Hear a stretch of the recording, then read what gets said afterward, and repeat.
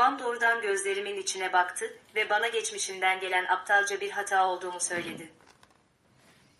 Annem hemen bir metre ötede oturup, sanki evrenin tüm cevapları patates püresinin içinde saklıymış gibi tabağına dik dik bakarken, babam tam olarak bu kelimeleri söyledi. 18 yaşındaydım, hamileydim ve dehşet içindeydim. Ve o bana tüm hayatımı taşıyabileceğim her şeyin içine sığdırmam için 1 saat verdi. Bavullara değil, çöp poşetlerine. Çünkü Walter Hermann en büyük kızını tam olarak bu şekilde görüyordu, dışarı atılması gereken bir çöp olarak. 9 yıl sonra evimdeki çalışma odamda durmuş, Kingsley, Connecticut'taki 8 hektarlık arazime bakıyordum ki güvenlik ekibim aradı. Kapımda yaşlı bir çift var. Sizin anne ve babanız olduklarını söylüyorlar. Ve neredeyse 10 yıldır ilk kez Walter ve Linda Hermann'ı düşünerek gülümsedim. Çünkü çöpe attıkları o aptal hata, şimdi onların kendi zamanından 60 saniye bile hak edip etmediklerine karar vermek üzereydi. Benim adım Paula Hermann. Dünyam başıma yıkıldığında 18 yaşındaydım ve size bu enkazdan nasıl yeni bir hayat kurduğumu anlatmak zorundayım. Arama bir salı günü sabah saat 11.47'de geldi.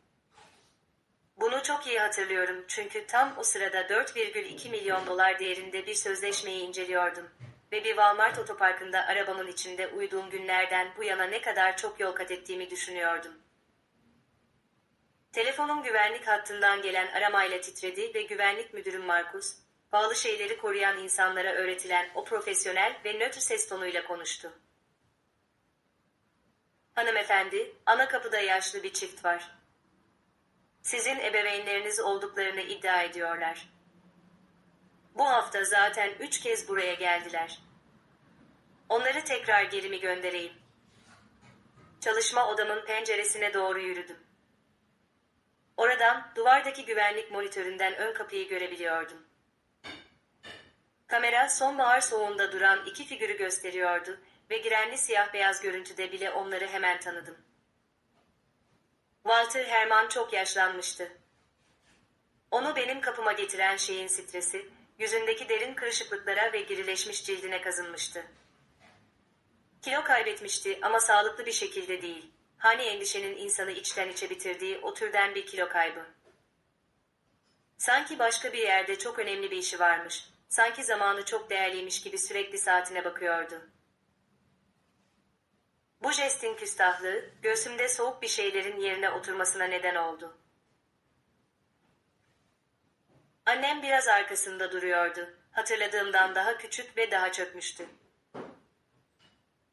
Linda Hermann her zaman bir gölge olmuştu. Ama şimdi bir gölgenin gölgesi gibi görünüyordu. Kafası öne eğikti. Kameraya bakmıyordu. Hiçbir şeye bakmıyordu. Sadece 18 yıl boyunca taşıdığını gördüğüm o boyun eğme duruşuyla öylece duruyordu. Babamın elinde bir şey tuttuğunu fark ettim. Bir can kurtaran simidi gibi sımsıkı sarıldığı kalın bir zarf. İçinde ne olduğunu merak ettim. Para mı, belgeler mi, yoksa değiştiğine dair bir kanıt mı? Bu son düşünceyle neredeyse gülecektim. Walter Hermann değişmezdi.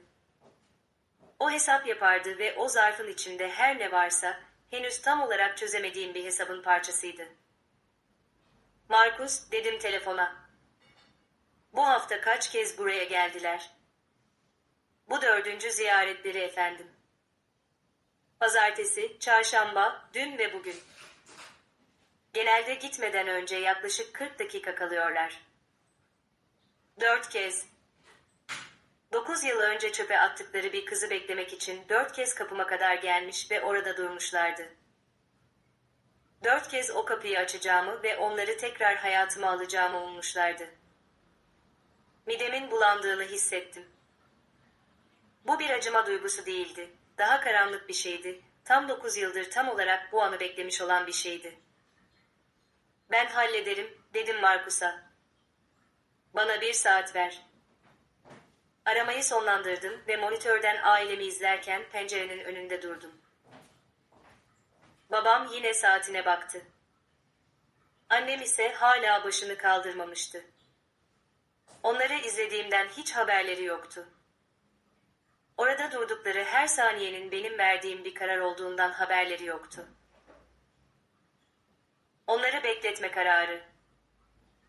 Belki de hiçbir zaman açılmayacak bir kapının önünde durmanın nasıl bir his olduğunu onlara sadece bir anlığına bile olsa hissettirme kararı. Anne, arkama döndüm. Kızım Lilli, koyu renkli saçları at kuyruğu yapılmış, 7 yaşındaki merak dolu yüzüyle çalışma odamın kapısında duruyordu. Elinde bütün sabah üzerinde çalıştığı bir resmi tutuyordu. "Kapıdaki kim?" diye sordu.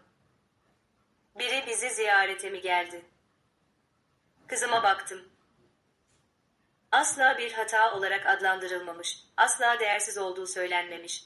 Ailesi yardım etmek için parmağını bile kıpırdatmadan izlerken hayatını çöp poşetlerine sığdırmak zorunda kalmamış olan güzel, mutlu ve özgüvenli kızıma.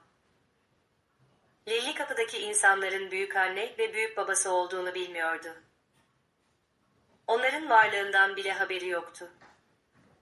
Ve ben orada durup onun masum yüzüne bakarken 9 yıldır kaçındığım bir kararı verdim. Bugün onların karşısına çıkacaktım. Onlar için değil, kendim için.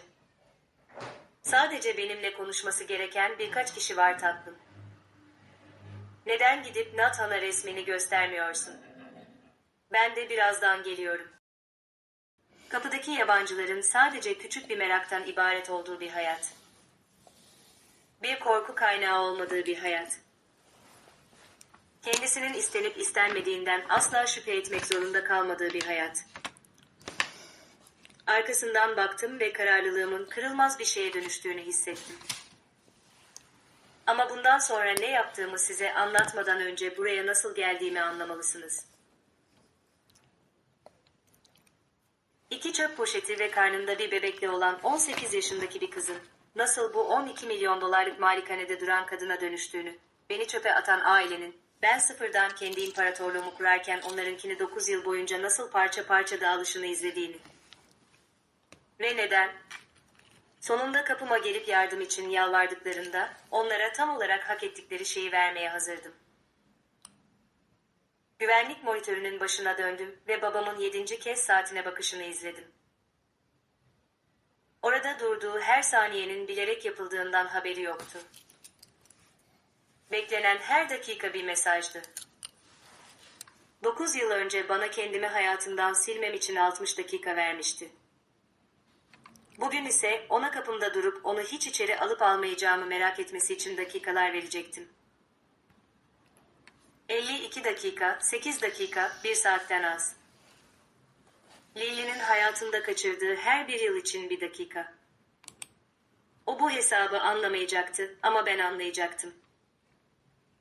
Masama oturdum ve son 3 yıldır üzerinde çalıştığım dosyayı açtım.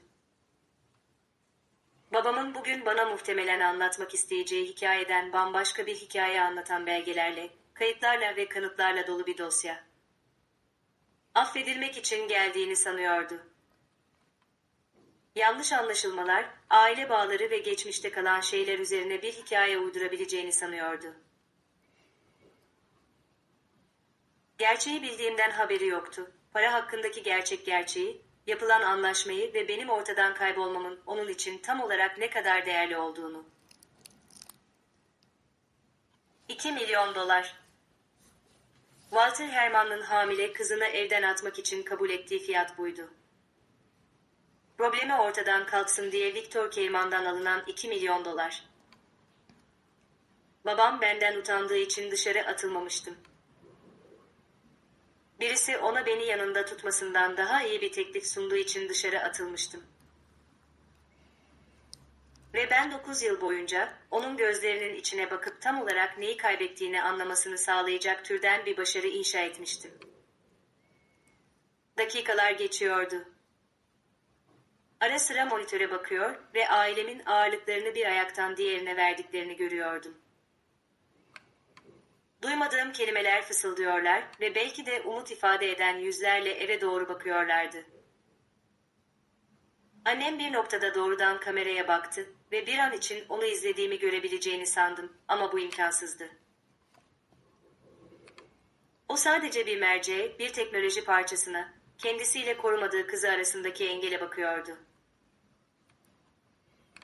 47 dakikada telefonum tekrar titredi. Nathan'dı. Paula, güvenlik bana ebeveynlerinin kapıda olduğunu söyledi. İyi misin? Nathan sormuştu. Sabrın vaatlerden daha değerli olduğunu kanıtlamak için 2 yılını harcayan adam. Benim hayatımda ve Lily'nin hayatındaki yerini kelimelerle değil, her gün orada olarak hak eden adam. Hızlı bir cevap yazdım. Ben hallediyorum. Lily'yi meşgul et. Bu biraz uzun sürebilir.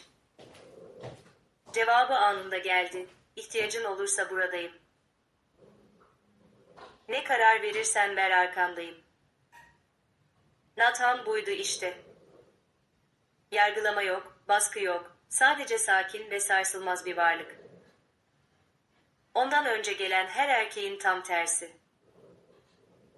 Bana dünyaları vaat eden ve o dünya karmaşıklaşır karmaşıklaşmaz ortadan kaybolan Derek Kilman'ın tam tersi. Benim değerimi dolarla ölçen ve beni yetersiz bulan babamın tam tersi. Tam 52 dakika sonra masamdan kalktım.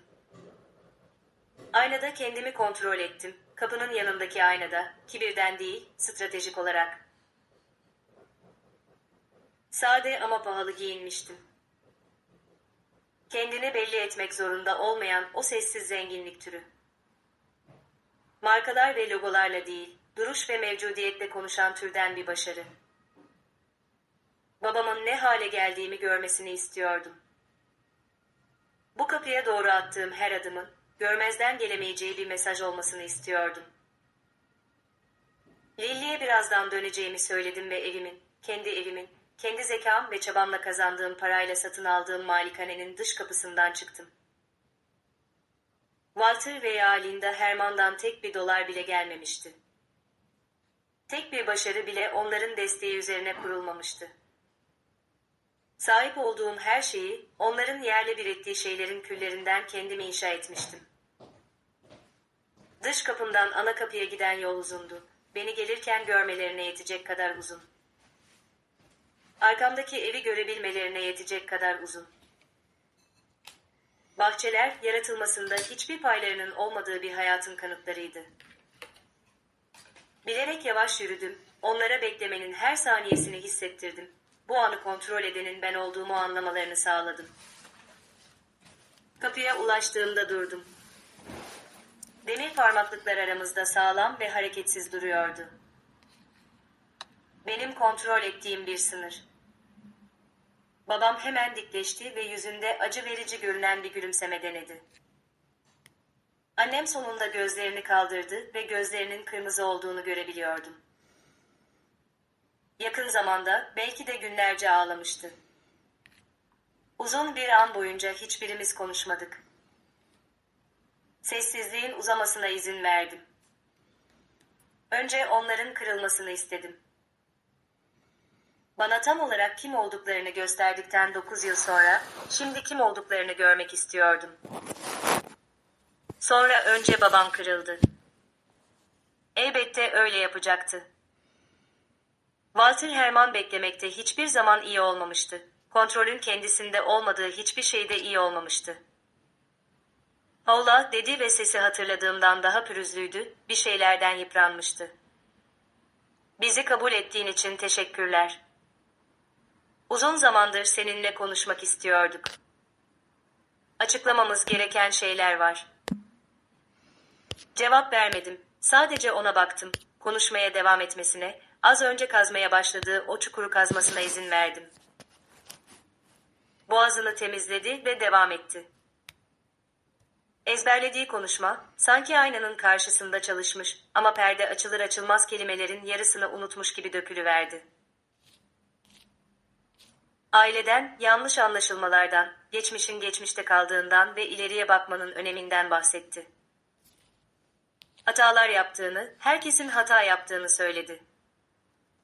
Hatta inşa ettiğim şeyle gurur duyduğunu bile söyledi. Gurur. Bana aptalca bir hata olduğumu söyleyen adam. Şimdi benim başarımla gurur duyduğunu iddia ediyordu.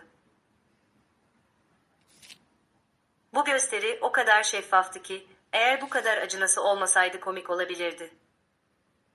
Konuşmasını bitirmesine izin verdim. Neredeyse 3 dakika sürdü. Yaptığı her şeyi unutmamı bekleyen bir sese sarılmış, hiçbir şey ifade etmeyen 3 dakikalık kelimeler. Sonunda konuşmayı bıraktığında ilk kez ben konuştum. "Neden burada olduğunuzu biliyorum," dedim. Sesim sakin ve kontrollüydü. 9 yıl boyunca tam olarak bu ana hazırlanmış bir kadının sesi. "Para hakkında her şeyi biliyorum. Viktor Keyman'ı biliyorum ve benim ortadan kaybolmamın sizin için tam olarak ne kadar değerli olduğunu çok iyi biliyorum." Babamın yüzünden kan çekildi. Annemin eli ağzına gitti. Bunu bildiğimi beklemiyorlardı. Beni yine hafife almışlardı, son kez. Ama hikayenin bu kısmı daha sonra gelecek. İlk önce nereden geldiğimi, o kapıda duran kadın olmadan önce kim olduğumu anlamalısınız. Walter Herrmann'ın hiçbir zaman istemediği o kız çocuğunu ve bunu asla unutmama izin vermeyen o kız kardeşi bilmelisiniz. Ben bir hayal kırıklığı olarak doğdum. Yaptığım bir şey yüzünden değil, olmadığım şey yüzünden, bir erkek çocuk. Babam Hermann ismini devam ettirecek, aile şirketini devralacak, gururla gösterebileceği bir miras olacak bir erkek çocuk istiyordu.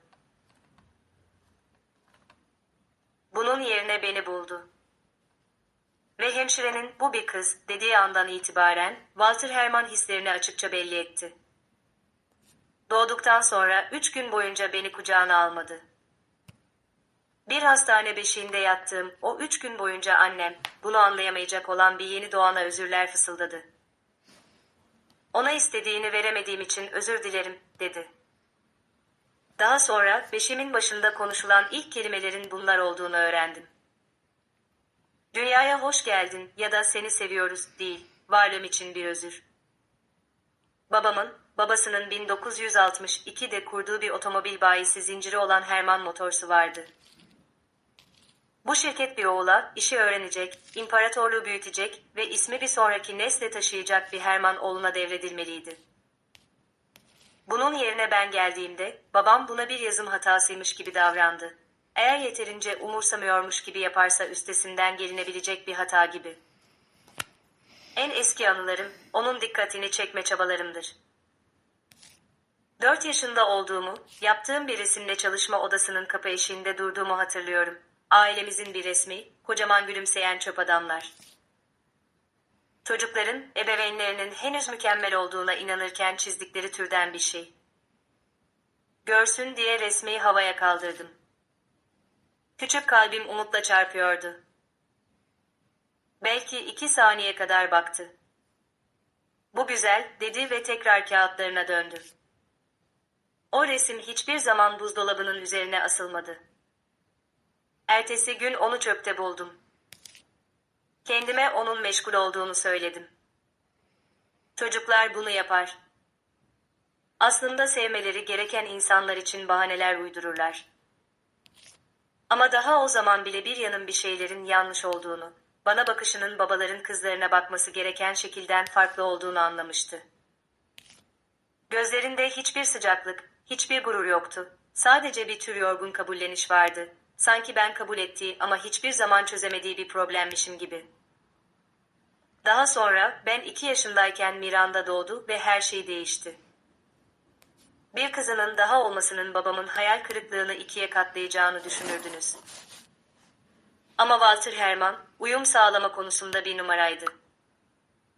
Karısının ona bir erkek çocuk veremeyeceği anlaşıldığında sadece stratejisini değiştirdi. Eğer bir varisi olamıyorsa bir hanedanlığı olacaktı. "Operasyonları Paula yönetecek," diye duyurdu dinleyen herkese. Miranda ise vitrin yüzü olacak. Bunu ilk kez söylediğinde kaç yaşındaydım bilmiyorum. Ne anlama geldiklerini anlamamıştım. Sadece kız kardeşime bir şekilde gülümseme ve övgüyle gelen bir rol verildiğini, benimkinin ise yağ lekeleri ve sessizlikle geldiğini biliyordum. Miranda benim olmama izin verilmeyen her şeydi. Annemin saatlerce fırçalayıp bukleler yaptığı sarı saçlarıyla güzel ve çekiciydi. O dans dersleri alırken ben otomobil bayisinde yağ değiştirmeyi öğreniyordum. 16. Yaş gününde ona gıcır gıcır yeni bir araba alındı. Oysa ben 14 yaşımdan beri hafta sonları Herman Motors'ta ücretsiz çalışıyordum. Babam buna eğitim diyordu. Buna beni geleceğime hazırlamak diyordu. Gerçekte yaptığı şey ise, sömürüldüğünü fark edemeyecek kadar onun onayına çaresizce muhtaç olan bir çocuktan bedava iş gücü çekmekti. Bize yapılan muameledeki tezatlığı görmezden gelmek imkansızdı.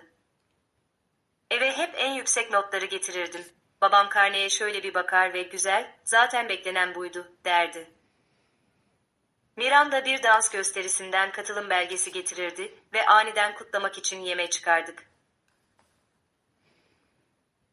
Onun kurdeleleri ve kupaları buzdolabının kapağını kaplardı. Benim belgelerim ve ödüllerim ise yatak odamdaki bir çekmecede biterdi. Benden başka kimse görmezdi. Kendime bunun sorun olmadığını söyledim. Kendime yararlı olmanın, süslü olmaktan daha iyi olduğunu söyledim. O zamanlar babamın gözünde o bile olmadığımı henüz fark etmemiştim. Ben sadece bir yer tutucuydum. Daha iyisi gelene kadar bir rolü dolduran bir bedendim. 14 yaşımda Herman Motors'ta bir işim vardı. Sadece bir maaşım yoktu. Eğitimim 12 yaşımda yazları evrak düzenlemek ve telefonlara bakmakla başladı. 14 yaşımda bütün hafta sonları çalışıyor, arabaları hazırlıyor, envanteri yönetiyor ve satış personeli meşgul olduğunda müşterilere yardım ediyordum. İşi sıfırdan öğrendim ve bu işte iyiydim. Gerçekten iyiydim. 15 yaşındayken şirkete yılda binlerce dolara mal olan bir muhasebe hatası buldum. Bunun peşine düşmek için üst üste 3 gece geç saatlere kadar kaldım. Her şeyi belgeledim ve bulgularımı babama bir hediye gibi sundum. Verdiği cevap bugüne kadar hafızamda yankılanır. Zaten yapman gereken bu. Bir madalya bekleme. Bir keresinde ondan küçük bir maaş istemiştim. Haftada 50 dolar bile bir takdir gibi hissettirecekti. Sanki yaptığım iş bir şey ifade ediyormuş gibi. Verdiği cevap her türlü hakaretten daha derindi. Burada yaşıyorsun, buradasın. Senin maaşın bu. Gerçekten fark yaratan bir şeyi ortaya koyduğunda konuşuruz. 15 yaşındaydım ve onun şirketi için çoğu çalışanın bir yılda kazandığından daha fazla para tasarrufu sağlamıştım. Ama Walter Herman için ben hala hiçbir şey ifade etmiyordum. O gece odamda bir şey buldum. Kapımın altından içeri itilmiş bir zarf. İçinde sadece tek bir banknot vardı. İmza yoktu, not yoktu. Ama zarfın üzerindeki annemin el yazısını tanıdım. Bundan hiç bahsetmedi. Ben de bahsetmedim. Bu, beni açıkça koruyamayan ama hayatta kalmama küçük, gizli yollarla yardım etmeye çalışan bir kadından gelen birçok gizli hediyenin ilkiydi. Annem, tesadüfen nefes alan bir hayaletti. Linda Herman'ı tanımlayabileceğim en kibar yol bu. Evimizde bir hortlak gibi süzülürdü. Her zaman mevcuttu ama hiçbir zaman tam olarak orada değildi. Günlük rutini asla değişmezdi. Uyan, kahvaltı yap, evi temizle, akşam yemeği yap, yat, sürekli tekrar ederdi. Babama hiçbir konuda karşı çıkmazdı. Benim için hiçbir zaman öne atılmadı. Rahat hayatının dingin sularında asla bir dalga yaratmadı. Bir keresinde denediği bir zaman olmuştu. 13 yaşındaydım ve babam, bir envanter formundaki küçük bir hata yüzünden otomobil bayisindeki tüm personelin önünde bana bağırmıştı. Aşağılanmanın yanaklarımda bıraktığı o yanma hissini hala hissedebiliyorum. Yetişkin adamlar utanç içinde gözlerini kaçırırken, benim akıtmadığım o gözyaşları. O akşam yemekte annem alçak sesle, "Walter, belki ona karşı biraz daha anlayışlı olabilirsin," dedi. Babam başını çevirdi ve ona baktı. Sadece baktı. Kelime yoktu, yükselen bir ses yoktu. Sadece herkesi dondurabilecek o soğuk, hesapçı bakış vardı. Annem patateslerine geri döndü ve bunu bir daha asla denemedi. Bir keresinde onunla yüzleştim. Kendi evimde yine görünmez olduğum bir başka günün ardından çok öfkeli ve kırgındım. Onu mutfakta yalnız buldum ve yıllardır göğsümde yanan o soruyu sordum. Neden hiçbir şey söylemiyorsun? Neden bana hiçbir şeymişim gibi davranmasına izin veriyorsun? Zaten temiz olan bir tezgahı silerken elleri titriyordu. Babanın nedenleri var, dedi. Bu karmaşık bir durum, Paula. Karmaşık değil, dedim ona. Sen sadece korkuyorsun. Bunu inkar etmedi. Sadece temizliğe geri döndü. Kızı orada durup hiçbir zaman gelmeyecek bir savunmayı beklerken, o hayali lekeleri ovalayıp durdu. Yıllar sonra annemin sadece korkmadığını, aslında kapana kısıldığını öğrenecektim. Ama o zamanlar, bu bilgiyle bir şeyleri değiştirmek için artık çok geçti. Ailemde tam olarak nerede durduğumu, 17 yaşıma girdiğim yaz anladım. Sıradan bir öğleden sonraydı. Özel hiçbir yanı yoktu. İşler durgun olduğu için babam beni bayiden eve erken göndermişti ve ben de babamın çalışma odasına bazı belgeler bırakmaya karar verdiğimde evde öylece dolanıyordum. Masası her zamanki gibi dağınıktı. Sözleşmelerle, faturalarla ve düzenin, yapacak daha iyi bir işi olmayan insanlar için olduğuna inanan bir adamın genel karmaşasıyla kaplıydı. İşte o zaman onu gördüm. Masasının üzerinde tam karşısında duran pahalı bir çerçevenin içinde profesyonelce çekilmiş bir fotoğraf. Walter, Linda ve Miranda, hepsi şık giyinmiş, hepsi gülümsüyor, hayatımda hiç gitmediğim şık bir restoranın önünde poz vermişlerdi. Bir aile portresi, güzel, profesyonelce çekilmiş, açıkça pahalı bir aile portresi. Ben orada yoktum. Uyuşmuş parmaklarımla çerçeveyi elime aldım ve arkasını çevirdim. Arkasında bir tarih yazıyordu. Fotoğraf 3 ay önce çekilmişti. 3 ay.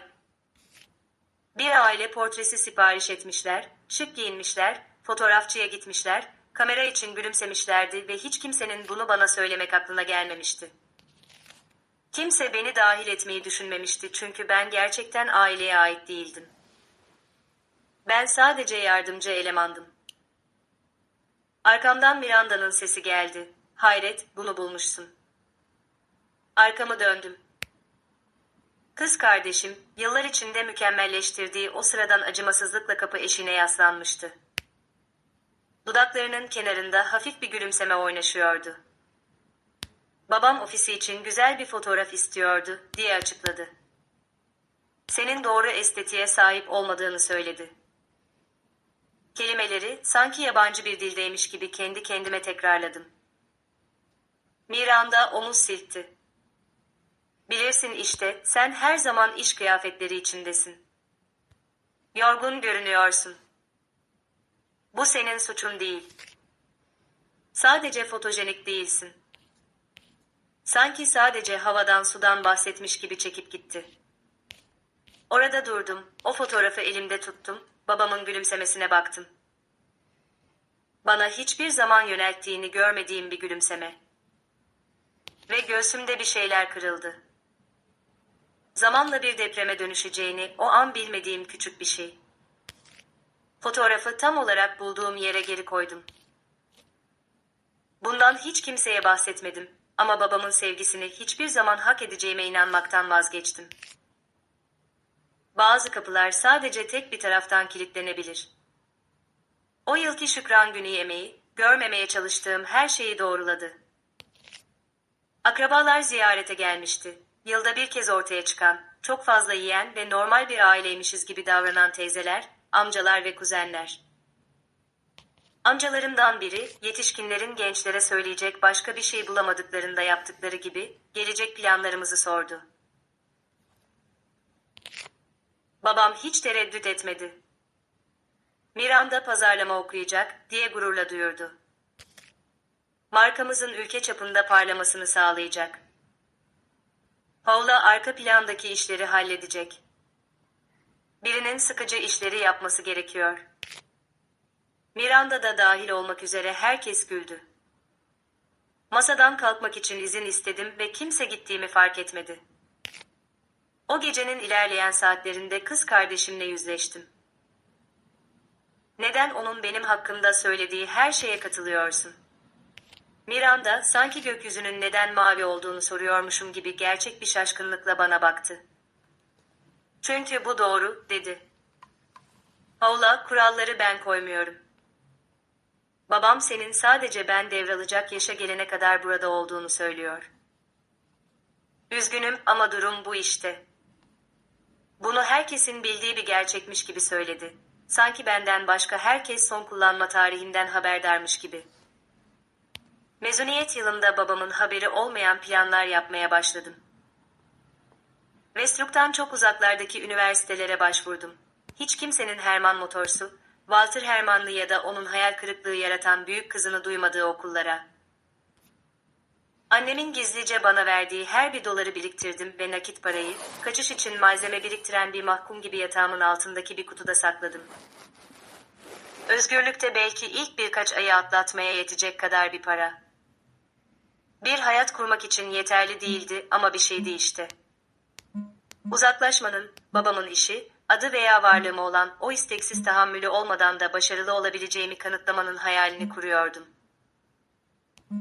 Ama suçluluk duygusu da vardı, kafamın içinde ona bir şeyler borçlu olduğumu, bayide geçen onca yıllık çalışmanın kalmak zorunda olduğum anlamına geldiğini söyleyen bir ses.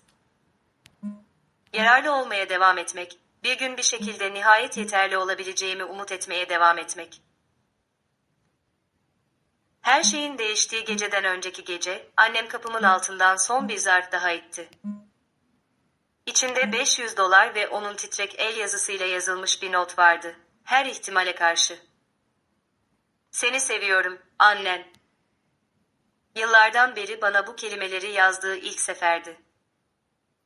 Notu elimde tuttum ve neden bana seni seviyorum, sözünü kağıda dökebildiği halde hiçbir zaman yüksek sesle söyleyemediğini merak ettim. Neden bana gizlice para verebiliyordu da beni hiçbir zaman toplum içinde koruyamıyordu? Neden onun sevgisi saklanmak zorundaydı da babamın küçümsemesi parlak gün ışığında özgürce dolaşabiliyordu? Parayı sakladım, notu da sakladım. Onu affetmeye hazır değildim ama onu çöpe atmaya da hazır değildim. Henüz bilmiyordum ama bu dolarlar hayatta kalmak ile batmak arasındaki farkı yaratacaktı. Annemin suçluluk duygusunun paraya dönüşmüş hali. Sevgi değildi ama bir şeydi işte. Ve sonra mezuniyet yılımın 3. haftasında babamın otomobil bayisine adımını attı. Derek Kilman, 20 yaşında, yakışıklı, çekici, tüm hayatım boyunca biriktirdiğim paradan daha değerli bir araba kullanıyordu.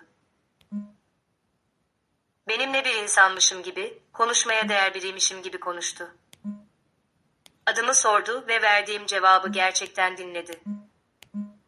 Hayatımda ilk kez birisi beni seçmişti ve seçilmeye o kadar çaresizce muhtaçtım ki, nedenini kendime sormak için hiç durmadım. Derek Kilman bana sanki odadaki tek insan benmişim gibi baktı. Dolandırıcıların insanı tam olarak böyle hissettirdiğini anlamalıydım. Ama ben 17 yaşındaydım ve birisinin beni bir hayal kırıklığından başka bir şey olarak görmesine açlık duyuyordum. Bu yüzden, pahalı kıyafetleri ve hafif gülümsemesi olan bu yakışıklı yabancı bana ilgi göstermeye başladığında bunu sorgulamadım. Sadece bir kuraklıktan sonraki yağmur gibi içime çektim. Ondan sonra her cumartesi Herman Motors'a geri geldi ve her seferinde özellikle beni sordu. İlk başta arabayla ilgili teknik bir konuda yardıma ihtiyacı olduğunu sandım. Ama Derek Kilman arabalarla ilgilenmiyordu. O konuşmakla, başka kimsenin sormadığı soruları sormakla ilgileniyordu. Hayatımla ne yapmak istiyordum? Hayallerim nelerdi? Beni ne güldürürdü? Bahsettiğim her detayı hatırlar ve haftalar sonra, sanki hafızasında özenle saklamış gibi konuyu oraya getirirdi. Daha önce hiç kimse benim düşüncelerimi hatırlanmaya değer bulmamıştı. Benimle ilgili neyin dikkatimi çektiğini biliyor musun Paula, dedi bir öğleden sonra. Ben evrakları düzenliyormuş gibi yaparken, o ön tezgaha yaslanmıştı. Sen bu binadaki en zeki insansın ve bunu bilmiyormuş gibi davranıyorsun. Ben sadece işimi yapıyorum, dedim ona, kalbimin ne kadar hızlı çarptığını gizlemeye çalışarak. Hayır, dedi. Bu dükkanı sen yönetiyorsun. Babam ise bunu henüz fark etmedi. Daha önce hiç kimse bana böyle bir şey söylememişti. Ve işin acı gerçeği şu ki, eğer yeterince kibar bir şekilde isteseydi, bunu söyleyen herkesin peşinden bir uçurumdan aşağı bile atlardım. 17 yıl boyunca görünmez olduğunuzda durum böyledir. Sizi gören ilk kişi, sizin tüm dünyanız olur. Babam Derek'in ziyaretlerini fark etti. Nasıl fark etmesin ki? Kilmanlar önemli insanlardı. Victor Kilman, babamın en büyük iş ortağıydı. Herman Motors'un büyümesini sağlayan kredilerin ve anlaşmaların arkasındaki adamdı.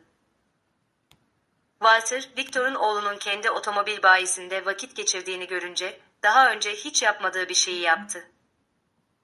Bunu teşvik etti. Ona karşı nazik ol, dedi bana. Kilmanlar önemlidir. Çok önemlidir. Bunu berbat etme. Berbat etme derken neyi kastettiğini anlamamıştım. Babamın gözünde kızları da dahil olmak üzere her şeyin bir işlem, bir ticari alışveriş olduğunu anlamamıştım. İlk randevumuz aslında bir randevu bile değildi. Bir sırdı. Derek, iş dışında bir yerde, babam tepemizde dolanmadan konuşabileceğimiz bir yerde onunla buluşmamı istedi.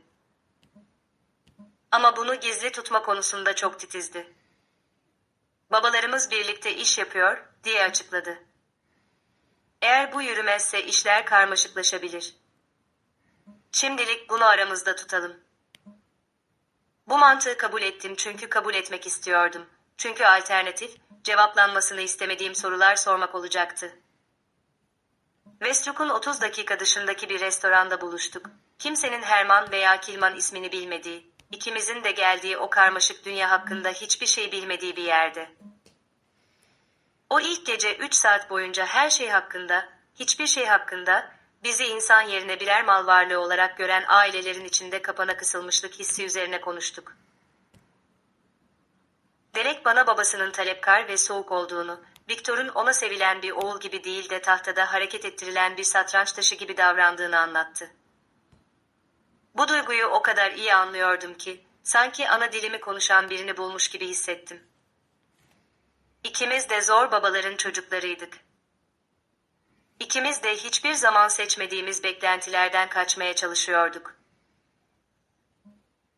Tamamen gösteriş üzerine kurulmuş dünyalarda birazcık gerçeklik için ikimiz de çaresizdik. Bu bağ gerçek hissettiriyordu. Nadir hissettiriyordu. Kader gibi hissettiriyordu. 3. randevumuzda Derek gelecekten bahsetti. Westbrook'un dışındaki bir seyir tepesinde otururken, bu şehirden nefret ediyorum, dedi. Şehrin ışıkları altımızda saçılmış vaatler gibi parıldıyordu. Babamın benden beklediği şeyden nefret ediyorum. Bazen her şeyi bırakıp gitmeyi, kimsenin Kilman adını bilmediği yeni bir yerde sıfırdan başlamayı düşünüyorum. Nereye giderdin, diye sordum. Bana doğru döndü ve ay ışığı gözlerini öyle bir yakaladı ki göğsüm sızladı. Bilmiyorum, dedi, ama artık yalnız gitmek istemediğimi düşünmeye başlıyorum. O gece üşüdüğüm için ceketini bana verdi. Onu eve götürdüm ve bir aşk filmindeki genç bir kız gibi yastığımın yanına koyup onunla uyudum. Bir aşk filmi olduğunu sandığım şeyin içindeki genç bir kızdım.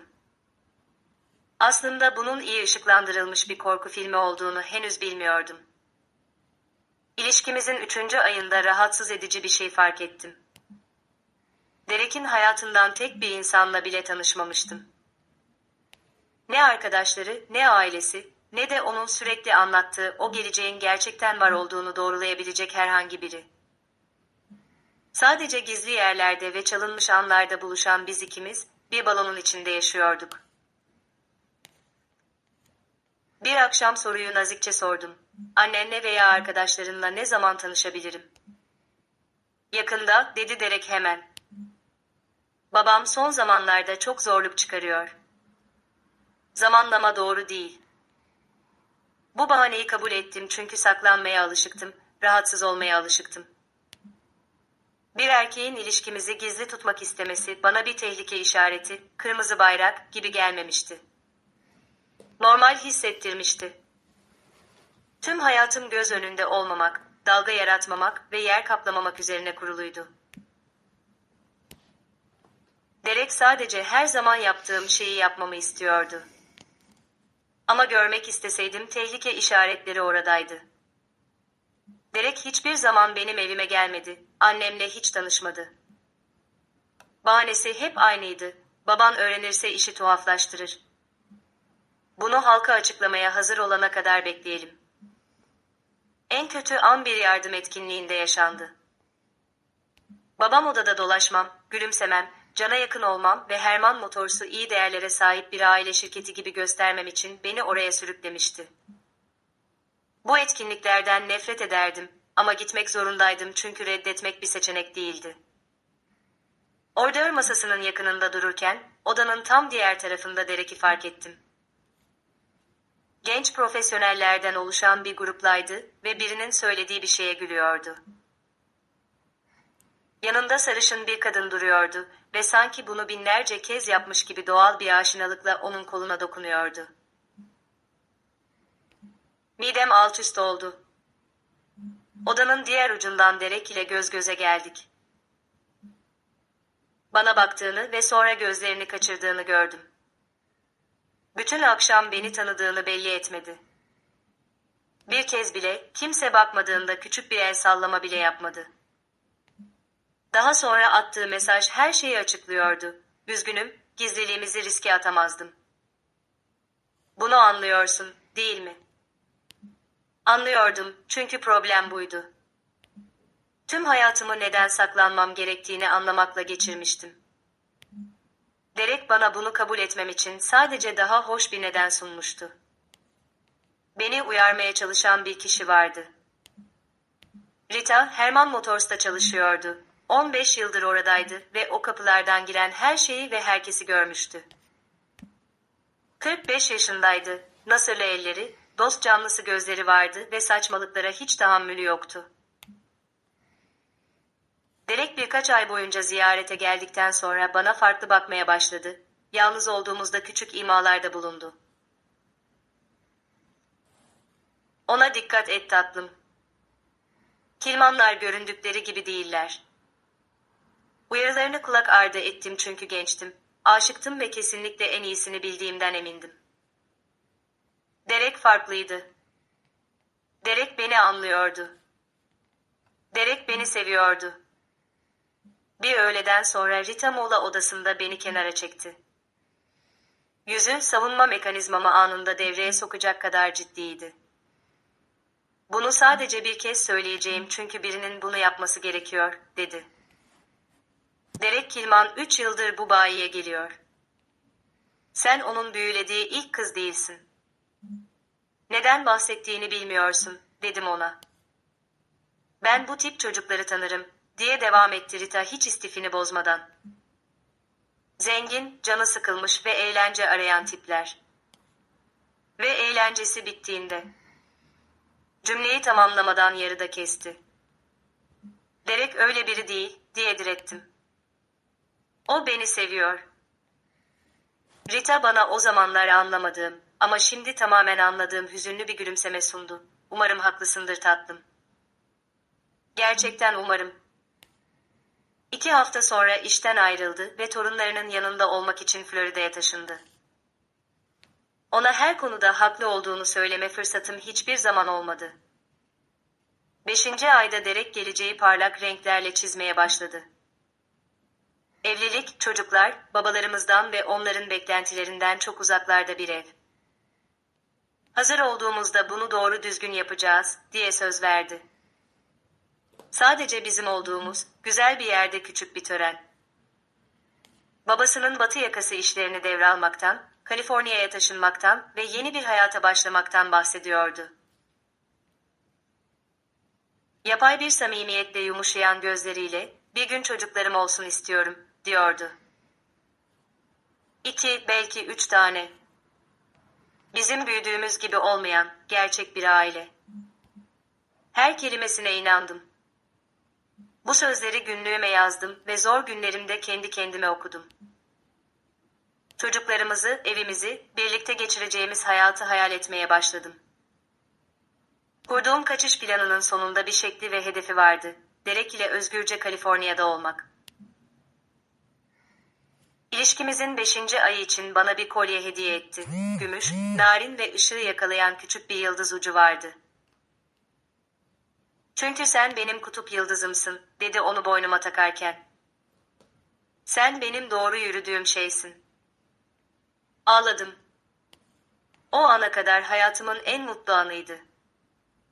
Ve sonra neredeyse sıradan bir şeymiş gibi ekledi. "Sadece bunu babanın yanında takma, tamam mı?"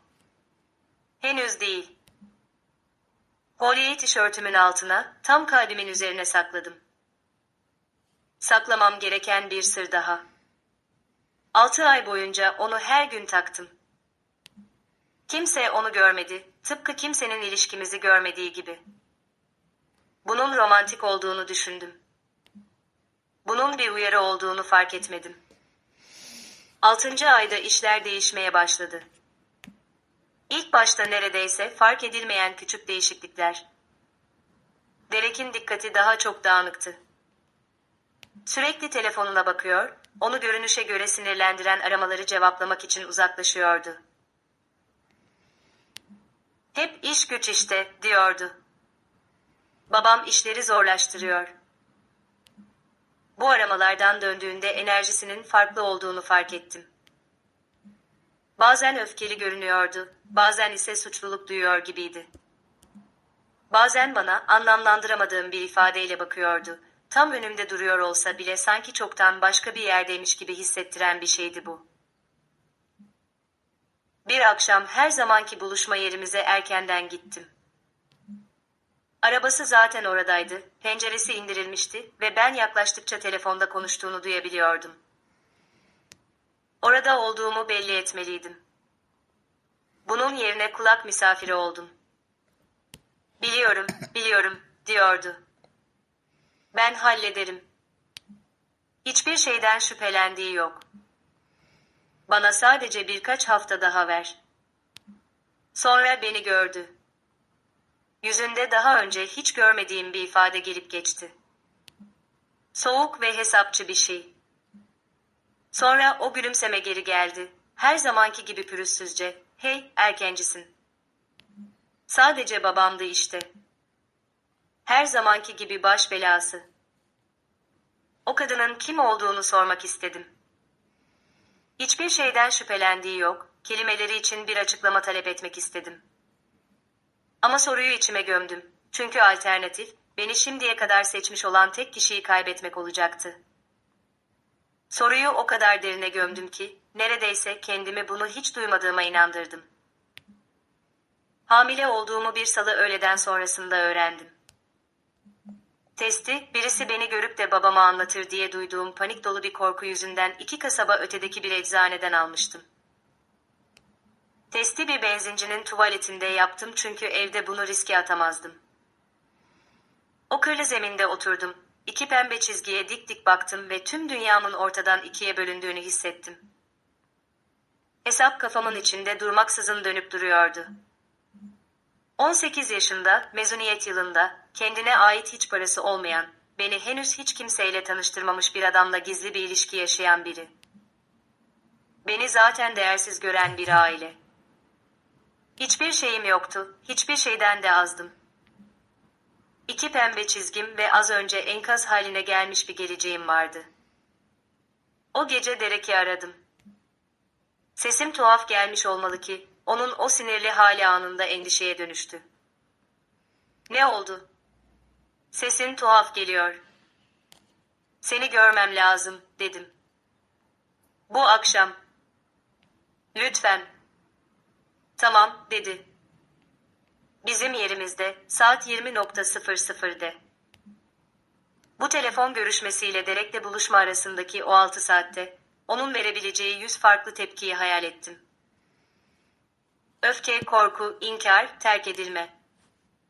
Kendimi en kötüsüne hazırladım çünkü tüm hayatım beni hayal kırıklığına uğramak üzere eğitmişti. Aslında aldığım o tepkiyi asla hayal bile edemezdim. Derek ben anlatırken dinledi. Uzun süre sessiz kaldı, yüzü okunaksızdı. Kendimi patlamaya, reddedilmeye, sona hazırladım. Bunun yerine beni kollarına aldı. Bunu hallederiz, dedi birlikte. Bu sadece bizim zaman planımızı biraz kaydırır, o kadar. Kaliforniya'dan, evlilikten, çocuğumuzu babalarımızdan ve onların beklentilerinden çok uzakta büyütmekten bahsetti. Söylenmesi gereken tüm doğru şeyleri doğru şekilde söyledi ve ben, nefes almamı bile zorlaştıran o ezici rahatlamayla kollarında eridim. Gitmemişti. Kalmıştı. Yalnız değildim. Bana bazı şeyleri yoluna koymam için sadece 2 hafta ver, dedi Derek. Ben bir plan yapana kadar kimseye hiçbir şey anlatma. Bunu benim için yapabilir misin? Kabul ettim. Elbette kabul ettim. O an her şeye boyun eğebilirdim. O gece beni 1 saat boyunca tuttu, alnımdan öptü ve bana her şeyin iyi olacağını söyledi. Ve ben ona inandım çünkü inanmak zorundaydım. Çünkü alternatif, tüm geleceğimi bataklık üzerine kurduğumu itiraf etmek olacaktı. Çünkü bana değersiz olduğumun söylendiği 17 yıldan sonra, birisinin benim için kalmaya değer olduğumu düşündüğüne çaresizce inanmak istiyordum. Babama hamileliğimi anlatmak istediğim zamandan 2 hafta önce, Derek her zamanki yerimizde onunla buluşmamı istedi. Geleceğimiz için yapacağı planı duymayı bekleyerek, 6 aydır bana vaat ettiği o hayata nihayet adım atmayı bekleyerek oraya gittim. Vardığımda yüzündeki ifade, bana sözlerinin birazdan neleri yerle bir edeceğini zaten anlatıyordu. Derek'in yüzünü gördüğüm o an bir şeylerin ters gittiğini anladım. Gülümsemesi oradaydı ama içi, tüm eşyaları boşaltılmış bir ev gibi bomboştu. Her zamanki yerimizde, ilk kez birlikte kaçmaktan bahsettiği o seyir tepesinde arabasına yaslanmıştı. Ama her zaman yaptığı gibi beni selamlamak için gelmedi. Sadece elleri cebinde öylece durdu ve sanki birazdan kendisine kötü haberler vereceği bir yabancıymışım gibi yaklaşmamı izledi. Gün batımı gökyüzünü kırmızıya boyuyordu. Bir yaraya benzediğini hatırlıyorum. Her adımda ayaklarımın daha da ağırlaştığını hatırlıyorum. Bedenim, zihnimin kabul etmek istemediği bir şeyi çoktan anlamıştı. Ayakkabılarımın altındaki çakıl taşlarının gıcırtısını hatırlıyorum. İnsanı boğuyormuş gibi hissettiren bir sessizlikteki tek sesti bu. Yanına vardığımda, "Hey," dedim. "Her şey yolunda mı?" Telefonda sesin çok tuhaf geliyordu. Sonunda bana baktı, gerçekten baktı ve gözlerinde her ne gördüysem midemin yerin dibine geçmesine neden oldu. "Konuşmamız gerek," dedi. "Bunlar hiçbir zaman iyi kelimeler değildir," diye karşılık verdim ve gülümsemeye çalıştım. Bunların yaşanmıyormuş gibi davranmaya çalıştım. Derek gülümsemedi. Yumuşamadı. Sadece konuşmaya başladı. Ve 30 saniye içinde hayatım hakkında bildiğimi sandığım her şey koca bir yalana dönüştü. Konuya yavaşça girmedi. Darbeyi hafifletmedi. Sadece bombayı patlattı ve orada durup benim yanışımı izledi. Kelimeler ezberlenmiş gibi döküldü. Klinik bir mesafeyle, sanki tüm duygulardan arınana kadar aynanın karşısında çalışmış gibiydi. Nişanlıydı, aylardır nişanlıydı. Adı Brooke Whitmore'du, büyük bir yatırımcının kızıydı. Nişan, babası tarafından düğün kılığına sokulmuş ticari bir birleşme olarak ayarlanmıştı. Aylardır. Biz 6 aydır birlikteydik. Biz daha başlamadan önce bile o zaten nişanlıydı. Orada öylece durdum ve dünyam etrafımda çökerken bu hesabı zihnimde işlemeye çalıştım. 8 aydır nişanlı, 6 aydır benimle. Ben hiçbir zaman ana hikaye olmamıştım. Ben sadece onun yayınlanmadan önce silmek istediği yan bir hikayeydim. Bir yolunu bulabileceğimi sanmıştım, dedi Derek, sesi düz ve duygusuzdu. Ama babam bana baskı yapıyor. Düğün 3 ay sonra. Bundan kaçamam. Onun bana ne yapacağını anlamıyorsun. Ellerim içgüdüsel olarak karnıma gitti. Bebek, bizim bebeğimiz.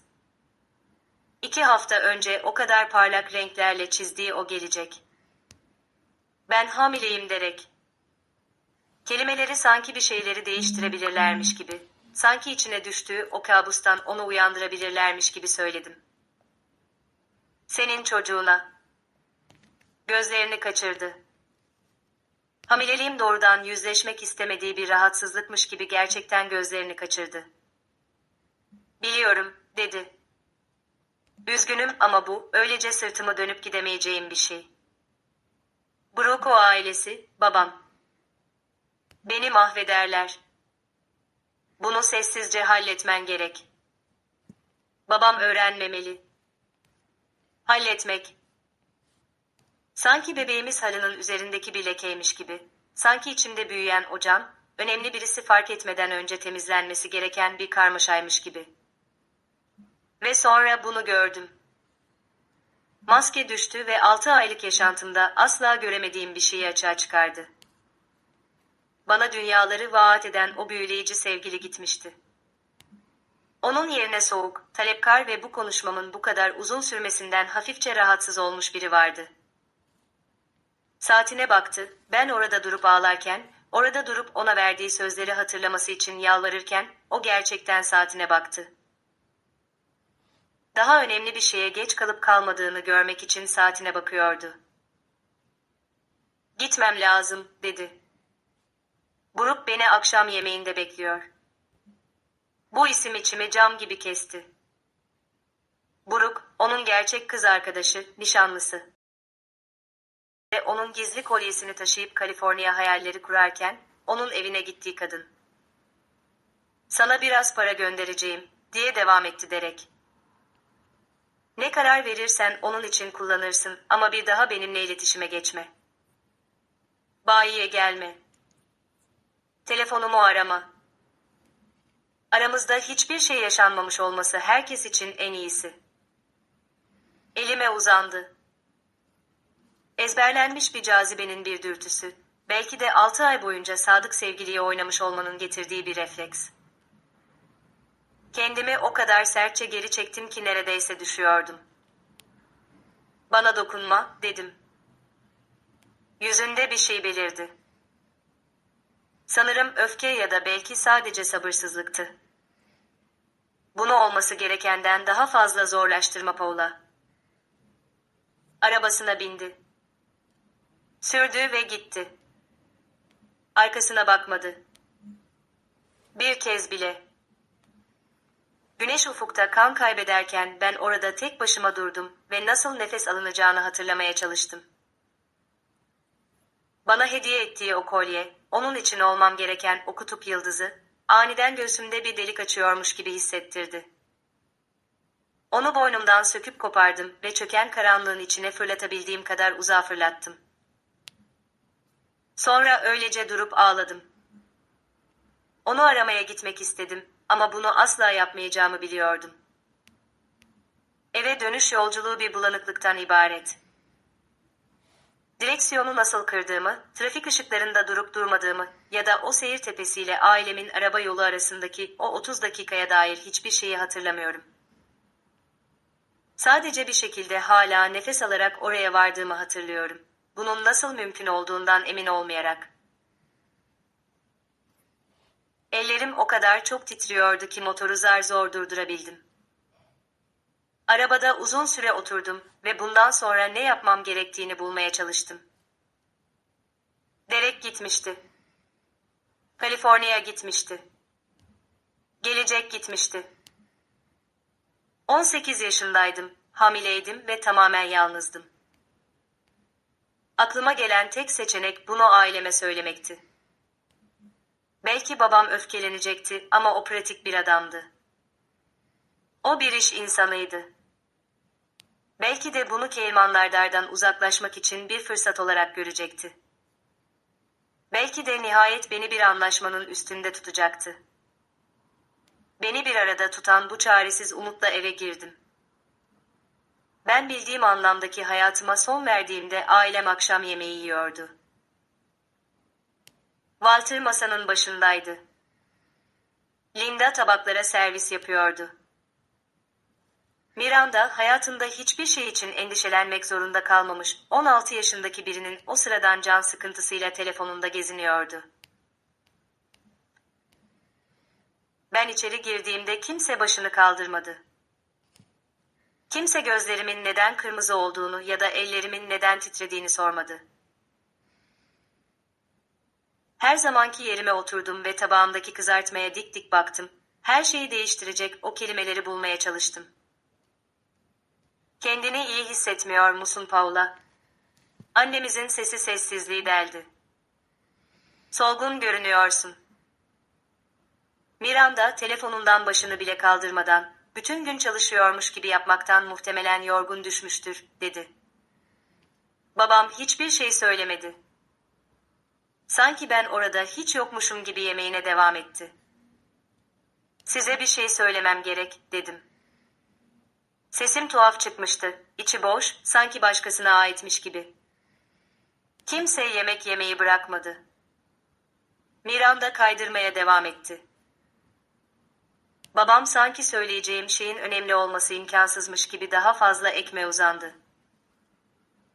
Daha yüksek sesle söyledim, size bir şey söylemem gerek. Nihayet dikkatlerini çekmiştim. Miranda bıkkın bir merak ifadesiyle telefonundan başını kaldırdı. Annemin çatalı ağzına giden yolun yarısında durakladı. Babam ekmeğini bıraktı ve 18 yıl boyunca benim değerimi ölçüp yetersiz bulan o soğuk, hesapçı gözlerle bana baktı. Ben hamileyim. Bunu takip eden sessizlik o kadar mutlak, o kadar tamdı ki, sanki odadaki tüm hava çekilip alınmıştı. Babamın yüzü birkaç aşamadan geçti. Önce kafa karışıklığı, sonra inanamama, ardından ise hatlarında soğuk ve sert bir şeylerin oturduğu görüldü. Onun onayını kazanmaya çalıştığım 18 yılda daha önce hiç görmediğim bir şeydi bu. Miranda'nın tepkisi farklıydı. Görüş alanımın kenarında, neredeyse bir memnuniyet gibi görünen bir şey yakaladım. Dudaklarının kenarında, sanki bu anı beklemiş gibi, sanki geleceğini biliyormuş gibi hızlıca gizlenen küçük bir gülümseme. Babam çatalını cerrahi bir hassasiyetle bıraktı. Seramiğe çarpan metalin sesi bir şekilde bir çığlıktan daha yüksek çıkmıştı. "Kimin bu?" diye sordu. "İyi misin?" "Değil." "Nasıl hissediyorsun?" "Değil." Hatta bu nasıl oldu bile değil. Sadece kimin bu? Sanki babanın kimliği, onun hesabında önem taşıyan tek değişkenmiş gibi. Duraksadım. İsmi söylersem ne olacağını biliyordum. Her şeyi daha da berbat edeceğini biliyordum. Ama içimde daha fazla yalan kalmamıştı. Beni az önce çöpe atmış birini koruyacak enerjim kalmamıştı. "Derek Kelman," dedim. Babamın yüz ifadesi değişmedi, kıpırdamadı. Hiçbir şaşkınlık, öfke ya da insani bir şey göstermedi. Sadece zaten şüphelendiği bir şeyi onaylamışım gibi yavaşça başını salladı ve telefonuna uzandı. "Walter," dedi annem, sesi küçük ve korku doluydu. "Ne yapıyorsun?" Ona bakmadan, "Sakin ol," dedi. Bir numara çevirdi ve oturma odasına gitti. Beni masada o sessiz annemle ve sırıtan kız kardeşimle baş başa bırakırken, ben arkadan kaderimi belirleyecek olan bir konuşmamın kırıntılarını duyuyordum. "Victor, evet, bir durumumuz var. Senin oğlun, benim kızım. Sanırım bunu nasıl ele alacağımızı tartışmamız gerekiyor. Orada oturdum ve ne olduğunu anlamaya çalıştım. Babam, Victor Cayman'la arıyordu. Derek'in babasını, parası ve nüfuzu Herman Motors'u yıllardır ayakta tutan adamı. Öfke beklemiştim. Hayal kırıklığı beklemiştim. Bir müzakere beklememiştim. 5 dakika sonra geri geldi. Yüzü beton gibiydi. Victor buraya geliyor, diye duyurdu. Bunu yetişkinler gibi, iş insanları gibi tartışacağız. İş insanları. Bu kelime bana fiziksel bir darbe gibi çarptı. Baba, ben senin kızınım. Ben bir iş problemi değilim. O zaman bana gerçekten baktı. Ve gözlerinde gördüğüm şey öfke, hayal kırıklığı ve hatta iğrenme bile değildi. Hesaplamaydı. Saf, soğuk bir hesaplama. Bir mal varlığının değerini inceleyen ve alıp almayacağına ya da satıp satmayacağına karar veren bir adamın bakışı. Şu anda, dedi, sen her ikisisin. Annem masanın altından elimi tuttu. Parmakları buz gibiydi ve titriyordu. Ona bir can kurtaran simidi gibi sımsıkı sarıldım. Herhangi bir insani bağ için, bu odadaki birinin beni çözülmesi gereken bir problem olarak değil de hala bir insan olarak gördüğüne dair herhangi bir işaret için çaresizdim. Miranda ise her şeyi parlak, aç gözlerle izliyordu. Sanki bir şovun tadını çıkarıyor gibiydi. Victor Cayman 20 dakika sonra geldi. Evimize sanki ona aitmiş gibi girdi. Geriye dönüp bakınca belki de zaten öyleydi. Uzun boyluydu ve gümüş rengi saçları vardı. Muhtemelen gardırobumdaki her şeyin toplamından daha pahalıya mal olan pahalı bir takım elbise giymişti. Gözleri ölüydü. Köpek balığı gözleri. 50 yıl boyunca insanlara ortadan kaldırılması gereken engeller gibi davranmış bir adamın gözleri. Beni fark etmedi bile, bana bakmadı. Kendi torununu taşıyan o genç kıza tek bir bakış bile bahşetmedi. Sadece babamla konuştu. Sanki ben odada hiç yokmuşum gibi. Pazarlık kısa ve acımasızdı. Derek her şeyi inkar edecekti. Eğer halka açılırsam, herhangi bir şey talep edersem, Caymanlar Herman Motors'u yok edecek, tüm işleri geri çekecek, dedikodular yayacak, zirveye tırmandıkları 10 yıllar boyunca biriktirdikleri her türlü iyiliğin iadesini isteyeceklerdi. Babam tüm bunları hiçbir ifade göstermeden, hiçbir itirazda bulunmadan, bir iş teklifini değerlendirmek yerine kendi kızını savunduğuna dair hiçbir işaret vermeden dinledi. Sonra Victor teklifini yaptı.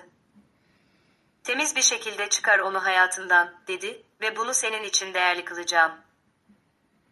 Ortaklığımızın genişletilmesi, diyelim ki 5 yıl boyunca 2 milyonluk özel sözleşmeler. Ayrıca bana zaten borçlu olduğum borçları da ödenmiş say. 2 milyon dolar ve borçların silinmesi. Babamın Victor'a borcu olduğunu bile bilmiyordum ama aniden taşlar yerine oturdu. Baskı, korku, babamın beni Derek Cayman'la karşı nazik olmaya teşvik etme şekli. Ben tuzağa düşürülmüştüm. Belki bilerek değildi ama yararlı olmuştum. Ve şimdi rahatsızlık verdiğim için satılıyordum. Babam bunu gerçekten değerlendirdi. Düşünmesini izledim, sayıları tartmasını izledim, kızının değerini 2 milyon doların değerine karşı hesaplamasını izledim ve beni yetersiz buldu. Eşyalarını toplamak için 1 saati var, dedi sonunda. Victor başını salladı, ayağa kalktı. İşlem kendi memnuniyetine göre tamamlanmış gibi tek bir kelime bile etmeden gitti. Babam bana döndü ve bir sonraki söylediği kelimeler bir bıçak gibi hafızama kazındı. Sen sadece 18 yıl önce halletmiş olmam gereken aptalca bir hatasın. Benim evimden defolup gitmek için 1 saatin var. Anneme baktım, gözlerimle ona bir şey söylemesi, bunu durdurması, sadece bu seferlik beni seçmesi için yalvardım.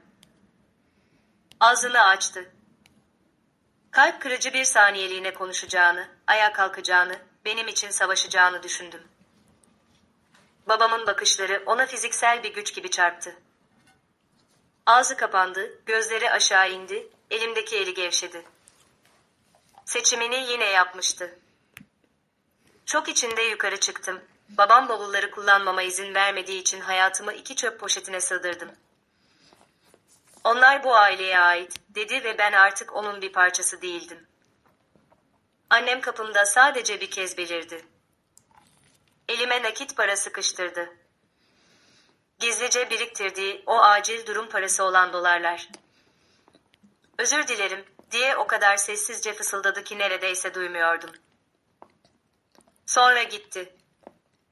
Aşağıya, kızı yerine seçtiği kocasının yanına geri döndü.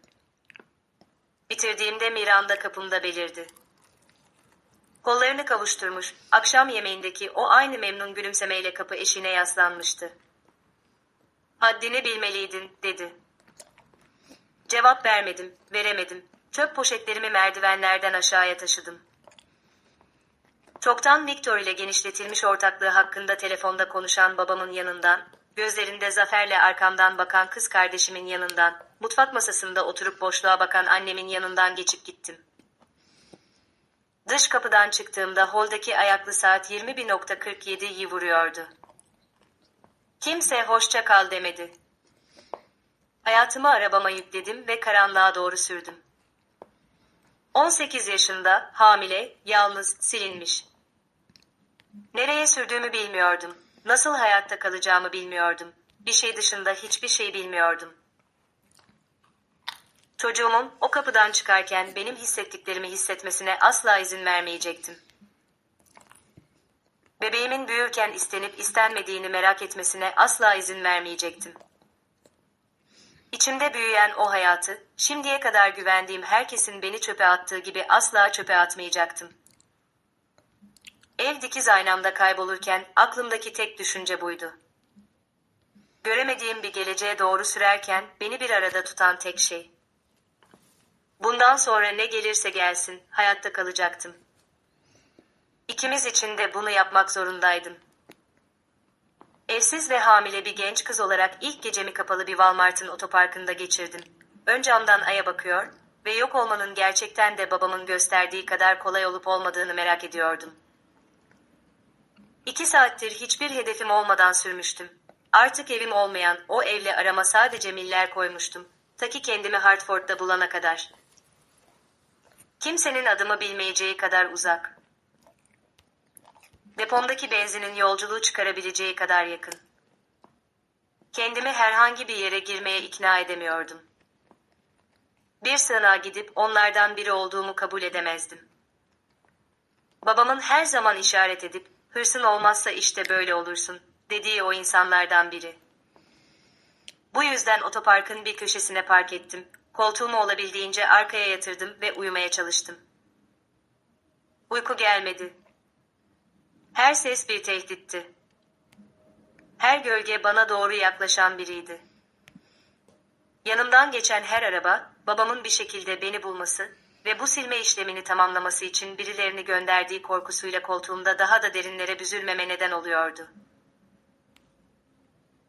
Sabah karşı saat 02:00 sularında durumumun envanterini çıkardım. 847 dolarım vardı, sahip olduğum her şey buydu. Yıllardır gizlice biriktirdiğim tasarruflarım ve annemin kapıda elime sıkıştırdığı 500 dolar. 847 dolar, kıyafetlerle dolu 2 çöp poşeti, yarım depo benzin ve içimde büyüyen bir bebek. Hayatta kalmanın hesabı kafamda dönüp duruyordu. 847 dolar bir ay bile yetmezdi. Hele ki kira, yemek ve hamilelik kontrolleri varken. Bir plana ihtiyacım vardı. Aklıma hiçbir şey gelmiyordu. Sabah saat 04:00 civarında birisi cama vurdu ve kalbim neredeyse duracaktı. O kadar hızlı doğruldum ki kafamı tavan döşemesine çarptım. Beni bulmuş olan o tehditten kaçmaya hazır bir halde ellerim çoktan kontaktaki anahtarlara uzanmıştı. Ama camdan dışarı baktığımda bir güvenlik görevlisi gördüm. Güler yüzlü, elinde feneri olan yaşlıca bir adam. Işığı bana doğru tutmuyordu. Bana camı indirmemi işaret etti. Duraksadım, sonra camı sadece birkaç santim indirdim. Oak Caddesi'ndeki sığınak saat 07:00'de açılıyor, dedi alçak sesle. Sesi yumuşaktı, yargılayıcı değildi, tehditkar değildi, sadece bilgilendiriyordu. Gerçek bir yatağa ihtiyacın varmış gibi görünüyorsun. Camdaki boşluktan bana bir şişe su uzattı. Sonra tek bir kelime bile etmeden yürüyüp gitti. Tanımadığım bir yabancı, bana 10 saniyede babamın 18 yılda gösterdiğinden daha fazla iyilik göstermişti. Orada oturdum, o su şişesini sanki altından yapılmış gibi tuttum ve bildiğim her şeyden uzaklaştığımdan beri ilk kez ağladım. Üzgün olduğum için değil, karanlık bir otoparkta, hayatı çöp poşetlerinde olan beni birisinin gördüğü ve ilk içgüdüsünün yardım etmek olduğu için. Hartford Kadın Sığınağı, tam da babamın, hırsı olmayan insanların son durağı olarak tanımlayacağı bir yer gibi görünüyordu. Eski bir tuğla bina, parmaklıklı pencereler, üzerinde Hartford Kadın Kriz Merkezi yazan solmuş bir tabela. Sığınak açıldıktan sonra otoparkta 40 dakika oturdum ve neredeyse 3 kez oradan çekip gitmek istedim. Elim çoktan vites topuzundaydı. Nereye olduğu hiç fark etmeksizin başka bir yere gitmeye hazırdım. Ama gidecek başka hiçbir yer yoktu. Bu yüzden gururumu yuttum ve ön kapıdan içeri girdim. İçeride floresan ışıklar, plastik sandalyeler ve en az benim hissettiğim kadar kaybolmuş görünen kadınlar vardı. Herkes göz temasından kaçınıyordu. Herkesin anlatmak istemediği bir hikayesi vardı. Bunu hemen anladım. Ben de kendi hikayemi anlatmak istemiyordum. Resepsiyondaki genç bir gönüllü, doldurmam için bana formlar uzattı. Sorular birer suçlama gibi hissettiriyordu. Acil durumda ulaşılacak kişi, yok. Mevcut adres, araba. Gelir, 0.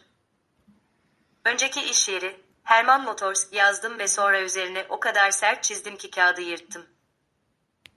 Artık o isimle bir bağım kalmamıştı. Artık hiçbir şeyle bağım kalmamıştı. Yok kelimesini o kadar çok yazdım ki harfler birbirine girmeye başladı. Bir partneriniz veya bir aile üyeniz tarafından doğrudan bir tehlike altında mısınız, diye sordu gönüllü, bir kontrol listesinden okuyarak. Buna nasıl cevap vereceğimi bilemedim. Babam beni evden atmıştı ama beni dövmemişti. Derek beni terk etmişti ama beni tehdit etmemişti. Tehlikede miydim? Hamileydim, evsizdim ve cebimde $800 vardı. Bu tehlikeli hissettiriyordu ama sorunun kastettiği anlamda değildi. Buna nasıl cevap vereceğimi bilmiyorum, diye itiraf ettim. Gönüllü, bu cevabı daha önce de defalarca duymuş gibi başını salladı. Bayan Dolores'i çağırıyorum, dedi. Burayı o yönetiyor. Sizinle ne yapacağını o bilecektir. O zamanlar henüz bilmiyordum ama Bayan Dolores, ismi hayatımdaki en önemli isim haline gelecekti. Herman'dan daha önemli, Kelman'dan daha önemli, kanımı taşıyan herkesten daha önemli. Dolores Washington 62 yaşındaydı, 1.60 boyundaydı ve olabilecek en iyi şekilde kesinlikle korkutucu bir kadındı. Lobiye sanki sadece bu binanın değil, tüm sokağın sahibiymiş gibi girdi. Boynundaki bir zincire asılı okuma gözlükleri ve her şeyi görmüş, hiçbir şeye şaşırmayan gözleri vardı. Bana, çöp poşetlerime, kırmızı gözlerime ve farkında olmadan karnımın üzerinde duran elime şöyle bir baktı. "Kaç haftalıksın?" diye sordu hiç lafı dolandırmadan. Şaşkınlıkla gözlerimi kırpıştırdım. Hamile olduğumdan kimseye bahsetmemiştim. Bayan Dolores neredeyse gülümsedi. "Tatlım, ben bu işi 31 yıldır yapıyorum. Bir hamileyi testten bile önce anlarım." Cevap vermemi beklemeden beni ofisine götürdü. Oda eşyalarla doluydu ve sıcaktı. Her duvar fotoğraflarla kaplıydı. Kadınlar ve bebekler, kadınlar ve diplomalar, evlerin, iş yerlerinin ve arabaların önünde duran kadınlar. Çerçevelerinden yüzlerce yüz bana bakıyordu. Bayan Dolores bakışlarımı takip ederek, eski sakinlerimiz, diye açıkladı. Onların her biri tam olarak şu an senin oturduğun yerde oturdu. O yüzlerin hepsine baktım. Benimle aynı kapıdan geçmiş, aynı formları aynı titreyen el yazısıyla doldurmuş tüm o kadınlara. Ve onlar hayatta kalmışlardı. Bir şeyler inşa etmişler, oradan çıkmışlardı. Evet, dedi Bayan Dolores, masasının arkasındaki koltuğuna gömülerek. Temiz tırnakları ve düzgün dişleri olan bir kızın, hayatı çöp poşetlerinin içindeyken, benim lobimde nasıl bittiğini bana anlatmak ister misin? Babam beni evden attı, dedim. Kelimeler ağzımdan çıkarken tuhaf hissettiriyordu. Sanki yabancı bir hikayeye aitmiş gibi. Bebek yüzünden, bebeğin babası yüzünden ve zaten hiçbir zaman onun istediği şey olmadığım için.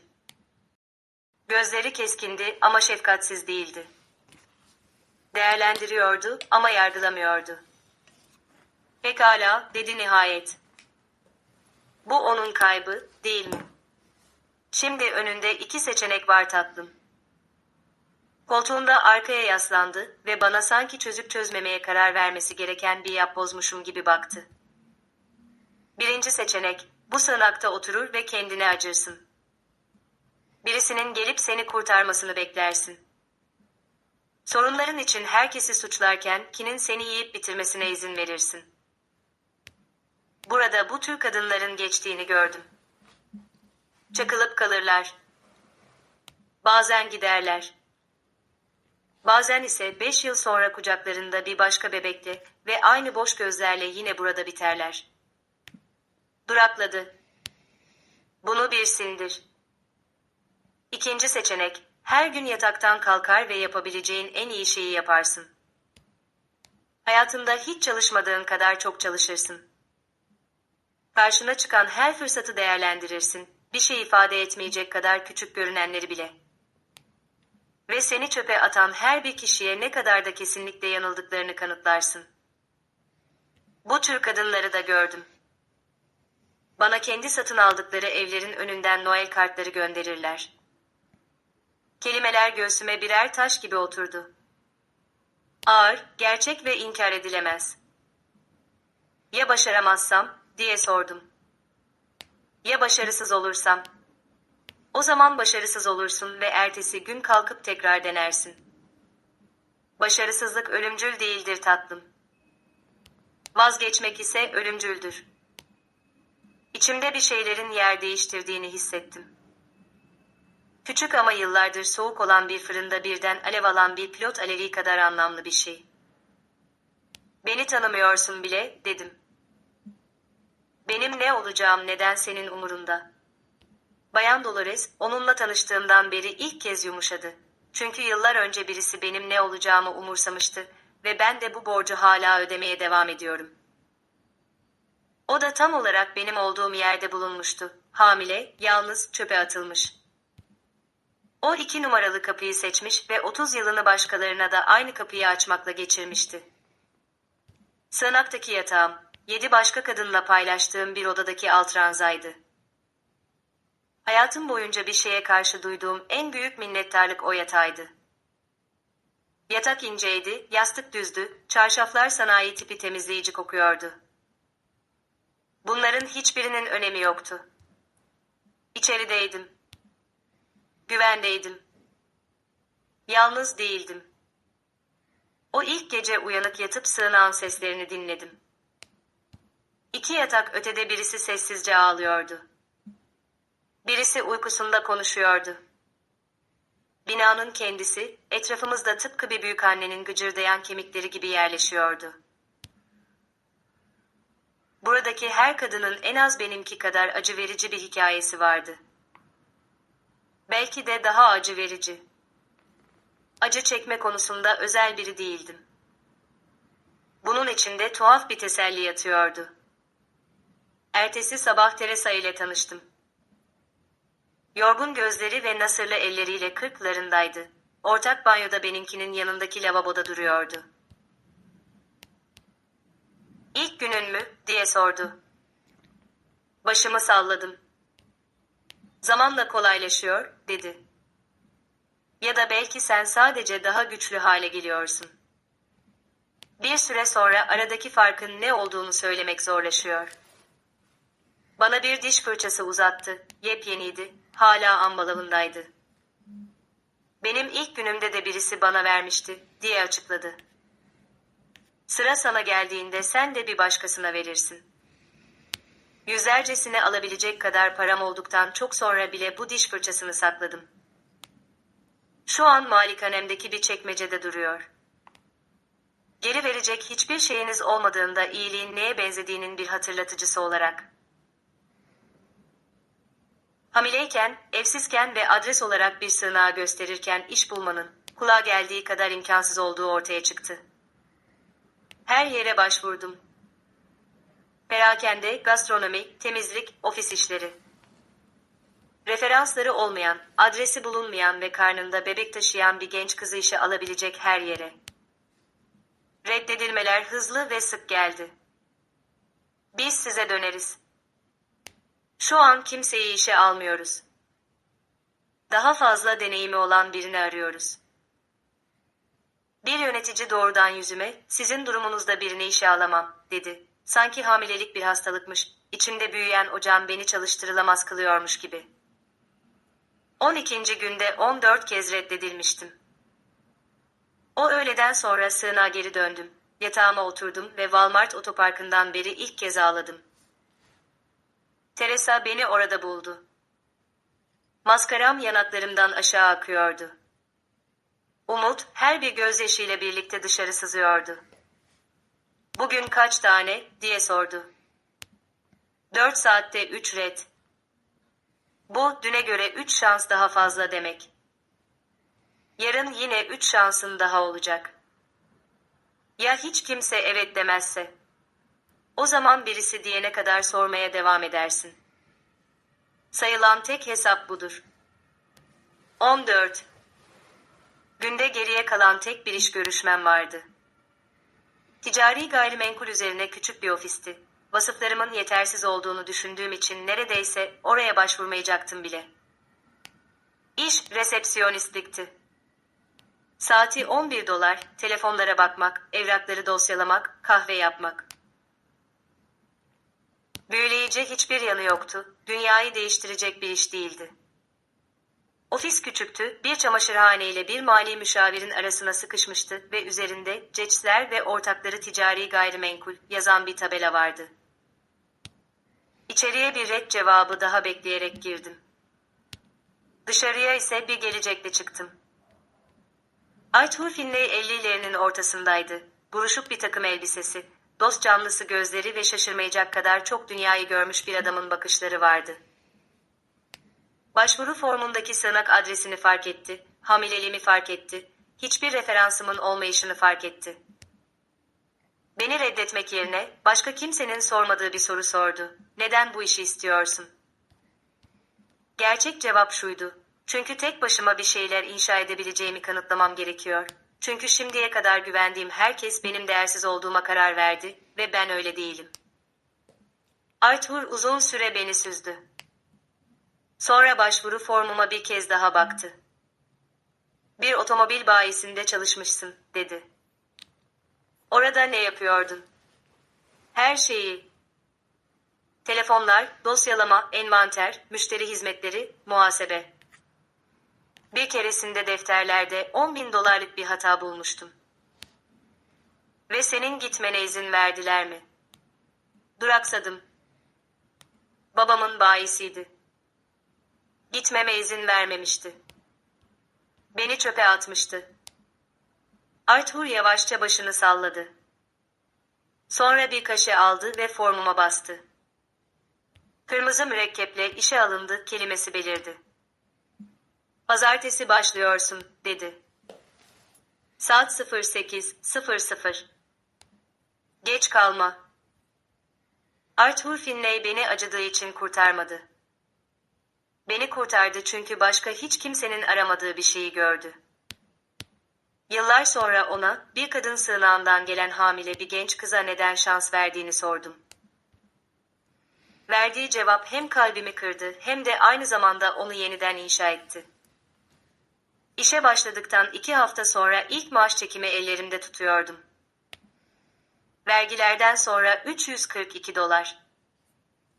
Bayan Dolores'in bir kuralı vardı. Kazandığın her şeyin %70 iyi birikime gider, %30'u ise kişisel ihtiyaçlar içindir. Hemen hesabı yaptım. Gelecek için $239, şimdiki zaman için $103. Hamilelik vitaminleri, iş için 2 gömlek ve öğrendiğim her şeyi yazmak için bir not defteri aldım. Sonra bir bankaya gidip sadece kendi adıma bir hesap açtım. İlk yatırılan para, $239, hayatımın geri kalanı için başlangıç sermayesi. O gece makbuzu yatağımın üzerindeki duvara yapıştırdım.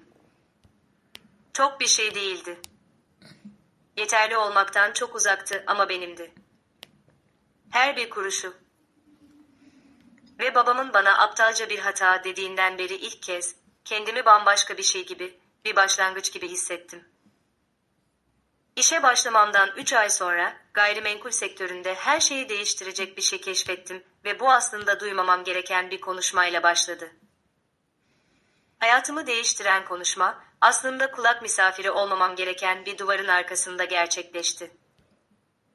Reçler ve ortaklarındaki işimde 3. ayımdaydım ve Arthur'un ofisinin yanındaki depoda evrakları düzenlerken, onun telefonda nefesimi kesen rakamlar hakkında konuştuğunu duydum. Bir müşteriyle ticari mülk hakkında görüşüyordu.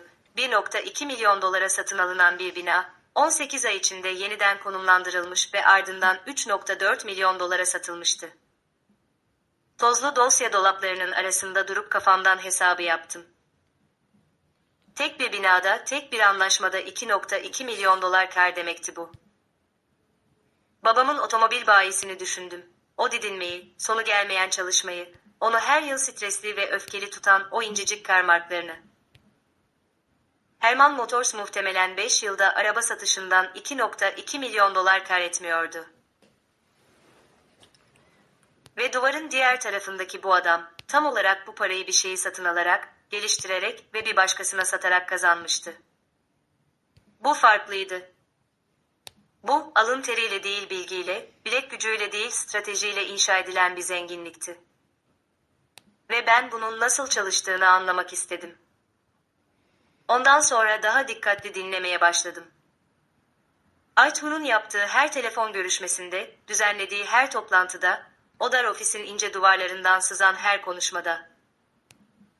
Masamın çekmecesine gizlediğim bir not defterim vardı ve anlamadığım her terimi oraya yazıyordum. Önemli görünen her kavramı, gözlerimi fal taşı gibi açan her rakamı. Kapitalizasyon oranları, net işletme geliri, kira karması, değer yaratma fırsatları. Ticari gayrimenkulün dili ilk başta bana yabancıydı. Tıpkı yeni bir alfabe öğrenmek gibi. Ama ben tüm hayatımı şeyleri insanların beklediğinden daha hızlı öğrenerek geçirmiştim. Babam buna işe yarar olmak demişti. Ben ise bunun belki de daha büyük bir şey olduğunu kavramaya başlıyordum. Kendi iş yerimde bir casus oldum ve bilgi çaldım. Her sabah daha erken geliyor ve her akşam daha geç çıkıyordum. Sadece çalışma azmimi kanıtlamak için değil, etrafımda olup biten her şeyi içime çekmek için. Arthur masasında anlaşma özetleri bıraktığında onları ezberliyordum.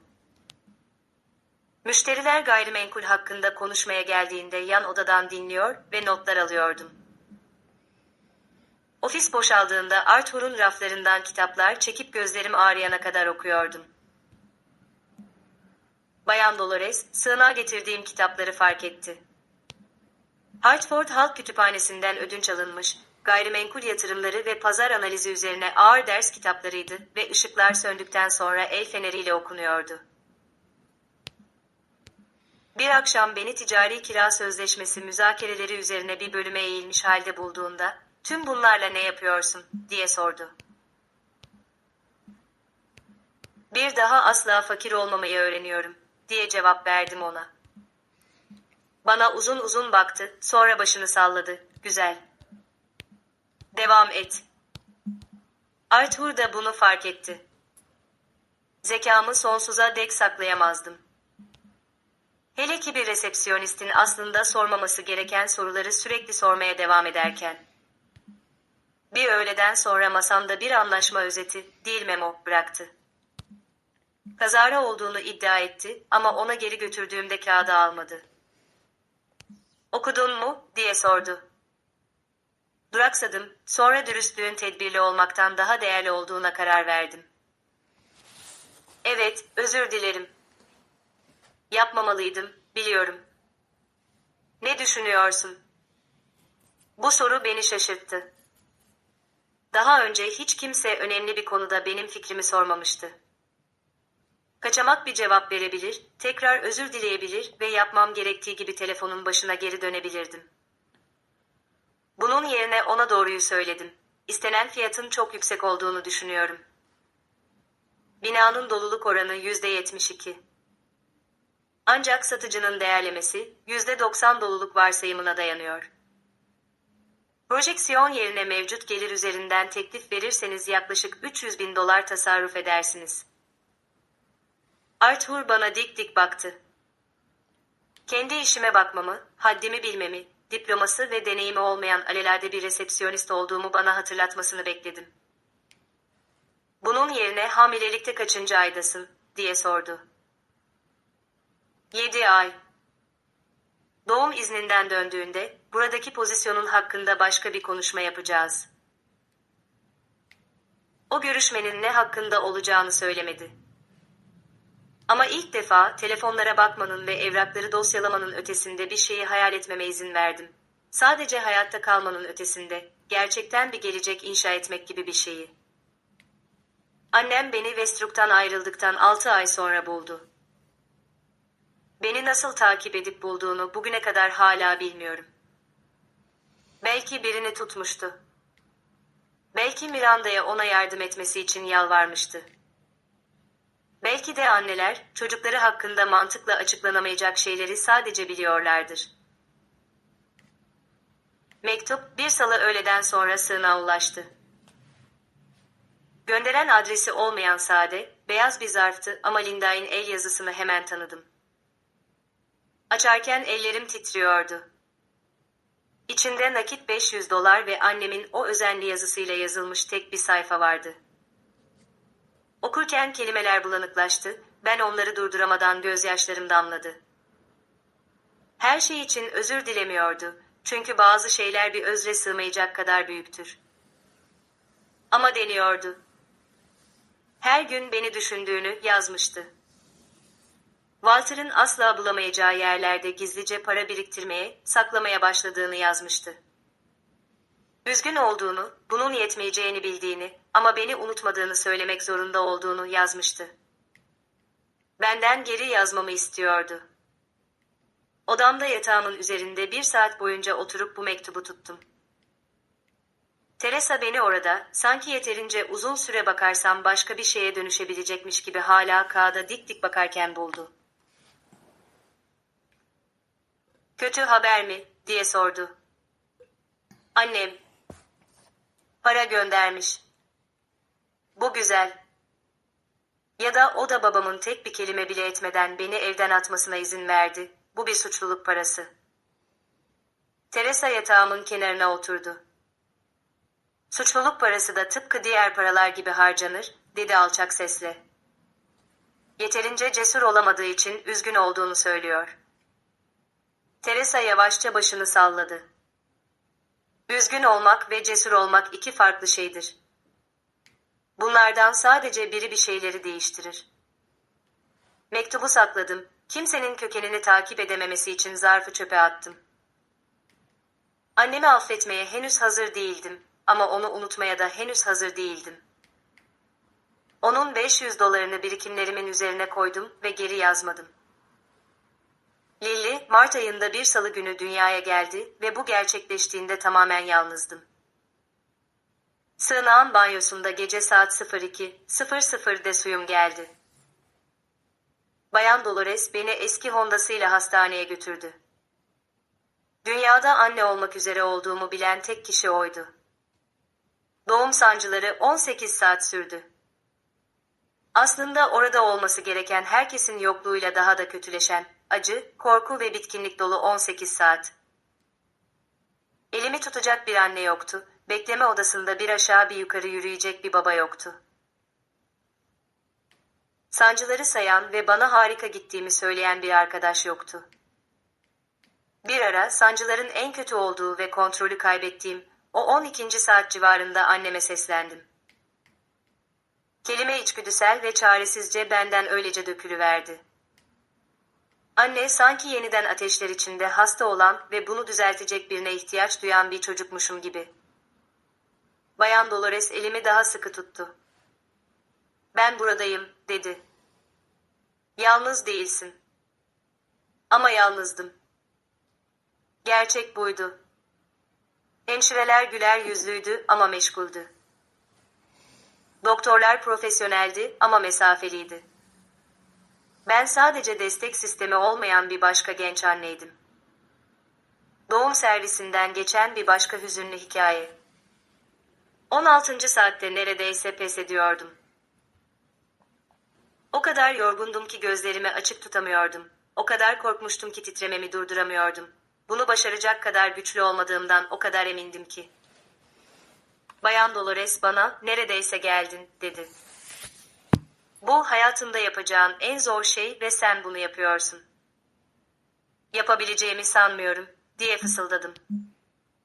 "Yapabilirsin. Yapacaksın, çünkü bu bebeğin senden başka kimsesi yok ve bu, onun için her şey olacağın anlamına geliyor." Ikındım. Çığlık attım. Tekrar ıkındım. Ve sonra oradaydı. 3,3 kilogram ağırlığında, dünyaya çığlık atan. Benim kızım, benim Lillim.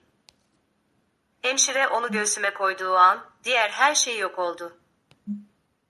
Acı, korku, 18 saatlik o eziyet. Artık hiçbirinin önemi yoktu. Buruşuk yüzü ve imkansız derecede küçük boyutuyla bu minicik insan benimdi. O gerçekti. Buradaydı ve onu o kadar eksiksiz ve anında sevdim ki, sanki kalbim daha büyük bir şeye dönüştürülmüştü. Adını Lilli Zambak koydum. Çünkü zambaklar çamurun içinden büyürler, çünkü hayatta kalırlar, çünkü en karanlık toprakta bile çiçek açmanın bir yolunu bulurlar. Onu ilk kez kucağıma aldığımda çocukluğumdan bir şey hatırladım. Belki 5 yaşındaydım, ateşler içinde hastaydım ve annem bütün gece benimle kalmıştı. Saçlarımı okşamış ve "Bildiğinden daha güçlüsün Paula," diye fısıldamıştı. Onun tarafından gerçekten sevildiğimi hissettiğim ender anlardan biriydi. O gece hastanede Lilli'ye de aynı kelimeleri fısıldadım ama onları farklı bir anlamda söyledim. Annem bunları bir teselli olarak söylemişti.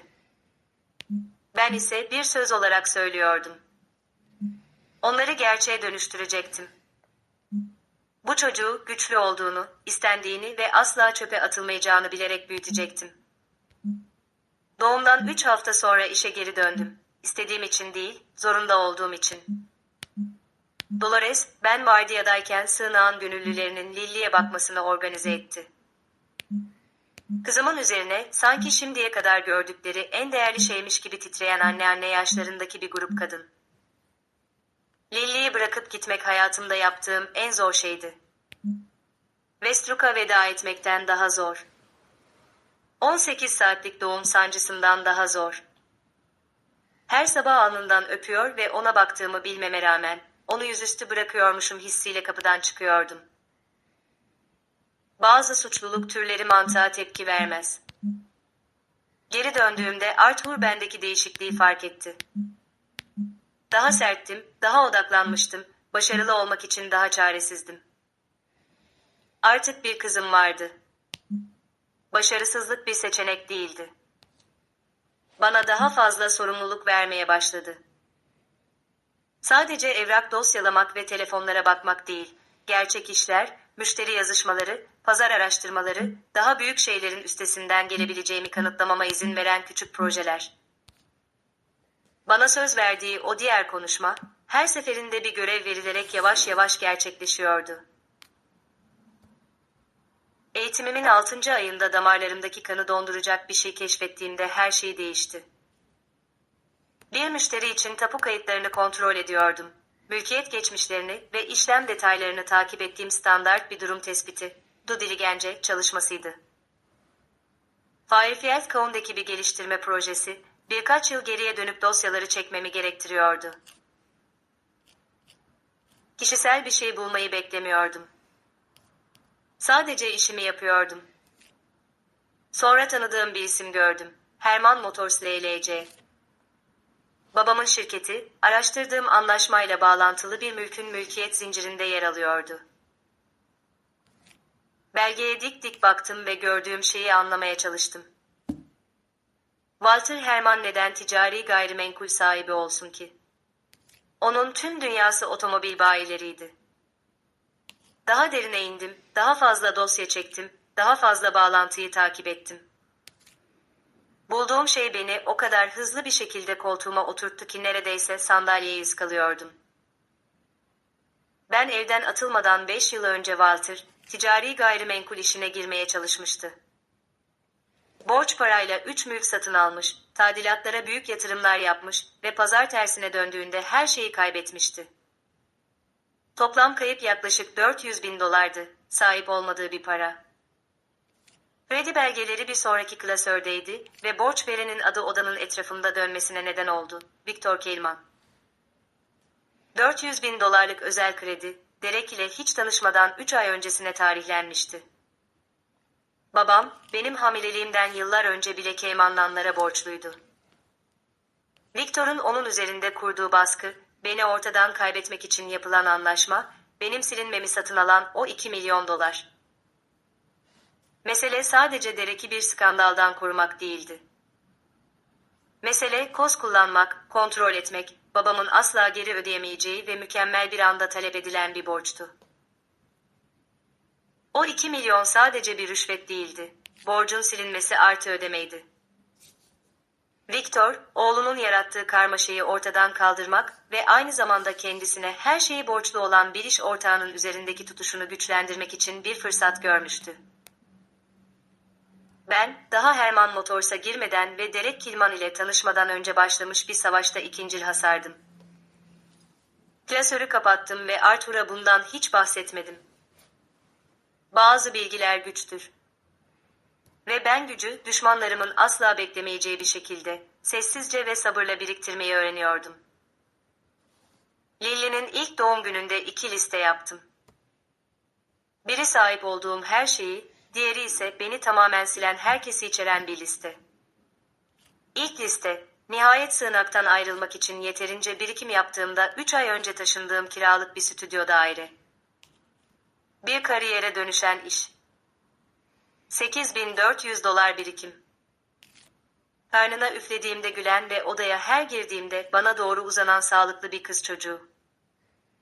İkinci liste daha uzundu. Babam, annem, kız kardeşim, Derek, Victor. Benim değersiz olduğuma karar verip beni çöpe atan herkes. Her iki listeye de uzun uzun baktım. İlki kısaydı ama benimdi. Kazanılan her bir kalem, biriktirilen her bir dolar, yoktan inşa edilen her bir istikrar anı. Lily'nin doğum günü kutlaması üzerinde bir mum olan bir cupcake'ten ibaretti. Küçücük dairemizde sadece ikimiz vardık. Süsler, balonlar ya da gerçek bir pasta almaya gücüm yetmiyordu. Ama kızımla yere oturmaya, mutlu yıllar şarkısını söylemeye ve onun saf bir neşeyle kremayı saçlarına bulaştırmasını izlemeye gücüm yetiyordu. Onun yerine mumu üfledim ve onun için bir dilek tuttum. Para için değil, intikam için değil, sadece zaman için. İnşa etmeye devam etmek için zaman. İkimizi de bir daha hiç kimsenin çöpe atamayacağı kadar güçlü olmak için zaman. 3 ay sonra Arthur, her şeyi değiştirecek bir haberle beni ofisine çağırdı. Bana pankreas kanseri olduğunu ve 6 ay ile 1 yıl arası ömrü kaldığını söyledi. İşlerini yoluna koymaktan ve 30 yıldır kurduğu bu işletmeye ne olacağına karar vermekten başka yapacak bir şeyi yoktu. Bana müşteri listesini $1 satmak istiyordu. Kelimeler ilk başta hiçbir anlam ifade etmedi. Yanlış duyduğumdan emin olarak ondan tekrarlamasını istedim. $1 ve bir söz, dedi. Benim itibarımı koruyacaksın. Müşterilerime doğru davranacaksın. Asla kestirme yollara sapmayacaksın. Bedeli bu. Ona sizin işletmenizi karşılayamam, dedim. $0 var. Sana sadece $1 borç çıkardığım için şanslısın. Masanın üzerinden bir sözleşme itti. Bana zarar verebilecek bir şeymiş gibi ona dik dik baktım. Neden ben? Meslektaşlarınız var, arkadaşlarınız var, gerçek diplomaları olan insanlar var. Arthur, kadın sığınağından gelen hamile bir genç kızı işe aldığı gün bana bahşettiği o aynı dost canlısı gülümsemeyle gülümsedi. Diploması olup da hiçbir içgüdüsü olmayan insanlarım var, dedi. Senin ise içgüdün var ama diploman yok. Kimin üzerine bahis oynayacağımı iyi biliyorum. Sen şimdiye kadar eğittiğim herkesten daha açsın. Aç insanlar başarısız olmazlar. Kazanmaları sadece daha uzun sürer. Kendimi bundan vazgeçirmeme fırsat kalmadan sözleşmeyi imzaladım. $300.000 değerindeki bir müşteri listesi için $1 ve Arthur Finley'nin bir hata yapmadığını kanıtlama sözü. 4 ay sonra vefat etti. Bakımevinde yatağının başında oturdum, elini tuttum ve bana verdiği her şey için, ben de başka kimsenin aramadığı bir şeyi gördüğü için, herkes o kapıları kapatırken kendisi bir kapı açtığı için ona teşekkür ettim. Elimi hafifçe sıktı. Onlara yanıldıklarını kanıtla, diye fısıldadı. Her birine. Ona bunu yapacağıma söz verdim ve bu konuda ciddiydim. Şirketimi kurduğumda Herman ismini korudum. Bununla gurur duyduğum için değil, o ismi temize çıkarmak istediğim için. Babam bu ismi hayal kırıklığına, başarısızlığa ve kar uğruna kendi kızını satmaya dönüştürmüştü. Ben ise onu başka bir şeye, onun asla sahiplenemeyeceği bir şeye dönüştürecektim. Herman danışmanlık, ticari gayrimenkul danışmanlığı. Aslında gücümün yetmediği bir parayla kartvizitler bastırdım ve karşılaştığım herkese onları altın biletlermiş gibi dağıttım. Çoğu insan onları kibarca aldı ve ben gözden kaybolur kaybolmaz çöpe attı. Ama bazıları sakladı ve bu yetti. Arthur bana müşteriler bırakmıştı. Tek başıma geçirdiğim ilk ayın sonunda sadece 4 tanesi benimle kaldı. Geri kalanlar 19 yaşında, diplomasız, bekar bir anneye baktılar ve gayrimenkullerinin daha iyi bir temsili hak ettiğine karar verdiler. Onları suçlayamazdım. Kağıt üzerinde kötü bir bahistim ama o 4 müşteri 0'dan 4 fazlaydı ve her birine sanki hayatta kalmak için tek şansımmış gibi davrandım, çünkü öyleydiler. Ofisim, küf ve paramparça olmuş hayaller kokan bir binada, dönüştürülmüş bir kiler odasıydı. Bir masa, bir telefon, açılması 5 dakika süren çok eski bir bilgisayar. Lilli için köşeye taşınabilir bir çocuk yatağı koydum çünkü kreş için henüz sahip olmadığım bir para gerekiyordu. Umut ve inatla bir arada tutulan çaresiz bir kumardan farksız olan bu işletmeyi profesyonel bir şirket gibi yürütüyormuş gibi yaparken, o müşteri görüşmeleri sırasında uyuyordu.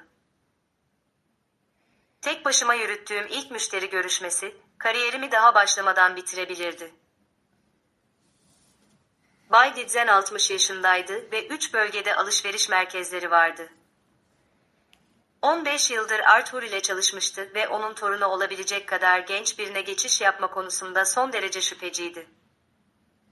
Arthur bir profesyoneldi, dedi ve neredeyse hiç gizlemediği bir tiksintiyle dar ofisime bakındı.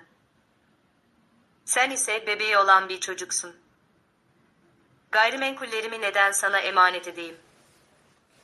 Özür dileyebilirdim, onu büyülemeye çalışabilirdim. Herkesten daha çok çalışacağıma söz verebilirdim ki bu pek ikna edici olmazdı. Bunun yerine bir önceki gece hazırladığım klasörü açtım.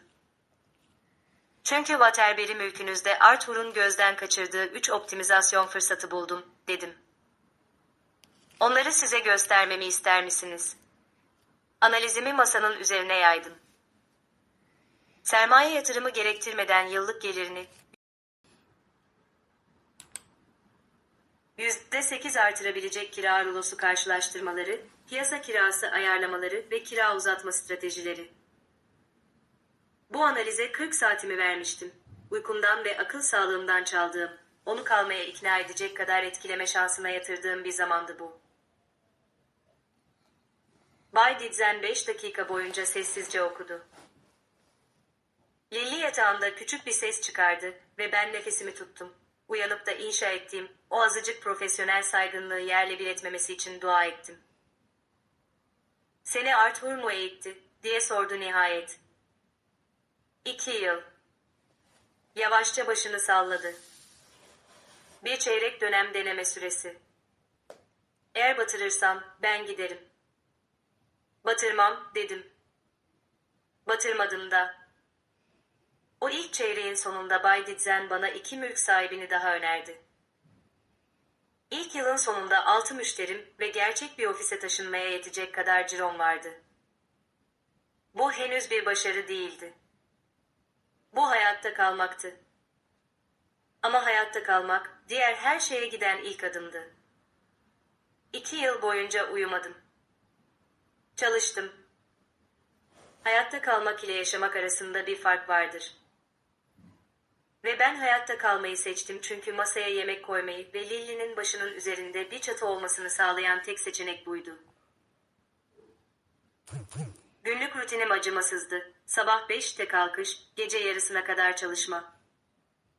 Lily'yi aralara bir yapboz parçası gibi yerleştirme. Yapabildiğim her an onunla anlar çalma. Kreşten önce birlikte kahvaltı.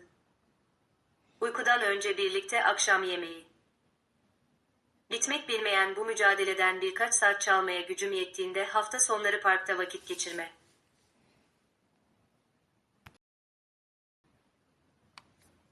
Ofisimde yürümeyi öğrendi. Ben bir müşteriyle telefonda konuşurken o ilk adımlarını masam ile fotokopi makinesi arasında attı. Ağladığımı duymasın diye telefonun sesini kapattım. Fedakarlıklar çok büyüktü. Sosyal hayat yoktu, iş dışında arkadaş yoktu, hataya, bitkinliğe veya zayıflığa yer yoktu. Her karar işle ilgiliydi. Her bir dolar yeniden yatırıma dönüştürülüyordu. Her fırsat 2.51'den kavranıyordu, çünkü ikinci bir şansın olmayacağını biliyordum. Bazı aylar kirayı ödeyebiliyordum.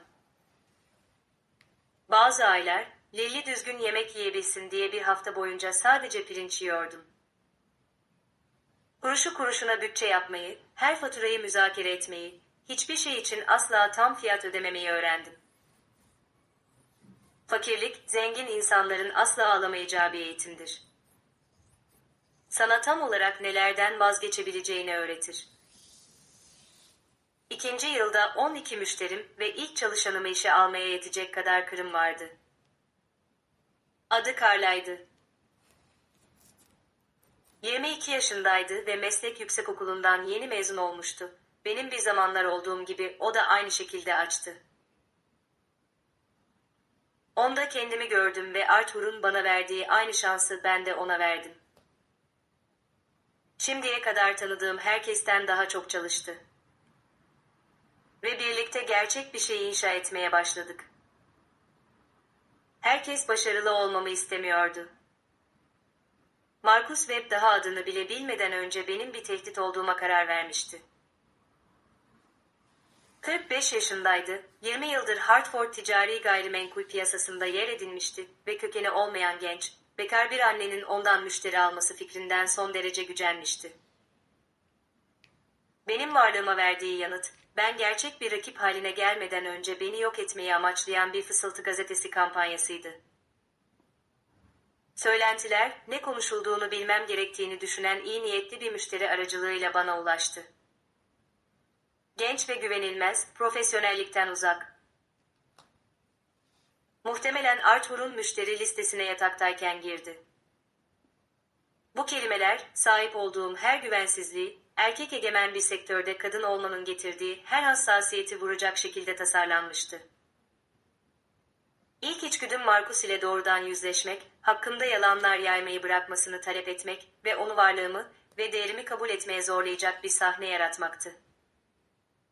Sonra yıllar önce Bayan Dolores'in bana söylediği bir şeyi hatırladım. Pozisyonunu geliştirmeyecek savaşlara girme. Geliştirecek olanlarla savaş. Marcus ile bir yüzleşme ona tam olarak istediği şeyi verirdi. Duygusal ve profesyonellikten uzak olduğumun kanıtı olarak bir drama, söylentilerin beni etkilediğinin kanıtı.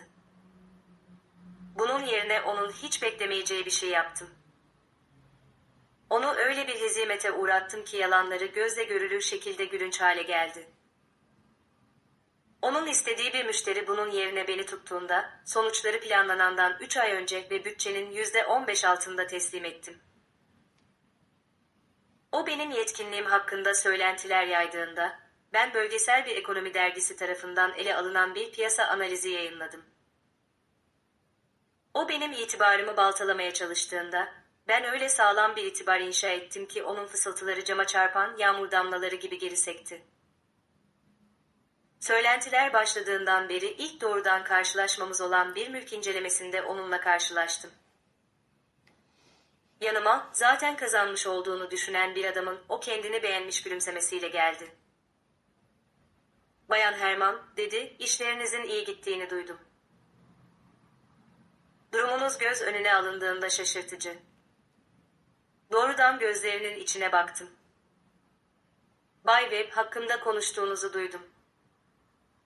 Daha önce hiç tanışmadığımız düşünülecek olursa bu şaşırtıcı." Gülümsemesi küçüldü. "Ben sadece topluluğa göz kulak oluyorum.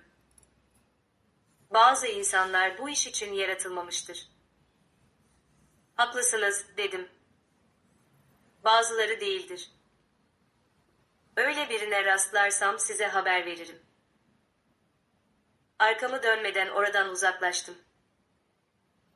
Daha sonra Marcus Webb'in Victor Keilman ile bağlantıları olduğunu öğrendim. Bu sabotaj tesadüfi değildi. Birisi hala beni yok etmeye çalışıyordu. Yakında benim artık silinip gitmeyecek biri olduğumu öğreneceklerdi. 3. yılda her şey değişti. Dramatik bir şey olduğu için değil, tıpkı para gibi, harcanan çaba içinde bileşik faiz kuralı geçerli olduğu için.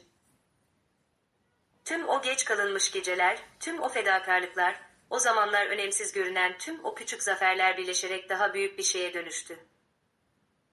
Jerome ilk kez 7 haneli rakamları aştı. 2 çalışan daha işe aldım. Gerçek pencereleri olan ve ikinci elciden alınmamış mobilyalarla döşenmiş bir ofise taşındım. Sektör yayınları adımı anmaya başladı. Benden ticari gayrimenkul alanında yükselen bir ses, dikkat edilmesi gereken genç bir profesyonel olarak bahsediyorlardı. 3 yıl önce network etkinliklerinde beni görmezden gelen o aynı adamlar, şimdi benden randevu talep etmeye başlıyorlardı. Ofisinde bebeği olan o bekar anneyle dalga geçen o aynı meslektaşlar, şimdi bana müşteriler önermeye başlıyorlardı. Başarının, tarihi yeniden yazmak ve doğru olmasa bile herkese aslında sana her zaman inanmış olduklarını hatırlatmak gibi bir huyu vardır. Zihnimde bir liste tutuyordum.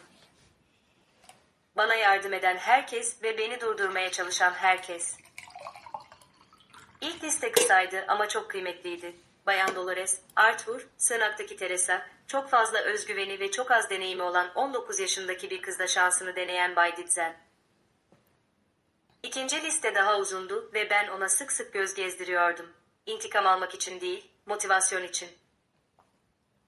Bu listedeki her isim, her bir gün haksız çıkardığım biriydi. 22 yaşında, babamın hayatı boyunca kazandığından daha fazla para kazanıyordum. Ama bunu ona bir şey kanıtlamak için yapmıyordum. Bunu yapıyordum çünkü onun hiçbir zaman anlamadığı bir şeyi öğrenmiştim. Seni çöpe atan insanlar senin sınırlarını belirleyemezler. Bunu sadece sen yapabilirsin. Nathan Reeves ile bir bina yüzünden tanıştım. Diğer her şey yüzünden de yanında kaldım. 4. yılda mimari danışmanlık gerektiren büyük bir ticari geliştirme projesi geldi.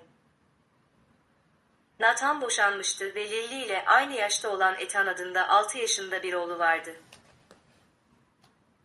O projeye atanan mimardı ve ilk görüşmemiz tamamen profesyonelceydi. Tamamen iş odaklı, hiçbir kişisel konuşma yok. İkimiz de teslim tarihlerine ve teslimatlara odaklanmıştık. İkinci görüşme farklıydı. Masamdaki Lily'nin fotoğrafını fark etti ve Ethan'dan bahsetti. İki bekar ebeveyn, her ikisi de kariyer inşa ediyordu. Her ikisi de özenle kurduğumuz hayatlarımızı karmaşıklaştırabilecek her şeye karşı temkinliydi. Çocuklarımız hakkında 20 dakika konuştuk ve proje gündemine hiç değinmedik bile. Nathan'ın tarzı şimdiye kadar yaşadığım her şeyden farklıydı. Sabırlı, profesyonel ve baskısız. Projeyi görüşmek üzere beni bir kahveye davet etti ve biz proje dışındaki her şey hakkında konuşarak bitirdik kahveyi. Çocuklarımız, boşanmalarımız ya da benim durumumda bir boşanmanın olmayışı, önemli bir şey inşa etmeye çalışırken çocukları tek başına büyütmenin zorlukları. Benim vermeye hazır olduğumdan fazlası için zorlamadı, tutamayacağı sözler vermedi. Etrafıma ördüğüm o duvarları cazibesiyle sinsice aşmaya çalışmadı. Sadece tutarlı, nazik ve sabırlı bir şekilde varlığını hissettirdi. Derekten sonra kendimi bir daha asla bir erkeğe güvenmeyeceğime, kendimi açmanın bedelinin çok yüksek, ihanet riskinin ise çok yıkıcı olduğuna ikna etmiştim. Nathan beni kelimelerle bunun aksine ikna etmeye çalışmadı. Beni eylemleriyle ikna etti. Her gün, her hafta, her ay boyunca hiçbir şey talep etmeyen, sadece hayatımda yer almaya devam etme şansı isteyen o tutarlı varlığıyla. Onu tanıdıktan 6 ay sonra Nathan'a her şeyi anlattım. Hazır olduğum için değil, arkasına bakmadan kaçıp kaçmayacağını bilmem gerektiği için. Geç bir toplantıdan sonra ofisimin önünde onun arabasında oturuyorduk. Lily bir bebek bakıcısındaydı. Ethan o hafta sonu annesindeydi.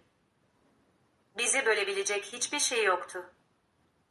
Konuşmayı kısa kesmek için hiçbir bahane yoktu.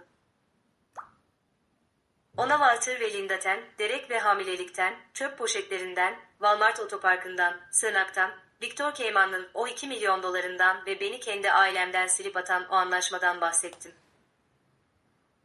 Her çirkin detayı, her utanç verici anı, 6 yıl boyunca dünyadan sakladığım her bir yarayı anlattım. Ben bitirdiğimde Nathan uzun süre sessiz kaldı. Ben ise bunu takip edecek olan o mesafeye, birbirimizi daha az görmek için uydurulacak o kibar bahanelere, insanlar hakkınızda çok fazla şey öğrendiğinde her zaman gerçekleşen o yavaşça gözden kaybolma durumuna kendimi hazırladım. "Sana bir şey sorabilir miyim?" dedi nihayet. "Evet." "Vazgeçmeyi hiç düşündün mü?" "Her bir gün." "Ama vazgeçmedin." "Yapamazdım." Lily'nin benim vazgeçmememe ihtiyacı vardı. Nathan yavaşça başını salladı. "İşte sen busun," dedi. "Bilmem gereken tek şey bu." O gece beni kapıya kadar bıraktı, beni öpmeye çalışmadı, vermeye hazır olduğumdan fazlası için ısrar etmedi. "Hiçbir yere gitmiyorum," dedi. "Bunu bilmeni isterim." "Bunu herkes söyler," diye cevap verdim ona. "Biliyorum ama bunu sana sadece söylemek yerine göstereceğim. Ve eğer bu 1 yıl, 5 yıl ya da bana inanman için ne kadar süre gerekiyorsa o kadar sürecekse varsın sürsün." Bana gökteki ayı vaat etmedi. Bana sabır vaat etti.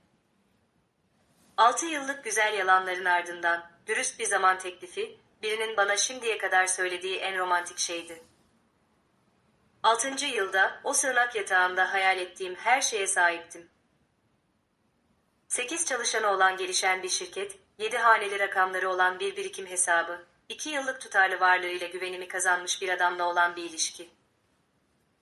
Mutlu, sağlıklı olan ve 1. sınıfa başlayan, çöpe atılmanın nasıl bir his olduğunu hiç bilmemiş bir kız çocuğu. Bir ev aramaya başladım. Birilerini etkilemek için değil, Lilli'ye bir istikrar sunmak, gerçekten bize ait olan ve kimsenin elimizden alamayacağı bir yer vermek için. O büyüyeceği ve dönüşeceği o insan olurken bu ev onun temeli olmalıydı. Bulduğum mülk aradığımdan çok daha fazlasıydı. Kingsate eski zenginlerin bölgesinde 8 hektarlık, ben bir ifade bırakmak istesem de istemesem de bir duruş sergileyen gösterişli bir mülktü. Emlakçı bana sanki oraya ait değilmişim gibi baktı. Sanki kadın sığınaklarından gelen bekar anneler milyon dolarlık mülkler satın alamazmış gibi. Ben yine de çeki yazdım. Tapu kağıtlarını 24. doğum günümde imzaladım. 8 hektar, 5 yatak odası, güvenlik kodlu bir kapı. Walter'a, Victor'a ya da beni çöpe atan herhangi birine bir şey kanıtlamam gerektiği için değil, hayatımda ilk kez buna gücüm yettiği için. Ve hiç kimse benim ya da kızımın bu güvenliğini bir daha asla elimizden alamayacaktı. Yeni araç yolumda durup arazimin üzerindeki gün batımını izlerken bilmediğim şey, geçmişin benimle işinin henüz bitmemiş olduğuydu. Westbrook'ta bir yerlerde babamın imparatorluğu çöküyordu ve o, satmış olduğu o kızı aramak üzereydi. Ama her şeyden önce babamın beni evden attığı o gece gerçekte nelerin yaşandığını öğrenecektim. Ve bu benim düşündüğüm şey değildi. Westbrook'a asla geri dönmeyeceğime yemin etmiştim. Sonra 12 milyon dolarlık bir proje, ilkelerimi bir kez daha gözden geçirmemi sağladı. Bir ticari geliştirme konsorsiyumu şehir merkezini yeniden geliştirmek istiyordu ve sorunlu mülklerin yeniden konumlandırılması konusunda uzmanlığı olan birine ihtiyaçları vardı. Bu proje tam olarak itibarımı üzerine inşa ettiğim türden bir işti. Arkamı dönüp gitmek, kariyerimin en büyük fırsatından vazgeçmek anlamına gelecekti. Nathan, üst üste 3. akşamda da beni o proje teklifine dik dik bakarken gördü. Westbrook haritaları, bir suçun delilleri gibi masamın üzerine yayılmıştı. "Saatlerdir buna bakıyorsun," dedi. "Seni durduran ne?" Parmağımla eskiden bildiğim bir caddenin üzerinden geçtim. Şehir merkezinden ailemin evine giden o rotayı, 7 yıldır hiç geçmediğim bir yolu çizdim. "Orada büyüdüm," dedim ona. "Ailem orada ya da onlardan geriye ne kaldıysa." Nathan bir an sessiz kaldı. Sonra tüm bahanelerimi paramparça eden o şeyi söyledi. "Sen bir imparatorluk kurdun Paula. Oraya geri dönmek bir geri çekilme değil, fetihtir." Haklıydı. 7 yılımı Westbrook'tan kaçarak ve babamın gölgesinden olabildiğince uzakta yeni bir hayat kurarak geçirmiştim. Ama gölgelerin gücü sadece karanlıktadır.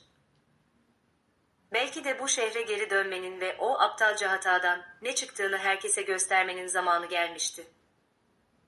Ertesi sabah konsorsiyumu aradım ve projeyi kabul ettim. Westbrook'a doğru yaptığım o sürüş, sadece yanlış yöne giden bir zaman makinesine binmişim gibi hissettirdi. Her sokak köşesi, gömmeye çalıştığım bir anıyı barındırıyordu, görünmez olduğum lise. Derek'in benden numaramı ilk kez istediği o küçük restoran. Evsiz ve hamile bir genç kız olarak ilk gecemi geçirdiğim o Walmart otoparkı. Gözlerimi sadece yola diktim. Herman Motors'un veya ailemin evinin önünden geçmedim. Bazı hayaletleri rahatsız etmemek en iyisiydi, en azından şimdilik. Proje alanı, şehrin kenarında terk edilmiş bir sanayi bölgesiydi. Onlarca yıl önce kapanmış fabrikalar, kırık pencereler, grafitiler ve geliştiricilerin bir fırsat olarak gördüğü türden bir kentsel çöküş. Konsorsiyumun avukatları, yatırımcıları ve şehir yetkilileriyle bir araya geldim. Analizimi, muhtemelen babamın 20 yıl önce anlaşmalar yaptığı o aynı konferans salonunda sundum. Kimse adımı tanımadı. Kimse beni Walter Herman veya onun batan otomobil bayileriyle ilişkilendirmedi. Ben sadece şehir dışından gelmiş bir başka danışmandım. Profesyonel, yetkin ve tamamen anonim. Toplantıdan sonra yatırımcılardan biri yanıma geldi. Pahalı takım elbiseli, yaşlıca bir adamdı. Nesiller boyu biriken bileşik faizden gelen o kayıtsız zenginlik tarzına sahipti. Kartvizitimi okuyarak, Herman, dedi.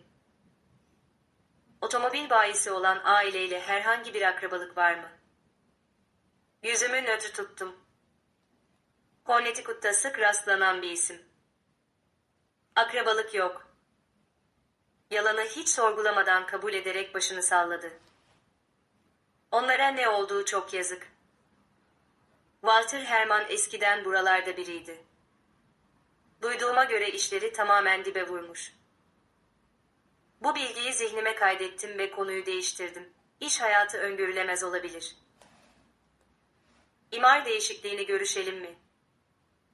Walter Herman'ın işleri tamamen dibe vurmuş. Bir yabancı tarafından öylesine söylenmiş 7 kelime ve aniden benim o profesyonel duruşum, 7 yıllık karmaşık bir tatmin duygusuna karşı savaşmaya başladı. Babamın imparatorluğunun bir gün çökeceğini zaten biliyordum. Kar uğruna kızlarını satan adamlar nadiren iyi uzun vadeli kararlar alırlar. Ama bunu bizim hikayemizi bilmeyen birinden doğrulanmış olarak duymak, bunu yepyeni bir şekilde gerçek kıldı. Gerçek, 7 yıllık tozun ve belediyenin umursamazlığının altına gömülmüş bir şekilde bir mahzen arşivinde beni bekliyordu. Geliştirme alanı için durum tespiti, due diligence yapıyor, tapu kayıtlarını ve mülkiyet geçmişlerini kontrol ediyordum. Daha önce yüzlerce kez yaptığım standart bir işti. County yetkilisinin ofisi, eski dosyaları küf ve unutulmuş kağıt kokan bir mahzende saklıyordu.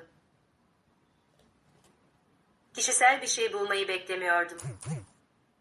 Sadece işimi yapıyordum. Sonra tanıdığım bir isim gördüm. Herman Motors LLC. Babamın şirketi, şu an geliştirme projesinin bir parçası olan bir arazinin mülkiyet zincirinde yer alıyordu. Belgeye uzun uzun dik dik baktım ve gördüğüm şeyi anlamaya çalıştım. Walter Herman, Westbrook'ta ticari gayrimenkullere sahipti. Hiç bahsetmediği mülkler. Görünüşe göre yıllar önce, ilk bakışta net olmayan koşullar altında devredilmiş mülkler. Daha fazla dosya çekmeye, daha fazla bağlantıyı takip etmeye başladım. Ailemin sırlarının daha da derinlerine giden bir kağıt izini sürüyordum. Bulduğum şey beni o kadar hızlı bir şekilde koltuğuma oturttu ki neredeyse sandalyeyi ıskalıyordum. Ben evden atılmadan 7 yıl önce Walter, ticari gayrimenkul işine girmeye çalışmıştı. 3 mülk satın almak için borç para almış, tadilatlara büyük yatırımlar yapmış ve pazar ona sırtını döndüğünde her şeyi kaybetmişti. Toplam kayıp yaklaşık 400 bin dolardı, sahip olmadığı bir para. Servetinden çok hırsı olan bir adama kredi vermeye hazır olan birinden ödünç aldığı bir para. Kredi belgeleri bir sonraki klasördeydi ve borç verenin adı odanın etrafında dönmesine neden oldu. Victor Kelman. 400 bin dolarlık özel kredi, Derek ile hiç tanışmadan 3 ay öncesine tarihlenmişti.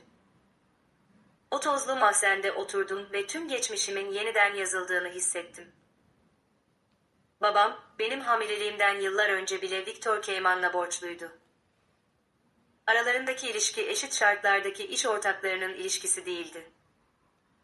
Bu, alacaklı ve borçlu, efendi ve köle ilişkisiydi.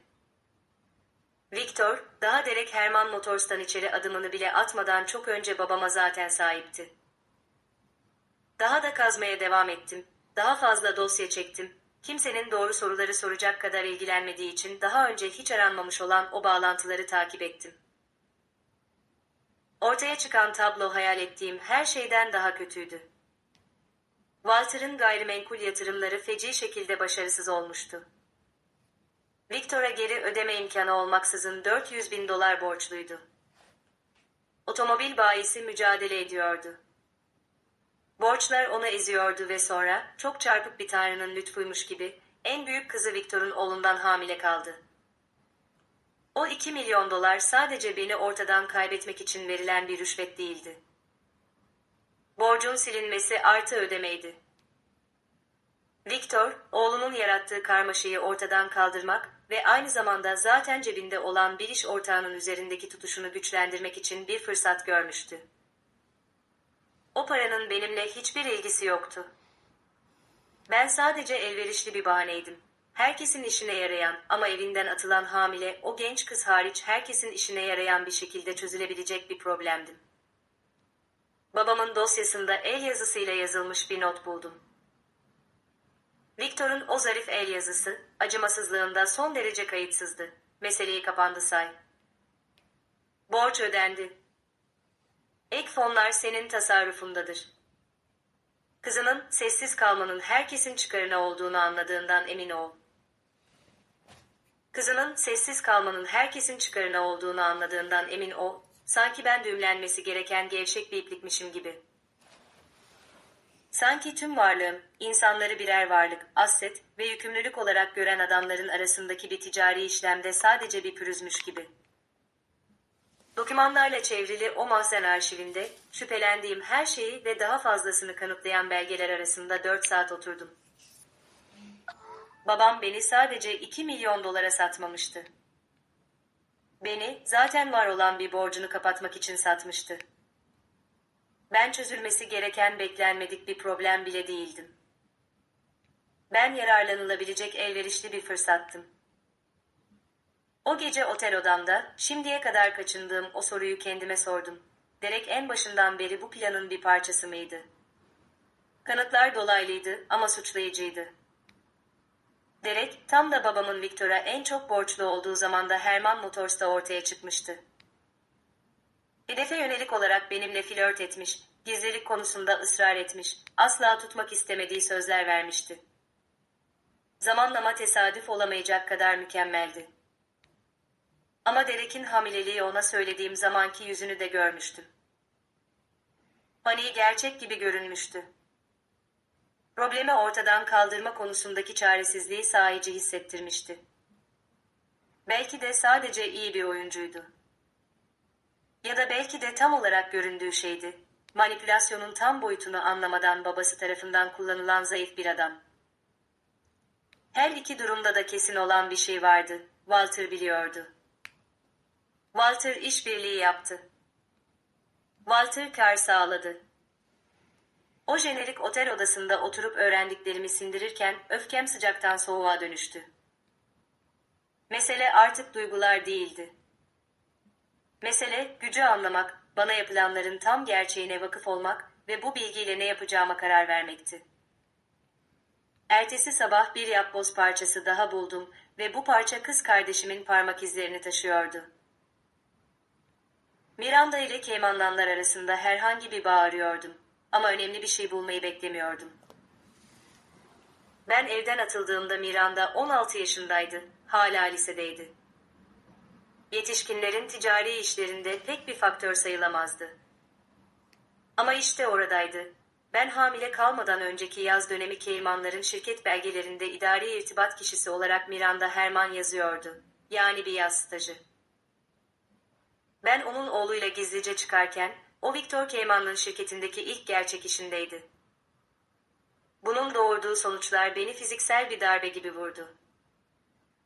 Miranda o şirketin içindeydi.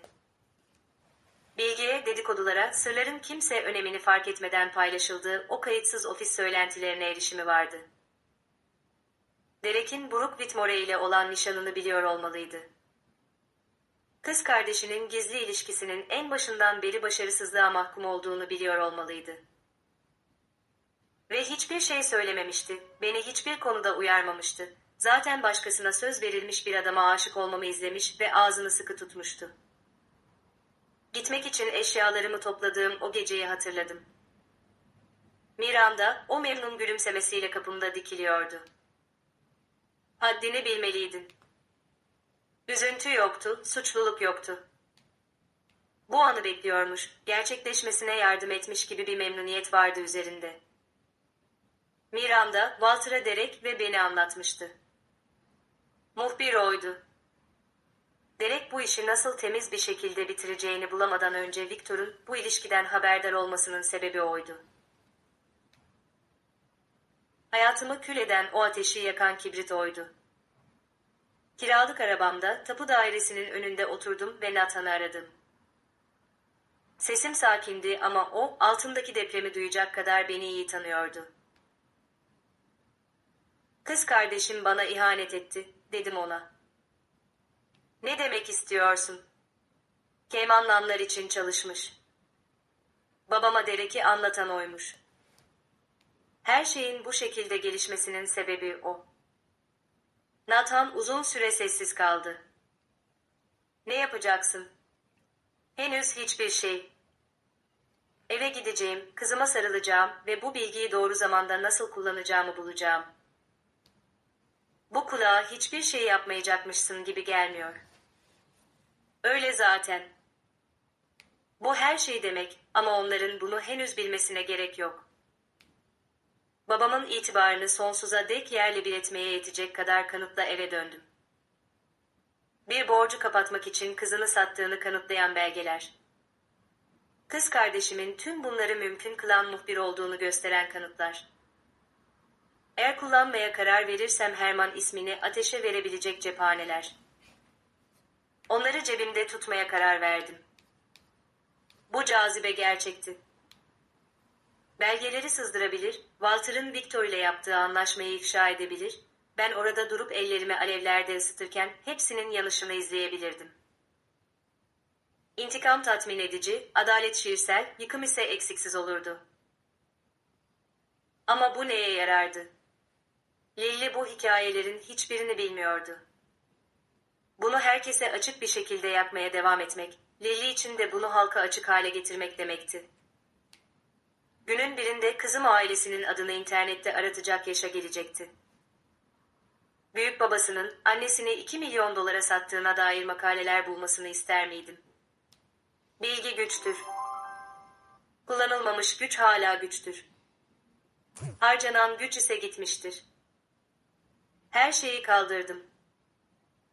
Fiziksel kopyalar elimdeki çelik kasada, dijital kopyalar ise sadece benim erişebildiğim şifreli bir sürücüde duruyordu.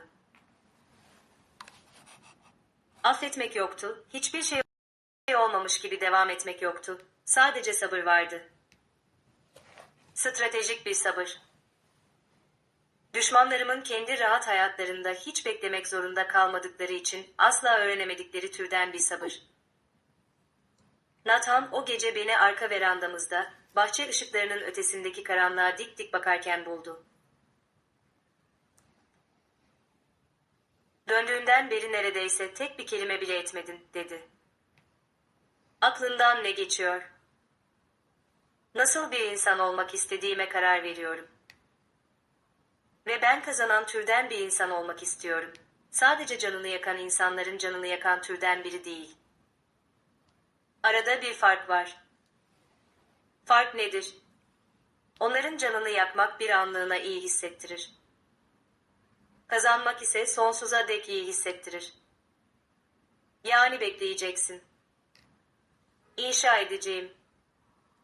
İnşa etmeye devam edeceğim. Ve günün birinde bana gelirlerse, benden bir şeye ihtiyaç duyarlarsa, onların gözlerinin içine bakmak ve zayıflıktan değil, güçten kaynaklanan bir seçim yapmak için ihtiyacım olan her şeye sahip olacağım.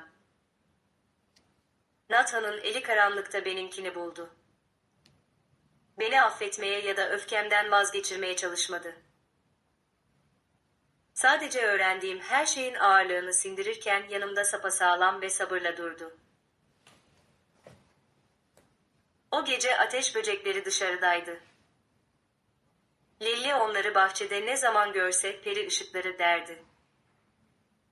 Onların karanlıkta yanıp sönüşünü izledim ve 7 yıl boyunca benden saklanan tüm o sırları düşündüm.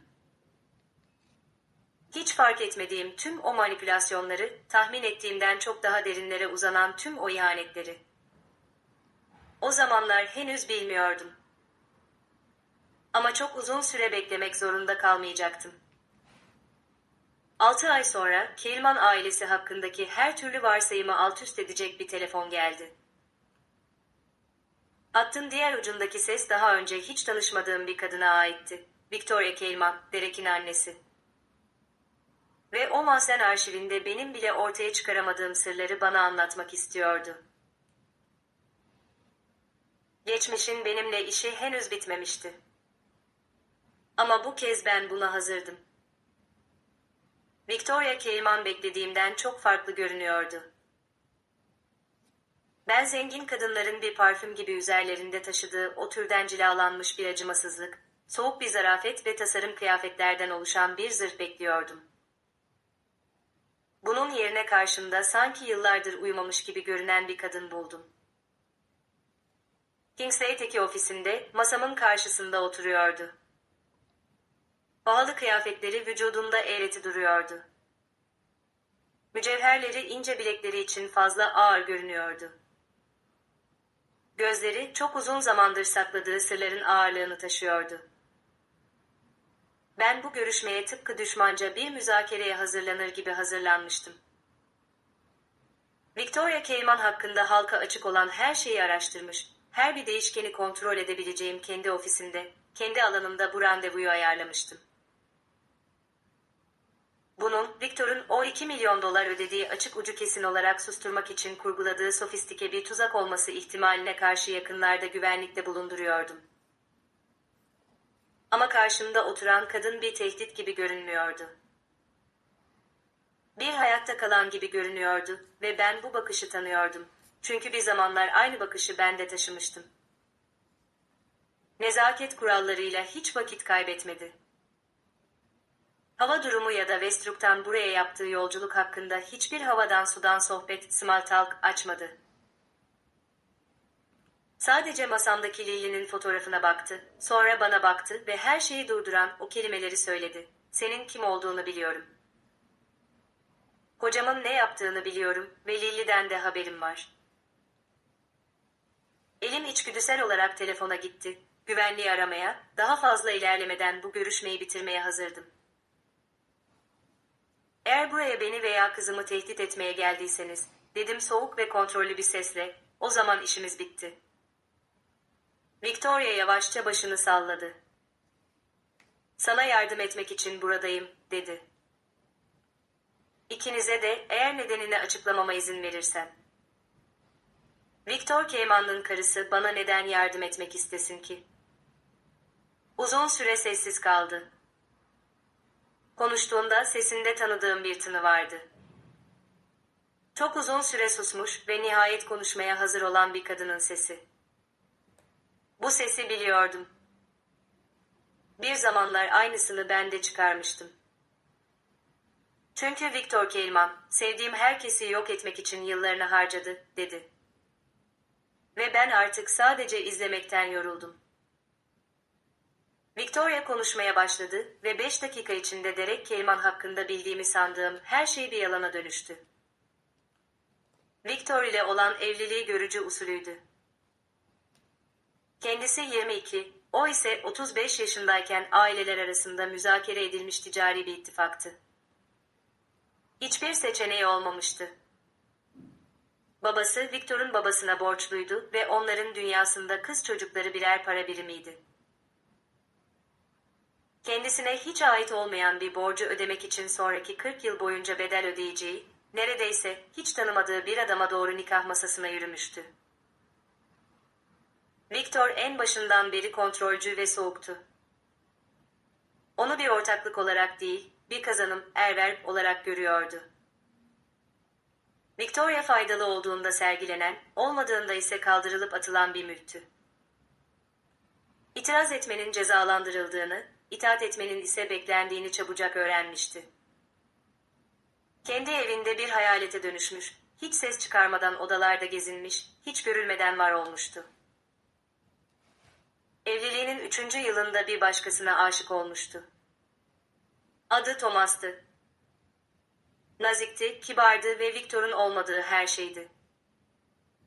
Victor bu ihaneti keşfederse neler olacağından korktukları için, ilişki bitirilmeden önce sadece 6 ay sürmüştü. Ama bu ilişkiden gizleyemeyeceği bir şey doğmuştu. Derek, dedi Victoria, sesi neredeyse bir fısıltıdan farksızdı. Derek, Victor'un biyolojik oğlu değil. Kelimeleri sindirmeye çalışarak ona dik dik baktım. Derek Keyman, beni terk eden adam, kızımın DNA'sını taşıdığı o adam, Victor Keyman'ın çocuğu değildi. 30 yıl önce bitmiş bir ilişkide peydahlanmış, Thomas adında bir adamın oğluydu. Victor bunu Derek 2 yaşındayken öğrendi diye devam etti Victoria. Rutin bir şey için yapılan bir kan testiyle. Kan grupları uyuşmuyordu. Bunu 30 yılı aşkın bir süredir biliyor ve Derek'in bundan haberi yok. En ufak bir fikri bile yok. Bunu kimse bilmiyor. Victor, Thomas'ın ortadan kaybolmasını sağladı ve eğer bunu birine anlatırsam Derek'in acı çekeceğini anlamamı sağladı. Doğurduğu sonuçlar dalgalar halinde üzerime çullandı. Victor, Derek'in kendi oğlu olmadığını 10 yıllardır biliyordu.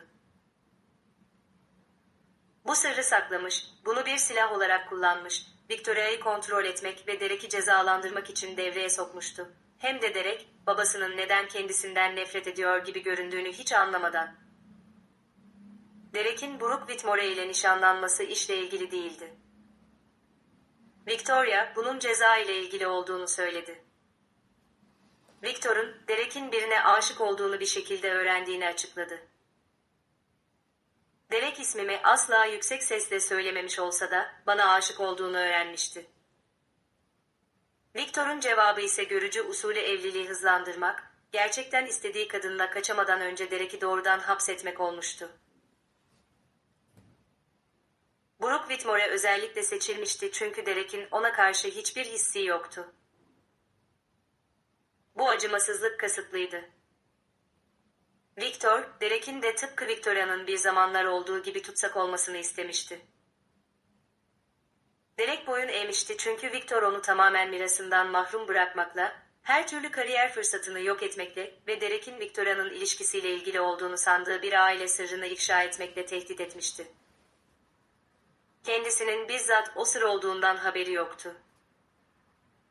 Victor'un onun üzerinde tuttuğu silahın kendi varlığı olduğunu bilmiyordu. Yani Derek, babası onu tehdit ettiği için beni terk etti, dedim. Kelimeler ağzımdan dümdüz çıktı. Bir soru değil, bir suçlama değil, sadece anlamaya çalıştığım bir gerçeğin tespitiydi. Derek seni terk etti çünkü zayıftı, diye karşılık verdi Victoria. Onu mazur göstermek için burada değilim. Burada Victor'un bunun her anını bizzat yönettiğini açıklamak için bulunuyorum. Seninle tanıştığı o zamanlama, ilişkiyi bitirmesi için yapılan baskı, Brooke ile evlilik, her şey Victor'un planıydı. Ama neden? Victor neden beni umursasın ki? Ben hiç kimsedim. Sen Walter Herman'ın kızıydın ve Walter Herman kocama borçluydu. Victor'un dünyasında her şey bir kozdur. 8 yılımı Derek'ten zayıflığı yüzünden nefret ederek geçirmiştim. Babasının bu zayıflığı kasten tasarladığını, bunu Derek'in sevebileceği herkese karşı kullanılabilecek bir silah gibi büyüttüğünü öğrenmeyi beklemeyerek geçirmiştim. Derek masum değildi. Yine de beni terk etme kararını o vermişti. Ama bu kararı, baskının neden bu kadar amansız olduğunu hiç anlamadan, babasının çizmesi altında dururken vermişti. Sonra Victoria damarlarımdaki kanı donduracak bir şey söyledi. Seni 6 yıldır izliyorum. Kelimeler aramızda havada asılı kaldı. 6 yıldır izlenmek. Hiçbir zaman sandığım kadar görünmez olmadığımın aniden farkına varmamla tenim ürperdi. Westbrook'tan ayrıldıktan sonra, diye açıkladı Victoria, bu bende bir takıntı haline geldi. Suçluluk duygusu eziciydi. Benim ailem senin hayatını mahvetmişti. Oğlum seni terk etmişti. Kocam senin ortadan kaybolman için para ödemişti. Hayatta kalıp kalmadığını bilmek zorundaydım. Bebeğin yaşayıp yaşamadığını bilmek zorundaydım. Özel bir dedektif tutmuş, sığınaktan küçük daireye, büyüyen şirketten Kingslate'deki mülke kadar olan yolumu takip etmişti. Uzaktan izlemiş, her dönüm noktasını, her mücadeleyi, her zaferi belgelemişti. Asla müdahale etmemiş, hiç iletişim kurmamış, sadece izlemiş, beklemiş ve ailelerinin daha başlamadan bitirmeye çalıştığı o hayatın bir kaydını tutmuştu. Çantasından bir klasör çıkarıp masamın üzerine koydu. İçinde fotoğraflar, raporlar, hiçbir zaman ruhumun bile duymadığı 6 yıllık bir gözetim vardı. Lily, benim kanımı taşıyan tek torunum, dedi Victoria. Victor'un kanını değil, benim ve Thomas'ın kanını. O her şeyden doğan tek iyi şey. Klasöre dokunmadan öylece baktım. Hayatımın 6 yılı, daha önce hiç karşılaşmadığım bir kadın tarafından belgelenmişti. Özel olduğunu sandığım her an kayda alınmış ve dosyalanmıştı. Bu ihlal çok derindi ama Victoria'nın gözlerinde, masamdaki Lily'nin fotoğrafına bakarken beliren o özlem de bir o kadar derindi. "Neden şimdi?" diye sordum. "Tüm bu zamandan sonra neden şimdi bana geliyorsun?" "Çünkü işler değişti. Victor 3 ay önce felç geçirdi. Ölüyor ve vasiyetini değiştiriyor. Geri kalanı bir çırpıda dökülüverdi. Victor zayıflamıştı ama miras planlarını değiştirecek kadar hala bilinci yerindeydi. Son acımasızlık eylemi, Lily'nin servetinden tek bir sent bile görmemesini sağlamaktı. Yeni vasiyet, meşru evliliklerin dışında doğan tüm çocukları açıkça dışarıda bırakıyordu. Derek'in Brooke ile olan meşru çocukları her şeyi miras alacaktı. Biyolojik olarak onun torunu olan Lily, son bir kez daha silinecekti. Servet oldukça büyüktü. Cayman Corp yaklaşık 80 milyon dolar değerindeydi. Victoria'nın elinde Lily'nin Derek'in biyolojik çocuğu olduğunu kanıtlayan belgeler vardı. Benim bilgim olmadan toplanan DNA kanıtları, muhtemelen yıllar önce, Victoria kendi takip dosyasını oluştururken çöpe atılmış bir bardaktan veya bir saç telinden elde edilmişti. Lily'nin mirası için savaşacak mıydım? Victoria'nın doğrudan sormadan sorduğu soru buydu. "Neden Victor Cayman'ın parasını isteyeyim ki?" diye cevap verdim. "Ben kendi paramı kendim kazandım." "Mesele para değil," dedi Victoria. "Mesele itibar. Mesele Lily'nin tanınma hakkı."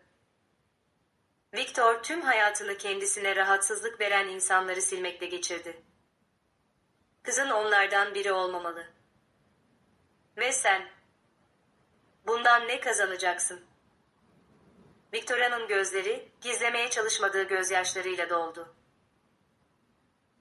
Ben ölmeden önce doğru bir şey yapma şansı elde edeceğim. Thomas'tan bir şeylerin, benden bir şeylerin bu dünyada hayatta kalmasını sağlama şansı elde edeceğim. Lily. O şey işte o. Bana belgeleri, avukatının iletişim bilgilerini ve nasıl vereceğimi bilmediğim bir kararı bırakıp gitti. Milyonlarca dolar. Kızımın, o daha doğmadan onu çöpe atan bir aileden gelen doğuştan gelen hakkı. Onların parasını istemiyordum ama Lily adına bu kararı verme hakkına sahip miydim? Bu argüman saatlerce kafamın içinde döndü durdu. Mirasın peşine düşmek, Lily'nin hayatını Cayman ailesinin dramasını açmak demekti. Bu, Derek'i onun babası olarak ifşa etmek demekti ki ben bundan 8 yıldır kaçınmıştım.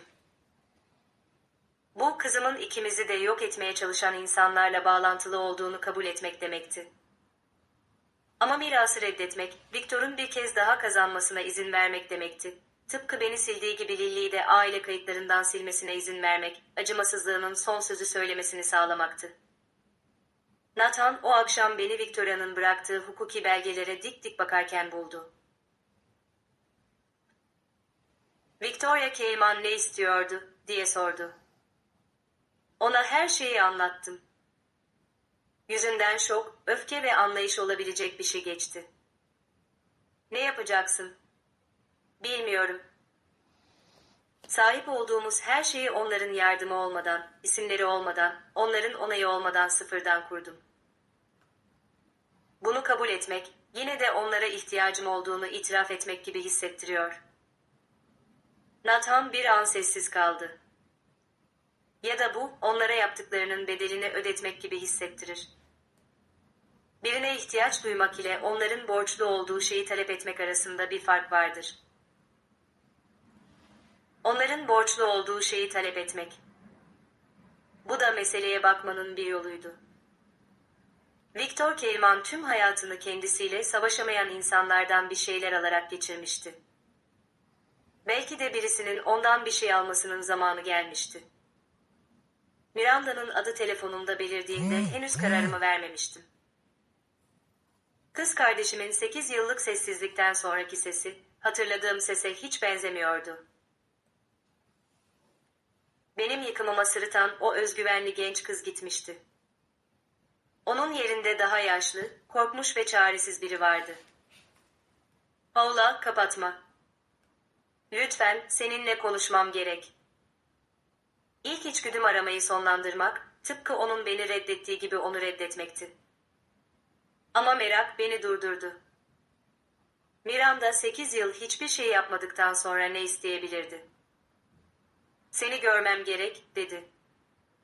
Mesele annem ve mesele babam. İşler kötü durumda Paula, gerçekten çok kötü. Ve sen de yardım ettiğin, çöpe attığın kız kardeşini aramanın bir çözüm olacağını düşündün. Biliyorum, benden muhtemelen nefret ediyorsun. Buna her türlü hakkın var ama annem iyi değil ve babamın işleri çökmenin eşiğinde. Ne yapacağımı bilmiyorum. Sesindeki korku gerçekti, numara bir duygu değildi. Eskiden komutla dökebildiği o timsah gözyaşları yoktu. Daha önce hiç korkmak zorunda kalmamış birinin gerçek korkusuydu bu. Ne yaptığın ve ne yapmadığın hakkında buluştuğumuzda konuşuruz, dedim ona. Sana bir adres göndereceğim. O cevap veremeden telefonu kapattım. Görüşmeyi kontrol etmenin verdiği o tatmin duygusu küçüktü ama gerçekti. Beni Miranda aramıştı, tersi değil. Eskiden aramızda nasıl bir güç dinamiği varsa, şimdi tamamen tersine dönmüştü. O gece 2 karar verdim. İlki Victoria'nın teklifiyle ilgiliydi. Para için değil, Lily'nin tanınma hakkı için o mirasın peşine düşecektim. Victor Keleman tüm hayatını insanları silerek geçirmişti. Benim kızımı da silemeyecekti. Para, Lily için bir güven fonuna, Trust Fund aktarılacaktı. Nereden geldiğini anlayacak yaşa geldiğinde onunla ne yapacağına kendisi karar verebilirdi. İkincisi Miranda ile ilgiliydi. Onunla buluşacaktım. Annemiz hakkında söyleyeceklerini dinleyecektim ama benim yıkımımdaki rolü hakkında ne bildiğimi ifşa etmeyecektim. Henüz değil. Bilgi güçtür. Ve ben gücü tatmin edici olduğu zamanda değil, doğru zamanda kullanmayı öğreniyordum. Ertesi sabah Victoria Cayman'la aradım ve ona varım, dedim. O ağladı. Ben ise ağlamadım. Sonra Miranda'ya Kingsley ile Westbrook'un tam ortasındaki bir kafenin adresini gönderdim. Tarafsız bölge, kontrollü ortam. Geçmişimden 2 kadın, her ikisi de benden bir şey istiyordu. Victoria kefaret istiyordu. Miranda ise kurtarılmak. İkisinden birini verip veremeyeceğimden emin değildim ama onları dinleyecektim. Çünkü o 2 çöp poşetiyle sokağa atılan kız artık yoktu. Onun yerinde bilgi toplayan, seçenekleri tartan ve güçten kaynaklanan kararlar alan bir kadın vardı. Babamın imparatorluğu çöküyordu. Kız kardeşimin korkuları vardı. Annem acı çekiyordu ve 8 yıldır ilk kez bana ihtiyaçları vardı. Soru şuydu, benim neye dönüştüğümü öğrenmeleri için onları kendime yeterince yaklaştıracak mıydım? Miranda 17 dakika geç kaldı. Biliyordum çünkü geçen her bir dakikayı tek tek saymıştım. Stanford'da lüks bir kafede, tarafsız bölgede oturuyor, kapıyı gözlüyor ve geçen her dakikanın maliyetini hesaplıyordum. Seçtiğim masa en arka köşedeydi, sandalyemin arkası duvara dönüktü, böylece içeri giren herkesi görebiliyordum. 8 yıllık hayatta kalma mücadelesi bana sırtımı asla kapıya dönmemeyi öğretmişti. Bu buluşma için bilinçli olarak giyinmiştim. Profesyonel, pahalı ve başarılı. Her bir kıyafet parçası bir zırhtı. Her bir aksesuar, kız kardeşim babamızın parasını harcayıp ben yokmuşum gibi davranırken, benim neleri sıfırdan inşa ettiğimin birer hatırlatıcısıydı. Miranda'nın neyi yok etmeye çalıştığını tam olarak görmesini istiyordum. Çöp poşetlerini toplarken izlediği o kızın sonsuza dek yok olduğunu anlamasını istiyordum. Beklemek kendine has bir güçtü. Miranda'nın geç kaldığı her dakika, benim burada oturup gitmeli miyim diye karar verdiğimi, onun benim zamanıma değip değmediğine karar verdiğimi bildiği bir dakikaydı. Koşullar o kadar eksiksiz bir şekilde tersine dönmüştü ki, bileğimdeki pahalı saate bakarken kendimi yakaladığımda neredeyse gülecektim. 8 yıl önce hiçbir şeyim yoktu. Şimdi ise her şeyim vardı. Ve buluşma için yalvaran taraf kız kardeşimdi. Oraya gelmeden önce bildiklerimi bir kez daha kontrol etmiştim. Miranda'nın ben hamile kalmadan önceki yaz Keymankorp'taki stajı. Onun oradaki varlığını görmezden gelmeyi imkansız kılan o zamanlama. Babama Derek ve benden bahseden kişinin o olma ihtimali. Artık elimde kanıtlar, üzerinde onun adının olduğu belgeler vardı. Belki de yeniden inşa etmek isteyebileceği her türlü ilişkiyi yerle bir edebilecek kanıtlar. Ama bunu henüz ifşa etmeyecektim. Nathan'ın o sabahki tavsiyesi kafamın içinde yankılandı. Bırak kararlarını öfken değil, strategin versin. Bilgi toplamak için buradayım, saldırmak için değil. Eğer zahmetine değeceğine karar verirsem, saldırı daha sonra da gelebilirdi. Miranda saat başını 17 dakika geçe kapıdan içeri girdi ve bir an için onu tanıyamadım. Benim yıkımıma sırıtan o özgüvenli genç kız gitmişti. Onun yerinde sanki günlerdir ağlamış gibi görünen, sağlıktan ziyade strese işaret eden bir şekilde aşırı zayıflamış bir kadın vardı. Üzerine artık tam oturmayan o tasarım kıyafetler, sanki onları başka bir insanken satın almış gibiydi. Kafede hızla gezinen ve nihayet beni köşede bulan gözler. Sanki birisi son 8 yılı onun yüzünden çalmıştı. O altın çocuğun, her şeyi miras alması gereken o ayrıcalıklı kızın yüzünden. Ve şimdi seçenekleri tükenmiş birinin o çaresiz umuduyla bana doğru yürüyordu. Miranda hiçbir şey sipariş etmeden karşıma oturdu. Uzun bir süre ikimiz de konuşmadık. Tanıdık yüzleri olan iki yabancı gibi sadece birbirimize baktık. Benim dış görünüşümü, kıyafetlerimi, mücevherlerimi, tam olarak kim olduğumu ve ne değerde olduğumu bilmekten gelen o sakin özgüveni nasıl süzdüğünü gördüm. Onun ne gördüğünü merak ettim. Umarım gördükleri onu korkutmuştur. Paula, dedi nihayet, benimle buluştuğun için teşekkür ederim. Cevap vermedim, sadece bekledim. Sessizliği ne için geldiyse onunla doldurmasına izin verdim. İnsanların o asıl konuşmadan korktuklarında yaptıkları gibi, o da havadan sudan sohbetle small talk başladı. Kafenin güzel olduğundan, yolun uzun sürdüğünden bahsetti. Benim şirketim hakkında iyi şeyler duyduğunu söyledi. Gerçek konuşmaya girmeden önce 2 dakika boyunca gevezelik etmesine izin verdim. Beni 8 yıl sonra buranın dekorasyonu hakkında konuşmak için aramadın, dedim. Ne istiyorsun Miranda? Yüzü anında düştü. Korumaya çalıştığı o sakin duruş, bir cam gibi paramparça oldu ve altından ham ve korkmuş bir şey çıktı. Babamızdan bahsetmeye başladı. Batan işlerden, büyüyen borçlardan, her şeyin çöküşünden. Herman Motors iflas etmişti. Evin üzerinde 3 ayrı haciz vardı. Walter haftalardır doğru dürüst uyumamıştı ve uyuduğunda da hayatı boyunca inşa ettiği, her şeyi kaybettiği kabuslardan çığlıklar atarak uyanıyordu. Ve bu beni tam olarak nasıl etkiliyor, diye sordum. Sen onun kızısın. Sen ailesin. Ben 8 yıl önce de aileydim. Hayatımı çöp poşetlerine sığdırmam için bana 1 saat verdiğinde bunun hiçbir önemi yokmuş gibi görünüyordu. Miranda irkildi. Gerçekten irkildi, sanki kelimelerin fiziksel bir ağırlığı varmış gibi.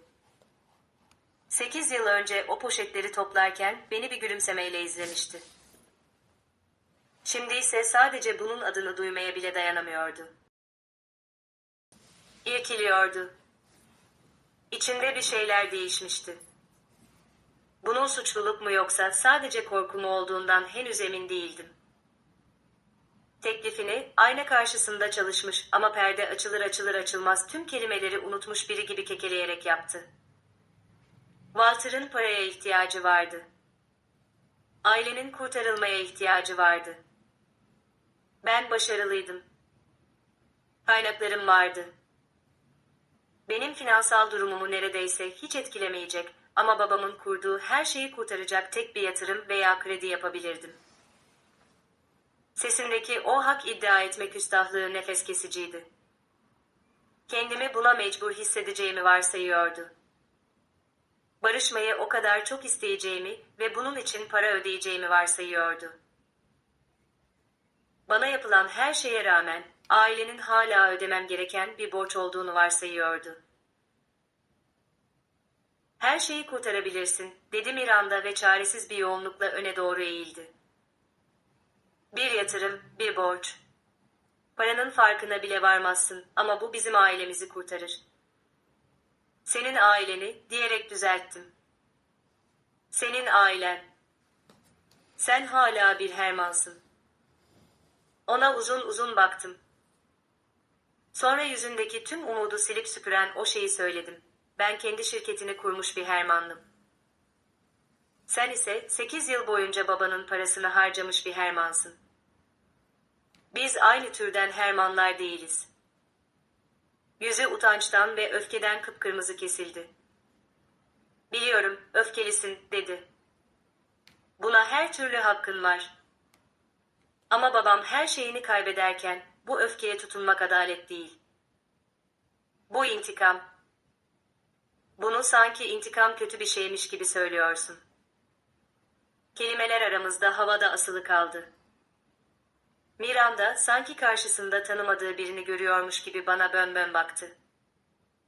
Belki de öyleydi. Hatırladığı kız kardeşi, onaylanmak için can atan, hiç para almadan çalışmaya hazır, kimse çabalarını takdir etmese bile faydalı olmak için hevesli olan bir kızdı. O kız artık yoktu. Çöp poşetleri, Walmart otoparkları ve yoktan bir şeyler inşa edilen yıllar tarafından yakılıp kül edilmişti. Miranda'nın tam olarak ne kadar çok şey bildiğimi anlamasının vaktinin geldiğine karar verdim. Babama yardım etmekten bahsetmeden önce, dedim, ben hamile kalmadan önceki o yazdan bahsedelim. Cayman Korporatı'ndaki stajından. Miranda'nın yüzünden kan o kadar hızlı çekildi ki bir an bayılacağını sandım. Neye işaret ettiğimi anında anladı. Sırrının artık bir sır olmadığını anladı. Neden bahsettiğini bilmiyorum, diyerek kıvırmaya çalıştı. Ama bu yalan acınasıydı. Önüne serdim. Üzerinde onun adının olduğu bulduğum belgeleri. Onun Cayman Corp'taki varlığını görmezden gelmeyi imkansız kılan o zamanlamayı. Babama Derek ve benden bahseden kişinin o olma ihtimalini. Tüm parçalar bir araya getirildiğinde kaçınılmaz olan o sonucu. Babama Derek ve benden sen bahsettin, dedim. Bunu Victor'un insanlarına sen söyledin. Her şeyin bu şekilde gelişmesinin sebebi sensin. Ben söylemedim, diye başladı ama sesi titriyordu. Yani bir keresinde laf arasında bahsetmiştim ama onların ne yapacağını bilmiyordum. Victor Cayman'ın şirketine, oğlunun senin kız kardeşinle gizlice çıktığını söylersen bunun sonuçları olacağını bilmiyordun öyle mi? 16 yaşındaydın, 6 değil. Onlar bunun sadece bir ofis dedikodusu olduğunu söylediler. Bu bilgiyle ne yapacaklarını bilmiyordum. Onların bununla ne yapacağı umurunda bile değildi. Sen kıskançtın. Sonunda birinden ilgi görüyordum ve sen buna katlanamadın. Miranda ağlamaya başladı. Yüzünden gerçek gözyaşları süzülüyordu. Maskarası çenesine doğru koyu çizgiler halinde akıyordu. Acınası görünüyordu. Tam olarak olduğu gibi görünüyordu. Kız kardeşinin hayatını mahvetmeye yardım etmiş ve şimdi ancak bunun sonuçlarını hissetmeye başlayan bir kadın. Beni buralardan uzaklaştırmak istiyordun, diye devam ettim ve bunu başardın da. O yüzden şimdi 8 yıl sonra burada oturup beni çöpe atan insanları kurtarmamı isteme. Sen de onlardan biriydin. Daha şiddetli ağladı. Hiçbir şey hissetmedim. O gece kapımda dururkenki gülümsemesini hatırladım. Nihayet demişti, sanki benim yıkımım ambalajını açmak için sabırsızlandığı bir hediye paketiymiş gibi. Benim silinip gidişimi kutlayan o kadını teselli etmeyecektim. Sonra Miranda hiç beklemediğim bir şey söyledi. Annem bunu yapmaması için ona yalvardı. Bu kelimeler öfkemi bıçak gibi kesti ve beni duraksattı. Ne? O gece, dedi Miranda, sesi ağlamaktan boğuklaşmıştı. Sen eşyalarını toplamak için yukarı çıktıktan sonra annem ve babam kavga ettiler. Onları kapının arkasından duydum. Annem ağlıyordu ve ona bunu sana yapamayacağını söylüyordu. Onu terk etmekle tehdit etti. Seninle birlikte gideceğini söyledi. Ona bön baktım ve bu bilgiyi sindirmeye çalıştım. Annem benim için savaşmıştı. Babam beni sürgüne mahkum ederken yemek masasında patateslerine dik dik bakan annem aslında bunu durdurmaya çalışmıştı. Ne oldu peki? Babam ona, eğer giderse ikimizi de bir daha asla göremeyeceğini söyledi. Onun geçmişi hakkında bilgilere sahip olduğunu, kimseye anlatmak istemeyeceği bir şey olduğunu söyledi. Eğer kızlarını ondan almaya kalkışırsa, bunu onu yok etmek için kullanacağını söyledi. Miranda elinin tersiyle gözlerini sildi, maskarayı yanaklarına daha da çok bulaştırdı. Annem o geceden beri farklı, sanki içindeki bir şey öylece durmuş gibi. Rutin hareketleri yapıyor ama aslında orada değil. Babam onun içinde bir şeyleri kırdı. Gidebilirdi, dedim ama sesim o keskinliğinin bir kısmını kaybetmişti. Beni bulabilirdi. Başka bir seçim yapabilirdi. Korkuyordu. Ondan her zaman korkardı. Korkmuş olmak. Kendi kızının çöpe atılmasını izlemeyi ve hiçbir şey yapmamayı mazur göstermez. Hayır, diyerek Miranda kısık bir sesle onayladı. Göstermez ama belki de açıklar. Bir an bununla öylece kaldım. 8 yılımı annemin sessizliğinden nefret ederek geçirmiştim.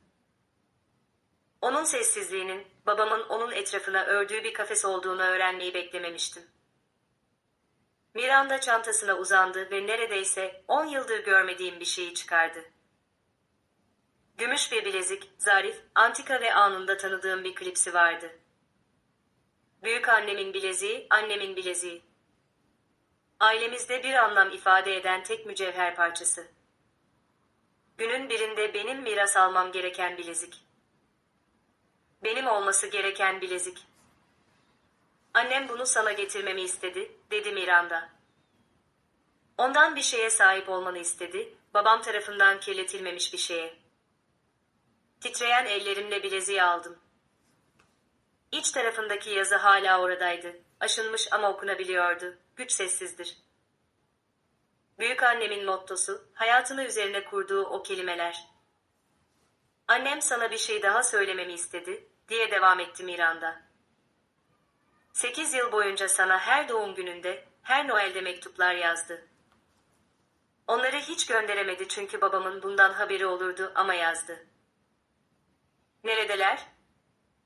Onları sakladı. Kendisine bir şey olursa onlara senin sahip olmanı söyledi. Seni düşünmekten hiç vazgeçmediğini bilmeni istedi.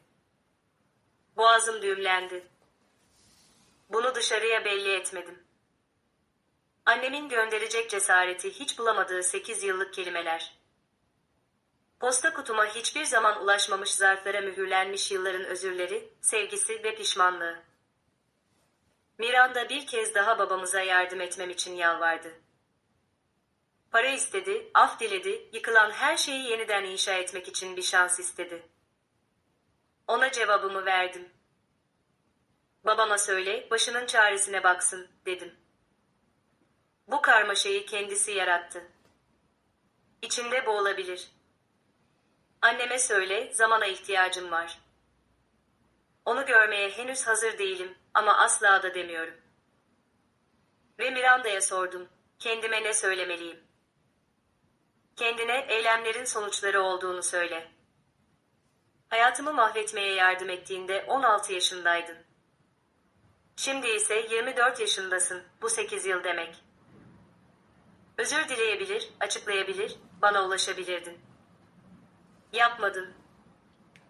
Bu yüzden sadece sonunda bunu deneyecek kadar çaresiz kaldın diye kollarımı açmamı bekleme. Miranda yavaşça başını salladı.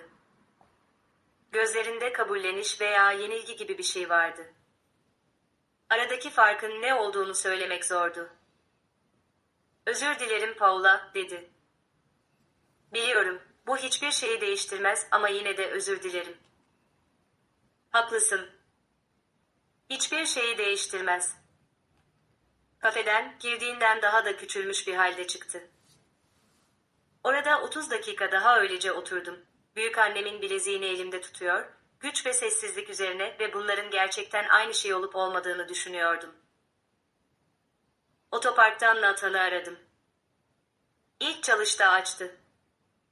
Nasıl geçti? Ona her şeyi anlattım. Miranda'nın itirafını, annem hakkındaki gerçeği, bileziği, hiç gönderilmemiş olan o mektupları. Yani babana yardım etmiyorsun, dedi Nathan ben bitirdiğimde. Peki ya annene?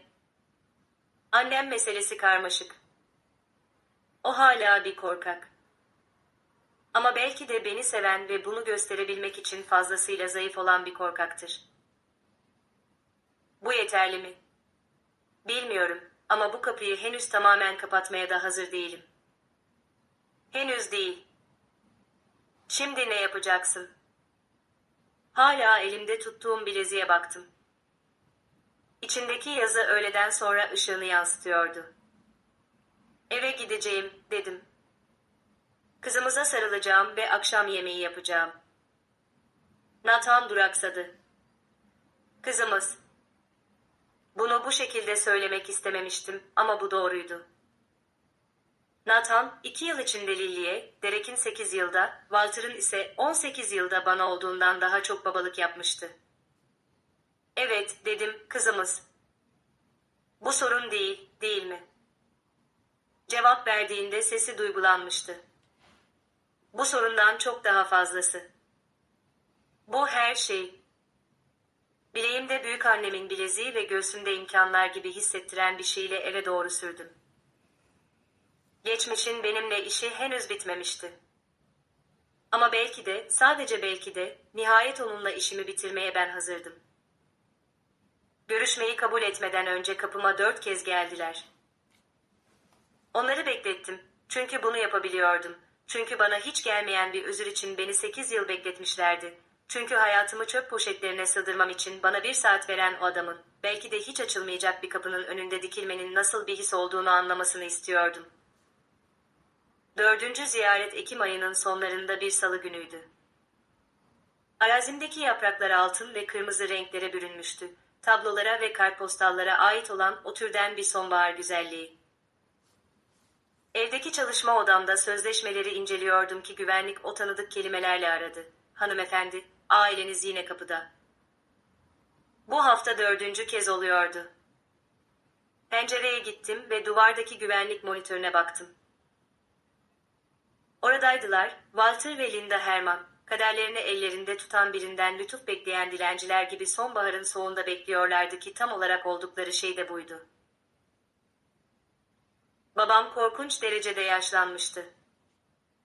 Finansal çöküşün stresi, 8 yıl önce orada olmayan çizgiler halinde yüzüne kazınmıştı. Kıyafetleri pahalıydı ama yıpranmıştı. Paranın akışı durduğunda kalitesini koruyan ama yaşını gösteren o türden kıyafetler. Sürekli saatine bakıyordu. Sanki zamanı hala çok kıymetliymiş. Sanki hala yapacak daha önemli bir işi varmış gibi o eski sabırsızlık alışkanlığıyla.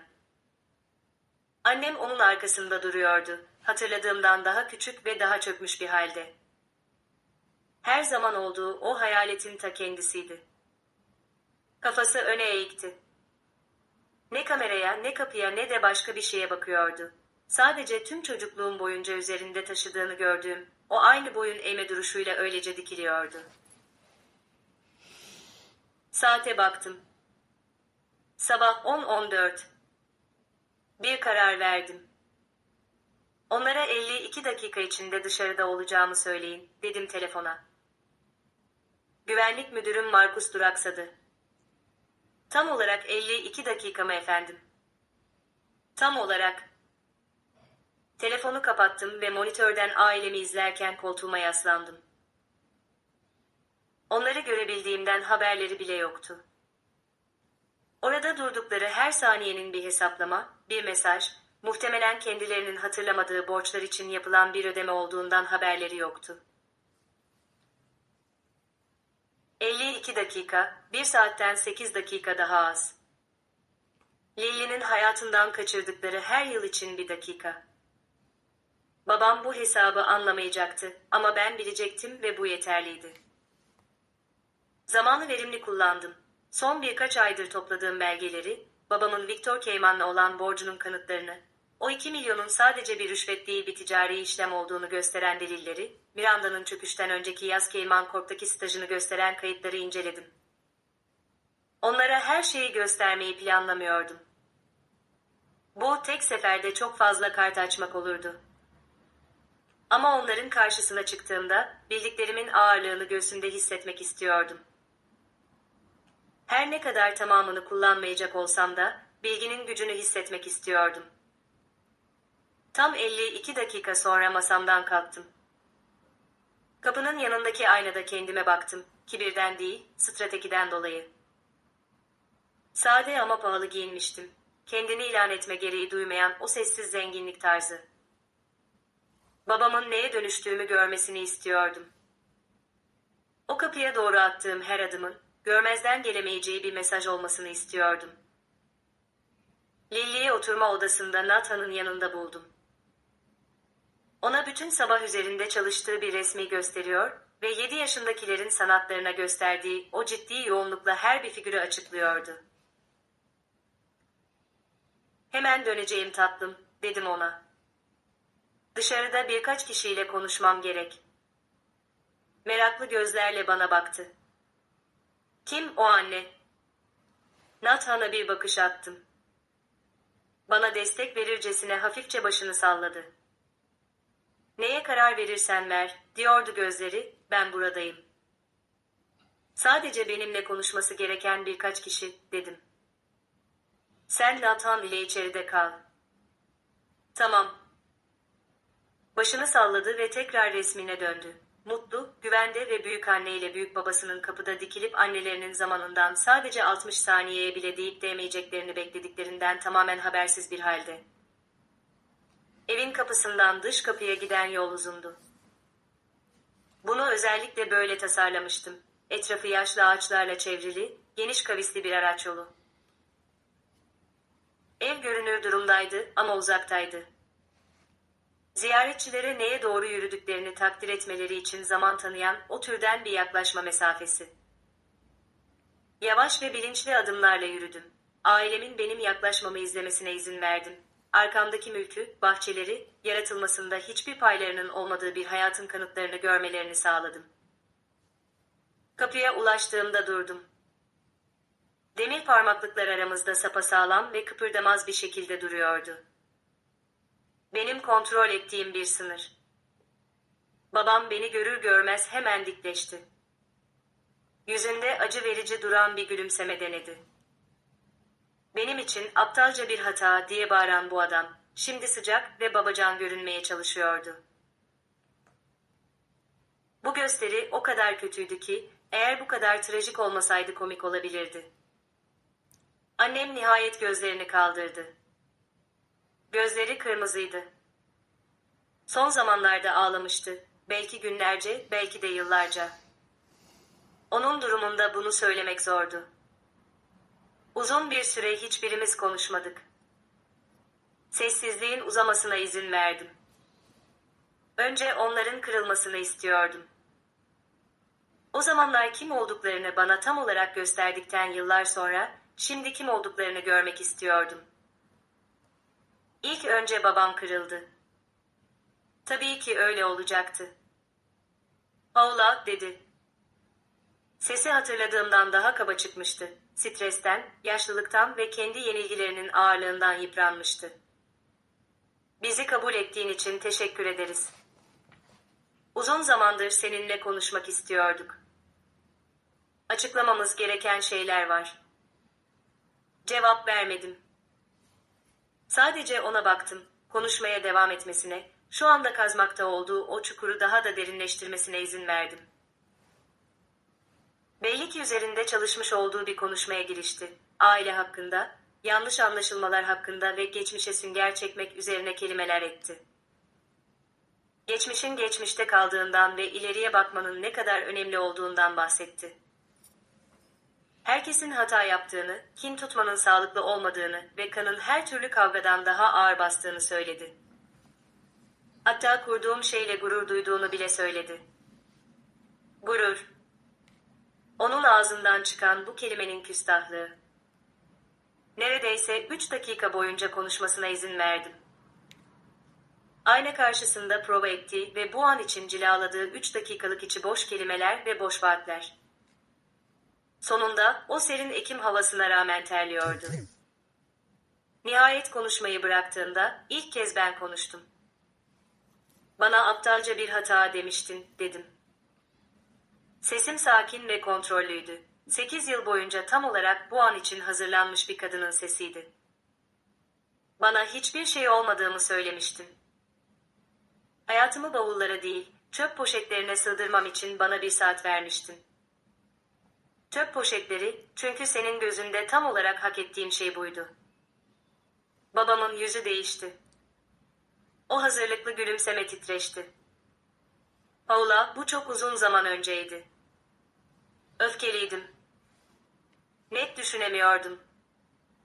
Söylenmemesi gereken şeyler söylendi. Şeyler söylendi, diyerek tekrarladım. Hayır, para takas edildi. Tam olarak 2 milyon dolar. Yüzünden kan çekildi. Annemin eli ağzına gitti. Bunu bildiğimi beklemiyorlardı. Beni yine küçümsemişlerdi, son kez. Neyi bildiğini sanıyorsun bilmiyorum ama. Diye söze başladı babam. Her şeyi biliyorum, diyerek sözünü kestim. Ben Derek ile hiç tanışmadan önce bile Victor Cayman'la olan o 400 bin dolarlık borcunu biliyorum. O 2 milyonun sadece ortadan kaybolmam için verilmiş bir rüşvet olmadığını biliyorum. O borcun silinmesi artı ödemeydi. Beni benden utandığın için kapı dışarı etmediğini biliyorum. Beni kapı dışarı ettin çünkü Victor Cayman sana bir teklif sundu ve sen de hesap kitap yaptın. Hamile kızının bir ticari işlemden daha az değere sahip olduğuna karar verdin. Babamın soğukkanlılığı tamamen yerle bir oldu. Yüzünden inkar, şok ve eğer buna yeteneği olsaydı belki de utanç diyebileceğim hisler geçti. Üzerimde nasıl bir baskı olduğunu anlamıyorsun, dedi. Borçlar, şirket. Her şey çöküyordu. Victor boğazıma çökmüştü. Başka şansım yoktu. Bir şansın vardı, diye karşılık verdim. Kızını seçebilirdin. Sen parayı seçtin. Aileyi kurtarmaya çalışıyordum, diye ısrar etti. Herkesi korumaya çalışıyordun, benden başka herkesi, dedim. O gece ben aile falan değildim, ya da bir yüktüm, nakde çevrilmesi gereken bir varlıktım. İtiraz etmek için ağzını açtı. Ama o daha bir şey söyleyemeden, annem 8 yıldır yapmadığı bir şeyi yaptı. Öne çıktı. Konuştu. Baskı altında olduğu konusunda haklı, dedi annem. Sesi kısık ama netti. Ama diğer her konuda yanılıyor. Babam uyarı dolu bir bakışla ona döndü. Linda, yapma. Ama annem durmadı. Konuşmaya devam etti. Kelimeler sanki yıllardır içinde hapsolmuş gibi dökülüverdi. Onu terk etmeliydim, dedi. O gece seninle birlikte dışarı çıkmalıydım. Zaten bir çanta hazırlamıştım. Hazırdım. Ona gideceğimi, seni arayacağımı söyledim. Kızımı kocamın dalgalarının, isteklerinin üzerinde tutacağımı. Babamın yüzü karardı. Bunu konuşmuştuk, dedi dişlerinin arasından. Anlaşmıştık.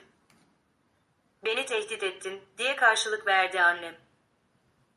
Ve sesinde daha önce hiç duymadığım bir şey vardı, omurga. 60 yıllık sessizliğin ardından nihayet ayağa kalkmıştı.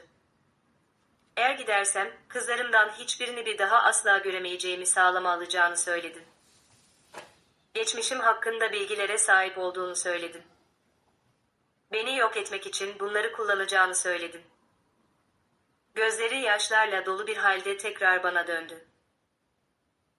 Ben bir korkaktım Paula. Rahatımı kızımın üstünde tuttum. Onun tehditlerini senin güvenliğinin önüne koydum. Bunu kendime asla affetmeyeceğim ve senin de beni affetmeni beklemiyorum. Anneme uzun uzun baktım. Tüm çocukluğum boyunca bir hayalet olan, bana el altından gizlice para veren ama beni hiçbir zaman toplum içinde korumamış olan, çöpe atılışımı izleyen ve bunu engellemek için hiçbir şey yapmayan bu kadına. Haklısın, dedim. Seni affetmiyorum. Başını salladı, hükmü kabul etti. Biliyorum ama denediğimi duymanı istedim. Yeterince çabalamadın. Yeterince cesur değildin ama evet, denedin. Miranda bana mektuplardan bahsetti, dedim. Hiç göndermediğin kelimelerle dolu 8 yıl. Annem gözlerini fal taşı gibi açtı. Miranda'nın bunu bana söylediğini bilmiyordu. Her doğum gününde, diye fısıldadı. Her Noel'de. Hepsini yazdım. Sadece onları gönderecek cesaretim hiç olmadı. Hayır, diyerek onayladım. Hiç olmadı. Babam konuşmamın kontrolünü yeniden ele geçirmeye çalıştı. Omuzlarını dikleştirdi ve otoritesinden geriye ne kaldıysa onu yardıma çağırdı. Paula, dedi, sesi artık daha sert çıkıyordu. Geçmişte ne olmuş olursa olsun, gerçek şu ki biz senin aileniz. Biz senin ebeveynleriniz ve şu anda senin yardımına ihtiyacımız var. Durumu ortaya serdi, iflası, hacizleri, hayatı boyunca kurduğu her şeyin tamamen çöküşünü. Paraya ihtiyacı vardı. Kurtarılmaya ihtiyacı vardı. Kendi kararlarının sonuçlarından kendisini kurtarması için çöpe attığı o kıza ihtiyacı vardı. İfadesizce dinledim, tüm o çaresiz argümanlarını bitirmesine izin verdim. Sözü bittiğinde yavaşça başımı salladım. Sana yardım etmeyeceğim, dedim. Acı çekmeni istediğim için değil, sana hiçbir şey borçlu olmadığım için. Bunu 8 yıl önce hayatımı çöp poşetlerine sığdırmam için bana 1 saat verdiğinde net bir şekilde ortaya koydun. Aramızdaki borç, ben senin kapından çıktığım an ödenmişti. Babamın yüzü öfkeden çarpıldı. Senin için yaptığım her şeyden sonra, diye bağırdı. Seni büyüttüğüm, seni beslediğim, başının üstüne bir çatı koyduğum bunca yıldan sonra bana böyle mi teşekkür ediyorsun? Otomobil bayinde beni hiç para ödemeden çalıştırdığın o yıllardan mı bahsediyorsun? Bana yeterince iyi olmadığımı söylediğin o yıllardan mı? İstediğin o erkek evlat olmadığım için bana bir hayal kırıklığıymışım gibi davrandığın o yıllardan mı? Öfkesi camdan kayıp giden yağmur damlaları gibi benden sekip gitti. 8 yıldır bu an için hazırlanmıştım. Onun öfkesinin artık hiçbir gücü yoktu. Bu kez suçluluk duygusunu denedi. Biz yaşlandık Paula, gidecek hiçbir yerimiz yok. Bize yardım edecek imkanlara sahip olan tek çocuğumuz sensin. Hiçbir şey hissetmedim. Uyandırmak istediği o suçluluk duygusu yıllar önce içinde yanıp kül olmuştu. Son olarak neredeyse gerçek bir pişmanlık gibi görünen bir şey denedi. Sesi kırıldı. Gözleri doldu. Özür dilediğini söyledi. Yanıldığını söyledi. Hayatının en büyük hatasını yaptığını söyledi. Çok az, dedim ve 8 yıl çok geç. Ona umarım huzur bulabileceğini ama bunu burada bulamayacağını söyledim. Ne benim kapımda, ne evimde ne de hayatımda. Annem son bir kez konuştu. Sesi bir fısıltıdan farksızdı. Onu en azından bir kere görebilir miyim, diye sordu. Sadece bir kere. Sadece torunumu görmek için. Bir an için kalbim sendeledi. Bu benim annemdi. Babam bunun fazla kadınsı olduğuna karar vermeden önce, çocukken saçlarımı ören kadındı. Yıllar boyunca bana gizlice para sokuşturan kadındı. Açıkça ifade edemediği bir sevginin gizli hediyeleriydi bunlar.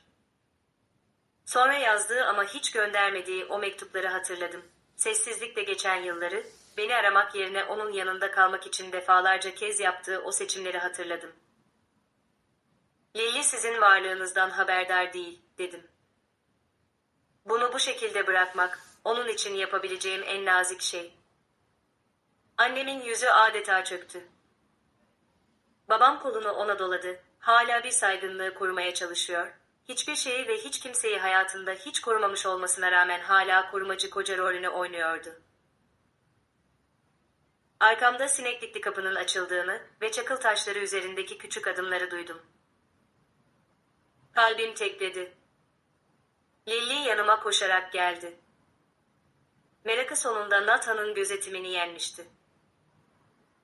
Elimi tuttu ve hayatında hiç acımasızlık görmemiş bir çocuğun masum değerlendirmesiyle Walter ve Linda'ya baktı. Anne, kim bunlar?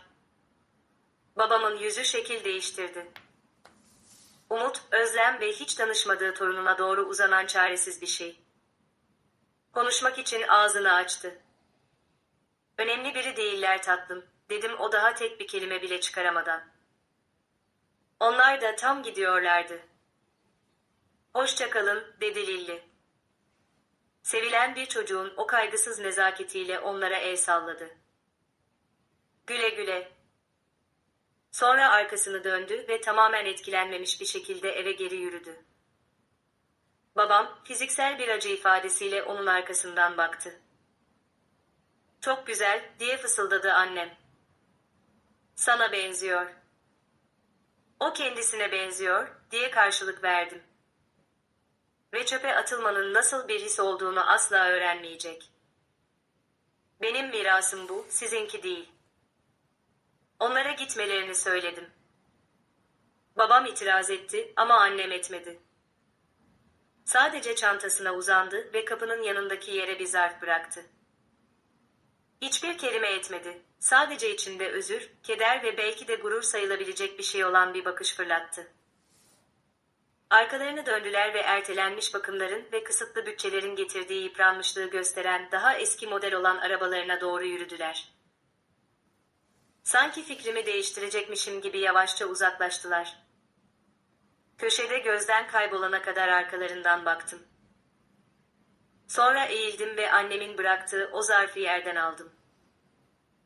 Kendi el yazısıyla benim ismim yazıyordu ve içinde para olmayan bir şeyler vardı. Kağıtların şeklini hissedebiliyordum.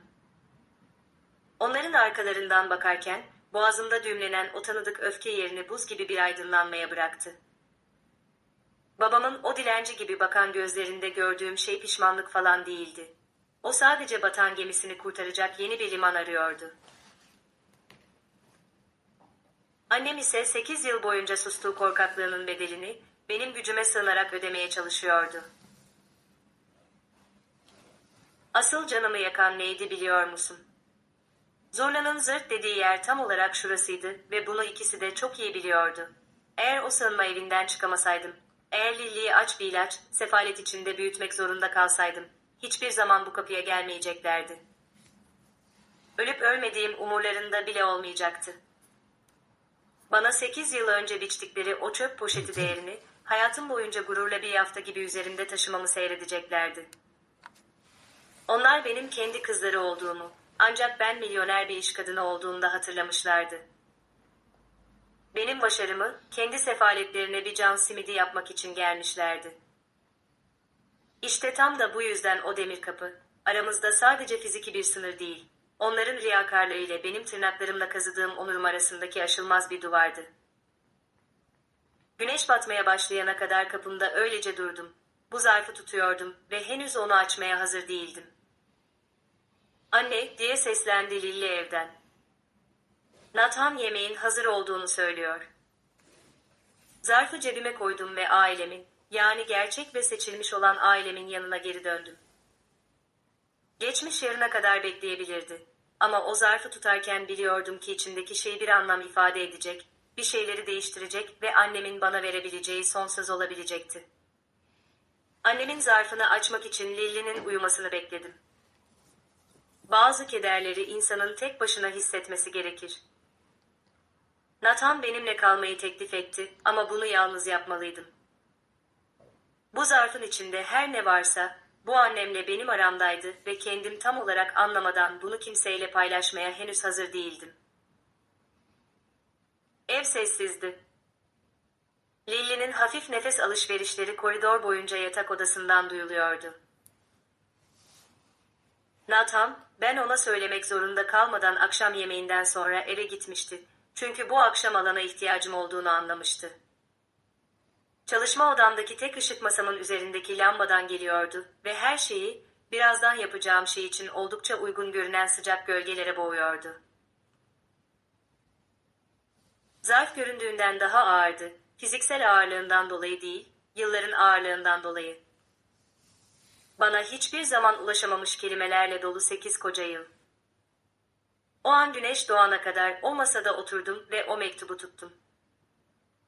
Ağlayarak, düşünerek, annemin hiçbir zaman gönderecek cesareti bulamadığı 8 yıllık kelimeleri sindirerek. Onu affetmedim. Bunu hiçbir zaman yapıp yapamayacağımdan da emin değildim ama şimdi onu daha farklı anlıyordum. O zayıftı, korkuyordu. Ve tam o an, sabahın ilk ışıkları odamı aydınlatırken zihnimde korkunç bir şüphe uyandı. Annemin yıllarca sırtında bir semer gibi taşıdığı, babamın onu tehdit ettiği o gizemli gençlik hatası neydi? O mektupların satır aralarından sızan o derin suçluluk duygusu sadece beni yalnız bıraktığı için miydi? Yoksa daha büyük bir sır mı gizliydi? İçime çöken o buz gibi ihtimal nefesimi kesti. Ya babamın benden neden hiçbir zaman nefret etmekten vazgeçmediğinin, beni bir evlat gibi değil de bir fazlalık gibi görmesinin asıl sebebi buysa?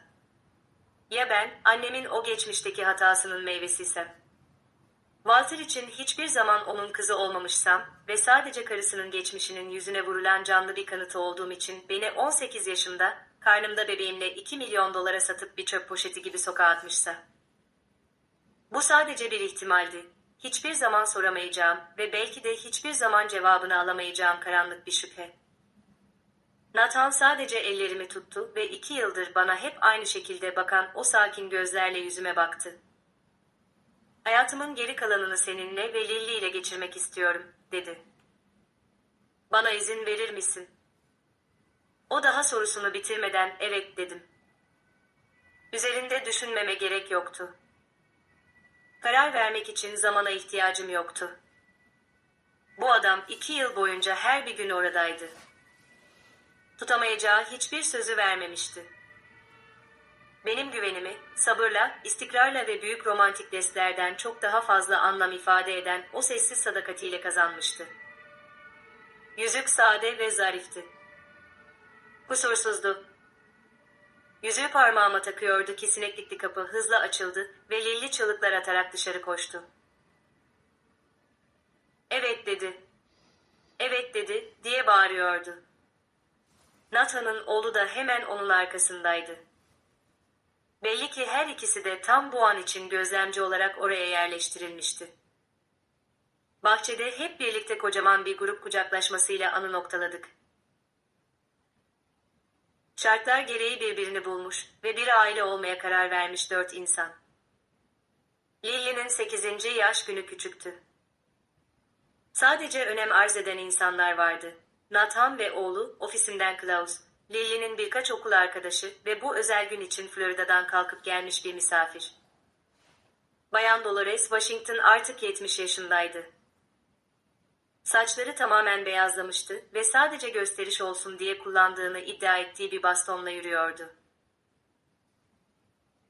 Ama gözleri hala keskindi ve sesinde 9 yıl önce hayatımı kurtaran o tavizsiz otoritenin aynısı tınlıyordu. Kutlama sırasında beni bir kenara çekti, bahçede oynayan çocukları izledi ve etrafımızda filizlenen, sıfırdan inşa ettiğim o hayata baktı. "Yaptığın şeye bir bak kızım," dedi. "Yoktan ne var ettiğine bir bak." Baktım. Araziye, şirkete, doğum günü pastasındaki mumları üfleyen kızıma, yanımda durma hakkını kazanmış o adama, benim seçtiğim ailem haline gelmiş olan arkadaşlara, meslektaşlara ve çalışanlara baktım. "Sığınma evinde sana ne dediğimi hatırlıyor musun?" diye sordu Bayan Dolores. "İki seçenek," dedim. Başını salladı. "Sen doğru olanı seçtin." Lily, kendisini seven insanların arasında hediyelerini açtı. Kutulardan birinin üzerinde kart yoktu. İçinde annemin Miranda aracılığıyla gönderdiği büyükannemin bileziği vardı. Onu temizletmiş ve bir çocuğun bileğine göre küçülttürmüştüm. "Çok güzel," diye haykırdı Lily. "Bunu bana kim aldı?" "Seni çok uzaklardan seven biri," dedim ona. "Hikayesini dinleyecek kadar büyüyene kadar bunu takabilirsin." Hemen bileğine taktı. İçindeki yazı ışığı yansıtıyordu, güç sessizdir. Büyükannemin sözleri, annemin başarısız mottosu, kızımın mirası. Belki güç gerçekten sessizliği ya da belki de sessizlik, sadece korkmuş insanların kendi korkularına verdiği addı. Ben gerçek gücün bazen ağzını açmak, bazen de çekip gitmek demek olduğunu öğrenmiştim. Bazen ise bir kapıda durup seni çöpe atan insanlara artık hayatında hoş karşılanmadıklarını söylemek demekti. O gece kutlamadan sonra, Lily yeni bileziği hala bileğindeyken uykuya daldığında, bahçemde oturdum ve nihayet her şeyin içime işlemesine izin verdim. Çöp poşetleriyle sokağa atılalı 9 yıl olmuştu. 9 yıllık inşa etme, savaşma, hayatta kalma ve beni gözden çıkaran her bir insanın kesinlikle ne kadar haksız olduğunu kanıtlama süreci. Neleri kaybettiğimi düşündüm. Bu adı hak etmeyen bir aileyi, değerimi dolarlarla ölçen ve beni yetersiz bulan bir babayı, beni gizlice seven ama hiçbir zaman bunu açıkça yapamayan bir anneyi ve benim yıkılışımı kutlayan bir kız kardeşi. Neler kazandığımı düşündüm. Gerçekten anlam ifade eden her şeyi. Son hesaplaşma oldukça netti. Herman Motors yok olmuştu. Walter, kararlarının sonuçlarıyla birlikte küçük bir dairede tek başına yaşıyordu. Miranda perakende sektöründe çalışıyordu. Babasının imparatorluğuyla birlikte onun da o rahat hayatı çökmüştü. Linda bekliyor ve belki bir gün açılacak bir kapının umudunu taşıyordu. Ben ise 8 hektarlık bir mülkün sahibiydim. Milyonlarca dolar değerinde bir şirketi yönetiyordum. Hayatının tek bir gününde bile istenmediğini hissetmemiş bir kız çocuğu büyütüyordum. 2 yıl boyunca yanımda durarak güvenimi kazanmış bir adamla nişanlıydım. Bunların tek bir parçası bile Walter veya Linda Herman'dan gelmemişti. Tek bir başarım bile onların desteği üzerine kurulmamıştı. Sahip olduğum her şeyi, onların yıktığı şeylerin küllerinden inşa etmiştim. Babam bir keresinde bana aptalca bir hata demişti. Bir konuda haklıydı. Ben beklenmedik bir şeydim ama asla bir hata değildim. Ben bir anka kuşuydum. O ben küllerimden doğmadan önce beni yakıp kül etmeye çalışmıştı. Ben yine de küllerimden doğdum. Özel biri olduğum için değil, herkesten daha güçlü olduğum için de değil. Sadece küllerimden doğmama ihtiyacı olan bir kızım olduğu için. Ve bu yeterliydi. Her şey bundan ibaretti. Kendi çocuklarını çöpe atanların, onların başarısı üzerinde hak iddia etmeye hakkı yoktur. Ben imparatorluğumu onlar olmadan kurdum. Kızımı onlar olmadan büyüttüm. Sevgiyi, aileyi ve mutluluğu onlar olmadan buldum. Ve nihayet kapıma kırılmış, çaresizce ve zamanında bana vermeyi reddettikleri o yardım için dilenerek geldiklerinde, onların gözlerinin içine bakıp zayıflıktan değil, güçten doğan bir karar verebildim. Kendimi seçtim. Kızımı seçtim. İçine doğduğum aile yerine kendi kurduğum aileyi seçtim. Ve bundan tek bir an bile pişmanlık duymadım. Benim hikayem burada bitiyor. Ama belki seninki daha yeni başlıyordur. Eğer bu videoyu izliyorsan ve ailen tarafından, sevdiğin biri tarafından, seni koruması gereken insanlar tarafından bir kenara atıldıysan, bir şeyi bilmeni isterim. Sen onların seni çağırdığı şey değilsin. Sana verdikleri o isimlerden ibaret değilsin. Sana biçtikleri o değerden ibaret değilsin. Sen olmayı seçtiğin o insansın ve hiç kimse bu seçimi senin elinden alamaz. Tüm bu süre boyunca benimle kaldığın için teşekkür ederim. Biliyorum, uzun bir yolculuktu ama bazı hikayelerin doğru dürüst anlatılması için zamana ihtiyacı vardır. Ve umarım bu hikaye senin zamanına değmiştir. Eğer bugün söylediğim herhangi bir şey sende bir karşılık bulduysa, eğer sen de bir kenara atılmış, gözden çıkarılmış hissettiysen ya da sana yeterince iyi olmadığın söylendiyse senden bir şeyler duymak isterim. Aşağıya bir yorum bırak ve bana kendi hikayeni anlat ya da sadece beni nereden izlediğini ve orada saatin kaç olduğunu söyle. Her bir yorumu tek tek okuyorum ve onlar benim için tahmin ettiğinden çok daha fazlasını ifade ediyor. Eğer bu hikaye seni duygulandırdıysa lütfen abone ol butonuna bas ve bildirim zilini aç. Yolda buna benzer daha çok hikayem var. Yenilgiyi kabul etmeyenlerin, kırılmış parçalardan güzel bir şeyler inşa edenlerin, hiçbir zaman "ben size söylemiştim" demeden herkese tam aksini kanıtlayanların hikayeleri. Ve eğer bu hikayeyi duyması gereken birini tanıyorsan, şu sıralar kendi çöp poşeti anını yaşayan birini tanıyorsan, bu videoyu onunla paylaş. Bazen en çok ihtiyaç duyduğumuz şey, yalnız olmadığımızı bilmektir. En sürükleyici hikayelerimin devamı zaten şu anda ekranında. Hemen birine tıkla ve en iyi kısmı kaçırma. Sana söz veriyorum, onları çok seveceksin. Burada olduğun için teşekkür ederim. Dinlediğin için teşekkür ederim. Hiçbir şeyi olmayan o küçük kıza ve dönüştü o kadına değer verdiğin için teşekkür ederim. Bu yolculuğun bir parçası olduğun için çok mutluyum. Bir sonrakinde görüşmek üzere.